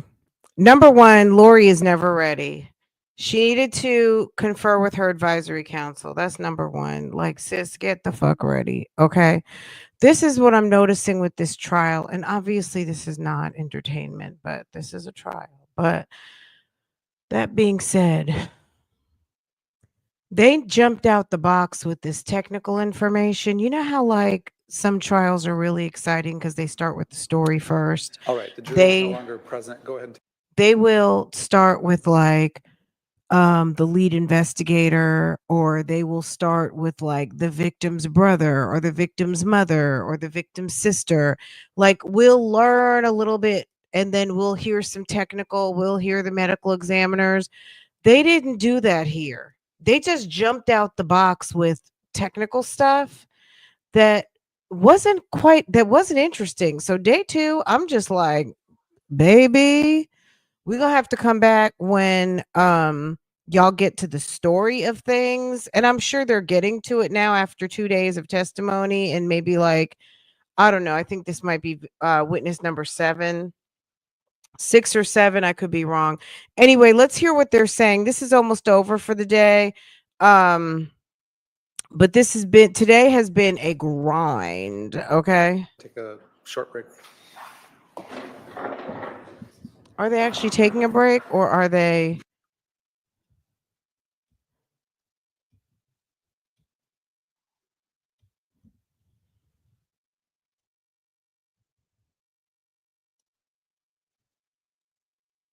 I guess they're taking a break now. What's the point in taking a break at 4:30?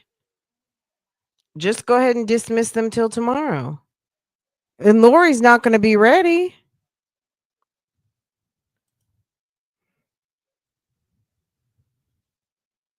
She has advisory counsel because this is a serious case. So she has an attorney, even though she is the lead attorney. She's the attorney, the advisory council. So let's just say if she testifies, advisory council is going to have to question her. She's not going to be able to do like a Bob Tellis and sit there and freestyle for an hour. Like, hey, like, Lori, what were you thinking when you saw da da da da da? She's going to have her own Q&A ready. And her advisory council will ask her her questions, right? So anyway, oh, y'all.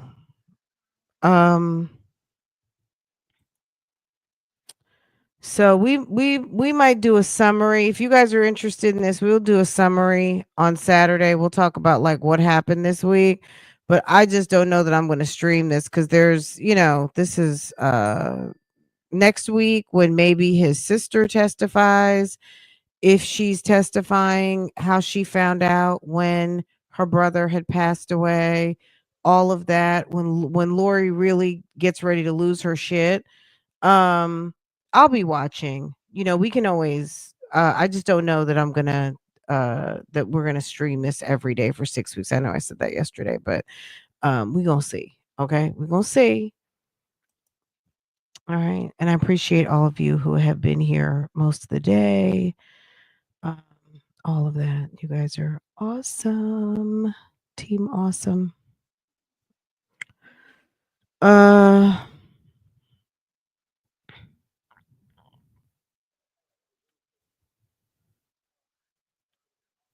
Mhm.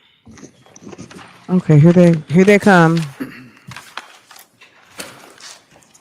Detective Coons, you were the scene agent that day on scene, is that correct? Primarily, yes. And did you work for someone else before Chandler Police Department? United States Army, Arizona Department of Corrections, a couple other little jobs after I got out of the Army. Did you work for Gilbert Police Department at all? No.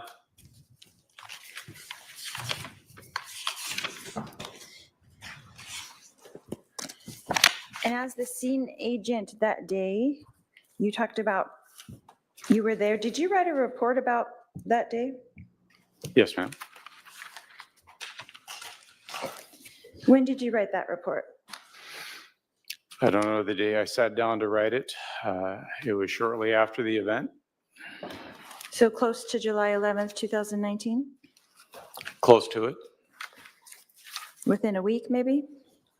Again, I don't recall when I specifically started typing that.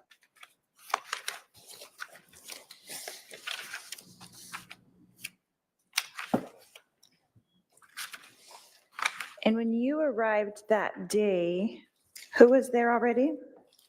Patrol officers, Just them? the fire department might have been there. Alex Cox was there. Other detectives arrived. I couldn't tell you the order of which everybody arrived. And where did you park? I parked north of the scene. And then did you go directly into the house? No, ma'am. What did you do first? We received a briefing of what patrol officers had learned. We learned that there was a body inside the residence, and we came up with an investigative plan. Who did that debriefing to you? I don't think anybody specifically ran the debriefing. We, as detectives, gathered around the patrol officers, and they informed us basically of what they had seen and what they had been told. And who were those detectives with you? Well, Detective Duncan would have been there with me. Detective Moffett would have been there. I didn't take a roll call of all the detectives there. Possibly Detective Inclin. I don't know. Okay. And then where did you proceed after that debriefing? Well, after the debriefing, I provided the information of what I had learned to Detective Kaminsky, who is still back at the police department, and gave him the information necessary to request a search warrant for the residence. And then what? We waited. To get the search warrant? Yes, ma'am. To have it issued? To see if the judge would issue it, yes. And how long did that take? Don't believe we got word back from the courts until it would have been probably between 11:30, 11:45, and then we made the entry shortly thereafter. So is it your protocol that you can't enter until the search warrant is issued? That is what we do once the scene has been made secure, yes. Okay. And then when you entered, who entered with you? Myself, the crime scene tech, we were the initial ones. I think Detective Duncan might have come in with us as well, but that would have been the extent of the initial entry. Do you know the name of the crime scene tech that was with you? Jordan, Is that the last name or first name? the last name. And then what did you do after that? Well, after that, we continued to go with our normal process of having photographs taken. I did the lizard Q spheres. I completed getting information necessary for the diagram that was presented, and continued to just do our job. So is that protocol to do photographs first? That would be our protocol, yes. And then what do you do after that? I know that you were searching for the blood in all the rooms. When did that occur? That occurs after the initial photographs are done, and then we can walk through and look in the particular areas that's been photographed already. Okay, so the photographs are finished and then you guys kind of walk through. Or at least finished in an area that we can actually walk through, yes. Okay. And then when did you set up the tripod after, how long after that? So the tripod was set up after the area had been photographed. So that way I wasn't interfering with anything. And that way we're not having the tripod in our original photographs. Right. Makes sense. And do you think, so Detective Duncan was with you going through the house? I believe he was there, yes. So it was basically the two of you or three of you going through room by room, or were you split up, or how does that work? We would have divided and conquered a little bit to make the search a little bit more expedient. But that, again, you're slowed to the time frame of what it takes to do the overall photographs. So the photographs took about how long? I don't ever look at my watch to see how long it takes because it's a big house, as you're aware. And I let the crime scene tech do their job. I don't push them and tell them that TikTok, there's nothing like that. It's do your job, we'll follow along. Okay, and you guys started that process at about 11:45? I think the actual time would have been closer to noon that we would have started that process. And about how long did it take to go through the whole house, and about how long was that process? Again, for me, I don't document how long it takes for any particular task because each scene is different. I just focus on doing the tasks. I rarely take a look at my watch to see how much time I'm spending on it because I want to do the job. I don't care about the time it takes. And you did not pick up any of the evidence that was marked. That wasn't part of your protocol, is to take the evidence into custody. Is that correct? Most of the evidence I did not pick up, correct. And whose job is that? We usually defer to the crime scene techs to do that. There are times that we will assist them with doing it depending on what the item is. So that day, was it Jordan who did that? Was he the crime scene tech that took that evidence? She would have been the one that was collecting at our direction, yes. And so you kind of pointed out as the detectives, and then they pick it up and... Correct, because they're trained how to handle evidence, how to package evidence, how to process. So we work in tandem together. We're the investigative body and they're the scientific portion of it. Makes sense. Okay, what time do you think that well, let's ask this. After you're done with the photos, and then you're done with checking the house, and all of the evidence is picked up and logged, then what else do you do at the house? What else did you do at the house that day? Well, you just bundled that up into like tiny little package, but it took a long time to get to the point that you're talking about. So my day pretty much involved the scene. As far as ancillary jobs to go somewhere else or do other things, no, my day was pretty much spent there on Four Peaks. Correct. Yeah. So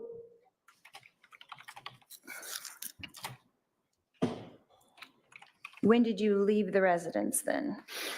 We secured from the house sometime between 4 and 4:30 p.m.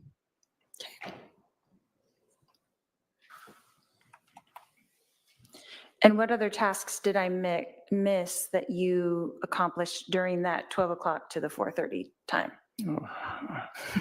I just don't know what you were doing in there. I'm just wondering. Well, we identify the the evidence items. We're looking for other evidence items. I am still doing the diagram, so measurements need to be done.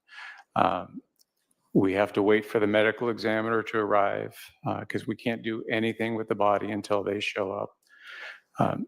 And then once they show up, we pretty much stop with the other projects until we can focus on the body and get the body out of there, because there aren't very many investigators for the medical examiner in the county. So we don't want to tie them up longer than we have to.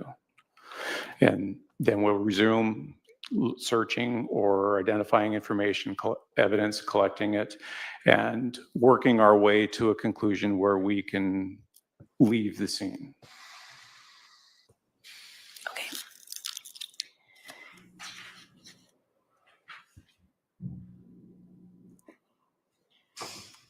So after searching the whole entire house, did you guys search the backyard at all?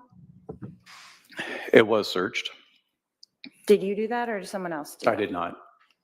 Who would have been in the backyard searching? It would have either been another detective or we would have asked an officer to do it. And what would they be looking for? Any blood evidence, anything to indicate, based upon the information we had of the event that took place inside that house.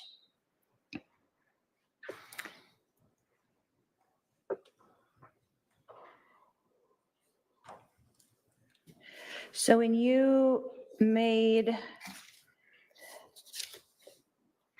your assessment, you were able to leave after that assessment was made? That everything was accomplished? Oh, what assessment are you talking about? That all the evidence was gathered and collected? That I was satisfied that we had collected what we needed to collect? Correct. Yes. Yes. Okay, thank you. If we could just have Ms. Vallow move her reports away from the camera it's showing. Oh, is it showing? Oh. I'm sorry. Yeah, that's, actually, let's just turn that off until we need it. Thank you.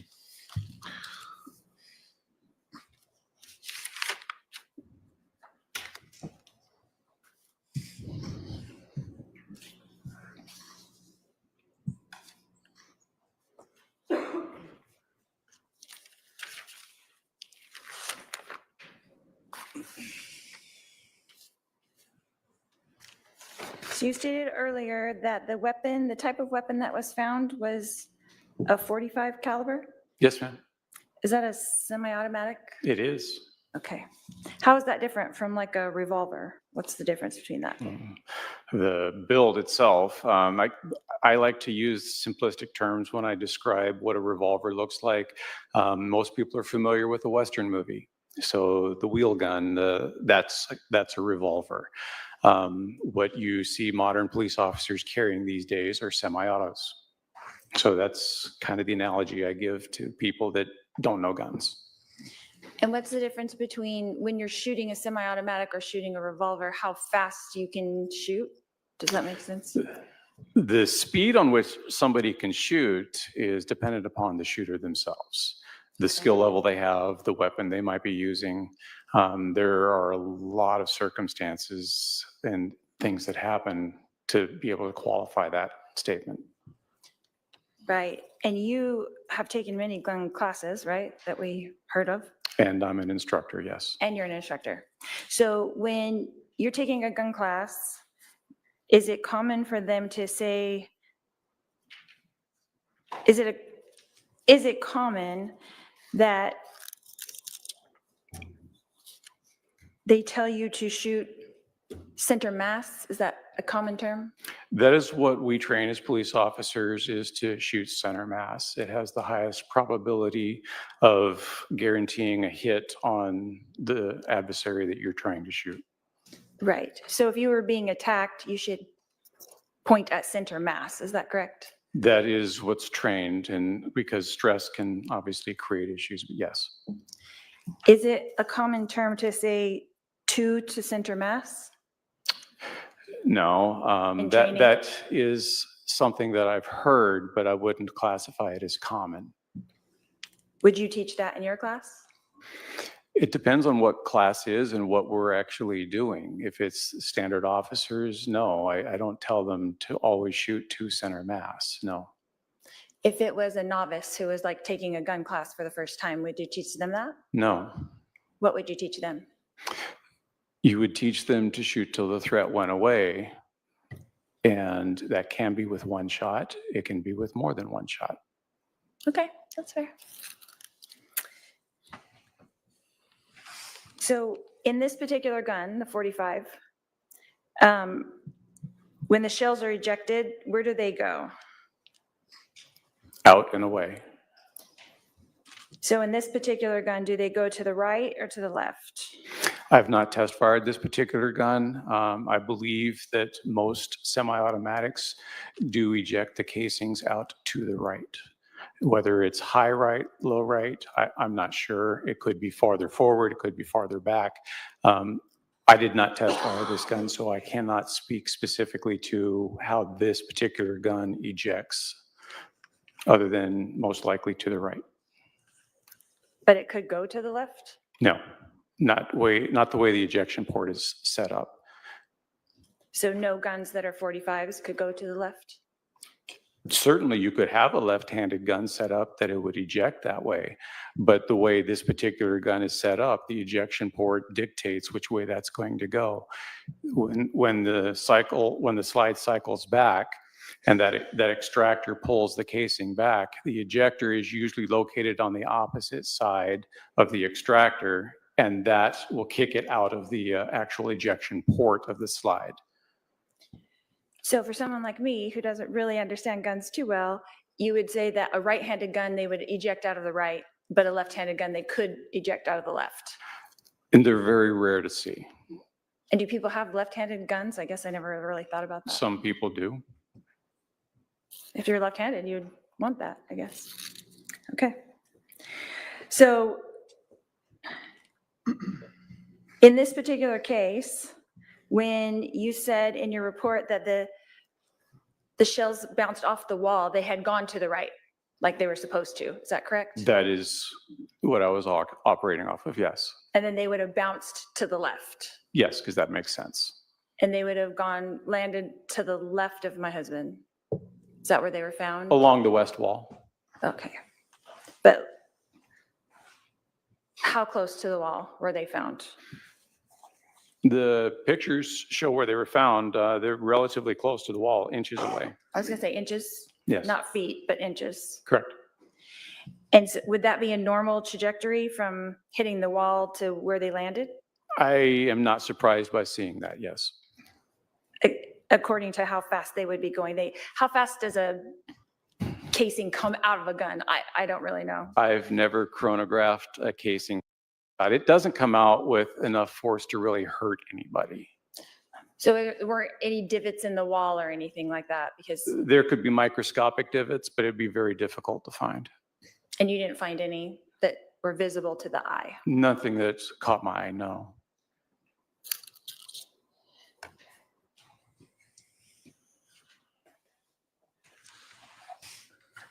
So were you there at the time when Alex did the walkthrough? Yes, ma'am. And so you were there. Did he describe where he was standing? Object to hearsay. Sustained. Did he show you physically where he was standing? Object to hearsay. Sustained. Was there a wall right next to where he was standing? Object to hearsay. Sustained.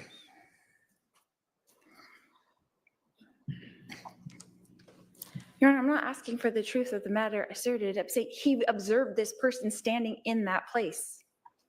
Well, you can ask him if he observed Mr. Cox standing in that place. Okay, did you observe Mr. Cox standing in the room where he told you that the gun was? I observed him standing in the vicinity that he indicated.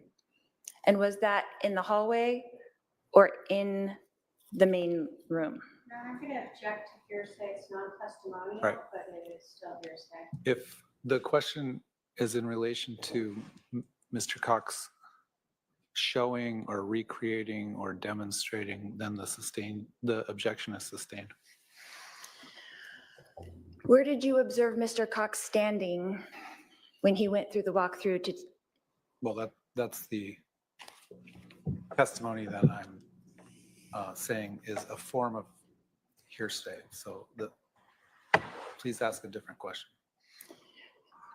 I'm trying to understand, Your Honor. So what the witness observed is not relevant? I didn't say that. Let's do a sidebar. Okay, I would love that.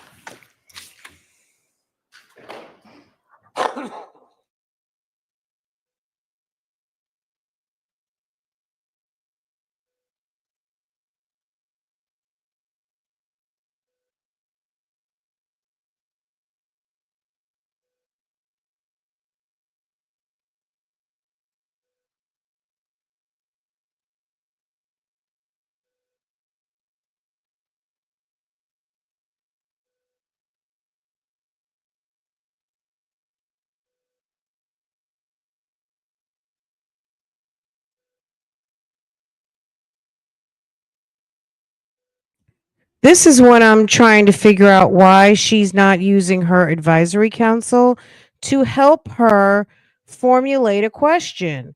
So it's like she's relying on she's trying, but it's like just ask your advisory council to craft you the questions that you need.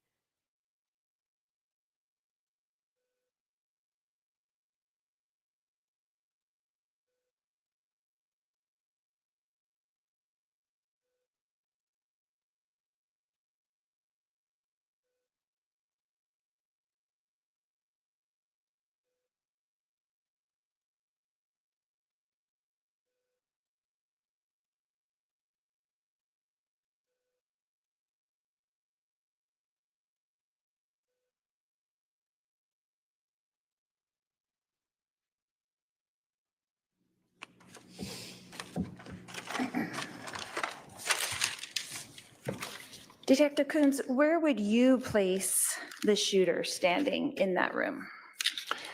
I would place the shooter in the area of where the curve of the wall was in the kind of the hallway entry area, somewhere in that general area.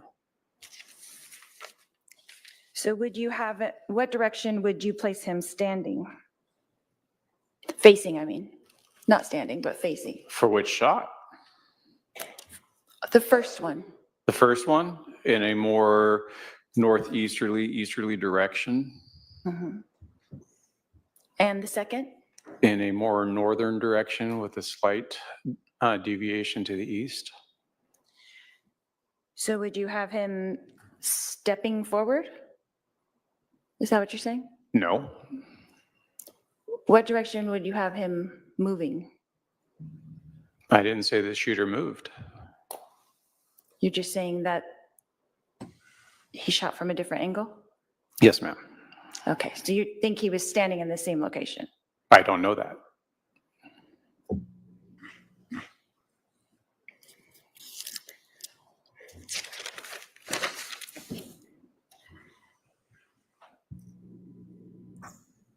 So according to where you put him standing with the first shot, the casing bounced off of the wall to the right and landed to the left. Correct. And then where you have him standing in the second shot, the same thing happened. Approximately, yes. And how far apart were those casings found? I don't have the specific measurement of how far apart they were. They were a few feet. So they're a few feet apart. Yes. So if he was standing in the same place, would they be a few feet apart or would they be closer? It depends on a different amount of things, like how was the gun being held? Was it canted to the side? Was it not? What the angle was. Could the shooter have moved? A little, but it would have been the same general vicinity. But you said he didn't move, according to you. I said I didn't say he moved. So he could have moved because they were more than a foot apart, the casings found. A little, yes. Would have been in the same general area. So he could have taken a couple steps. Perhaps. Could have slid the body sideways. Anything that you can do to the body, it could have been done in a short area. And is that common in, I don't know with shooting, if is that common with someone to shoot once and then move and shoot again? Discussion, speculation, developments, I'll sustain it on speculation. In your experience as a firearms expert who fires a lot of guns, right? Would that be a common thing to do? An objection as to speculation as to when, where, circumstances. All right, I'll sustain the objection as to speculation.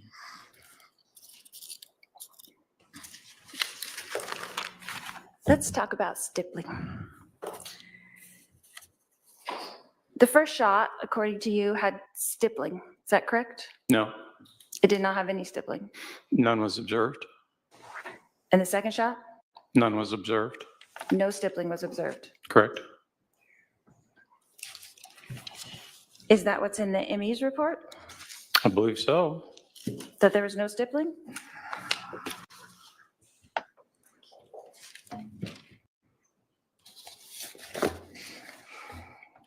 Can I have a minute, Your Honor?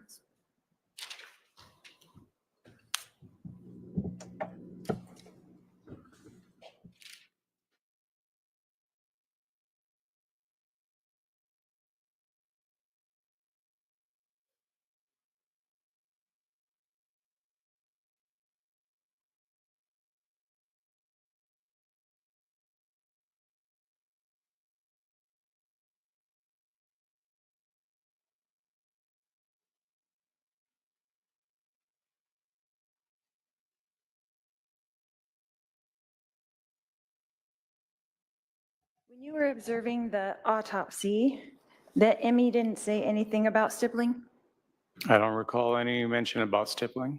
and you didn't have a discussion with him about it? We would have if he'd observed any. And so if he said that to someone else, you would be surprised? I don't know what he had in his notes. I didn't author his report. Can you describe stippling for us? What that is? Sure. It's basically a combination of particles that come out from behind or follow the projectile as it exits the barrel. A lot of times it's partial burned or unburned powder, and it's a short distance phenomena, so the person has to be extremely close for the pattern to actually present itself and the particles embed in the clothing or the skin. So if stippling was found, how far away would the gun have to be from the victim That depends on the gun. on this 45 semi-automatic? I am not an expert on the stippling patterns. That is something that we would have to send to the lab for. And what they would do is they would test it with witness panels at different distances to give that information. Is there an estimate? That's where it would come in. Usually the medical examiner, if they observe stippling, will give an estimate of close or contact. So would you be surprised if he said 2 to 4 feet? If that's what he says. That if there's stippling, then the gun would have to be 2 to 4 feet. It's possible, but I wouldn't hold my hat on that, no. I would have to have the gun tested for that. Okay. And Is this a good spot to break for the evening? Sure, Your Honor. I mean, I'm not cutting you off. If you want to ask a few more questions, that's fine. Nope, that's fine. All right, we'll take our evening recess. Members of the jury, please remember the admonition. I'll remind you to specifically avoid any outside information, any information about this case outside this courtroom. And we'll see you tomorrow at 10:30 a.m. Thank you. All rise for the jury.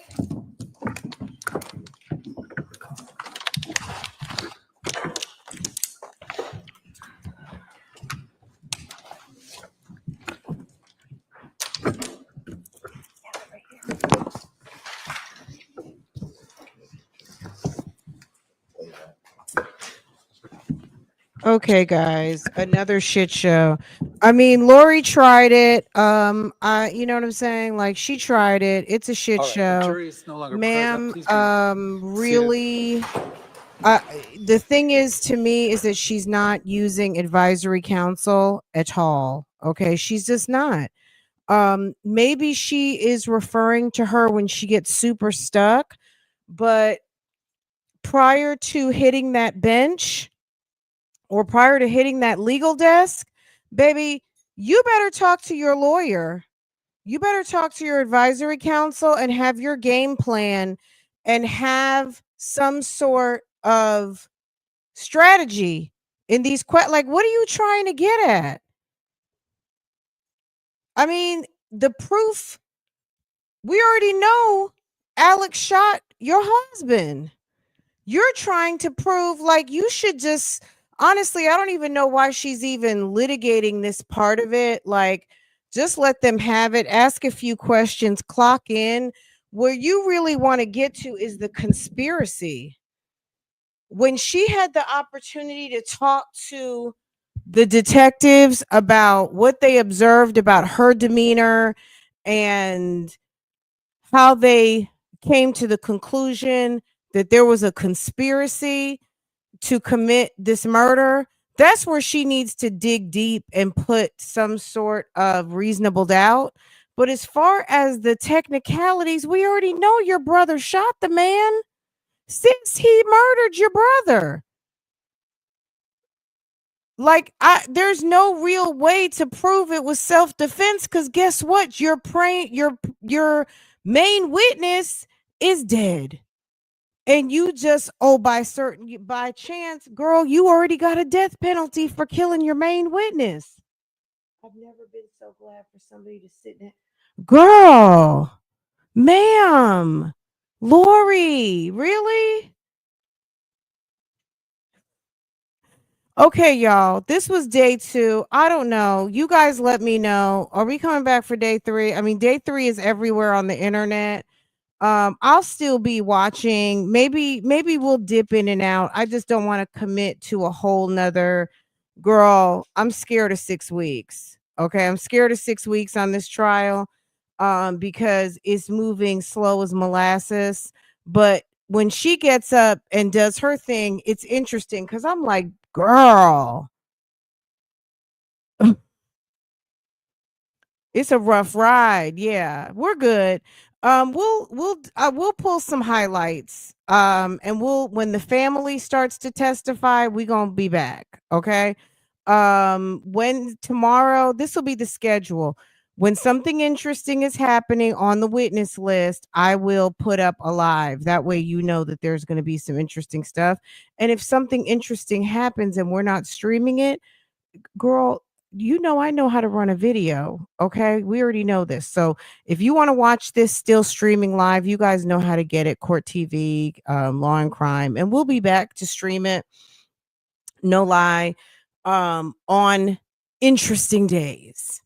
Okay, when there's something interesting going on, we're going to stream it, and then we'll do closing. We will definitely be here for closing, opening and closing, and the verdict, right? Everything in between, we'll be back on days that shit showery is happening. Okay, you guys have a wonderful evening. I love you guys. Tomorrow we're going to do our regular lunch. I will and we'll talk about what's happened the last couple of days, and that's it. That's all. Okay, you guys have a wonderful evening. Make sure to hit the like button on your way out, and I'll see you next time. I'll see you guys tomorrow. Take care. Take care, guys. Bougie gang gang gang gang gang gang gang gang gang. Okay. Good night, you guys.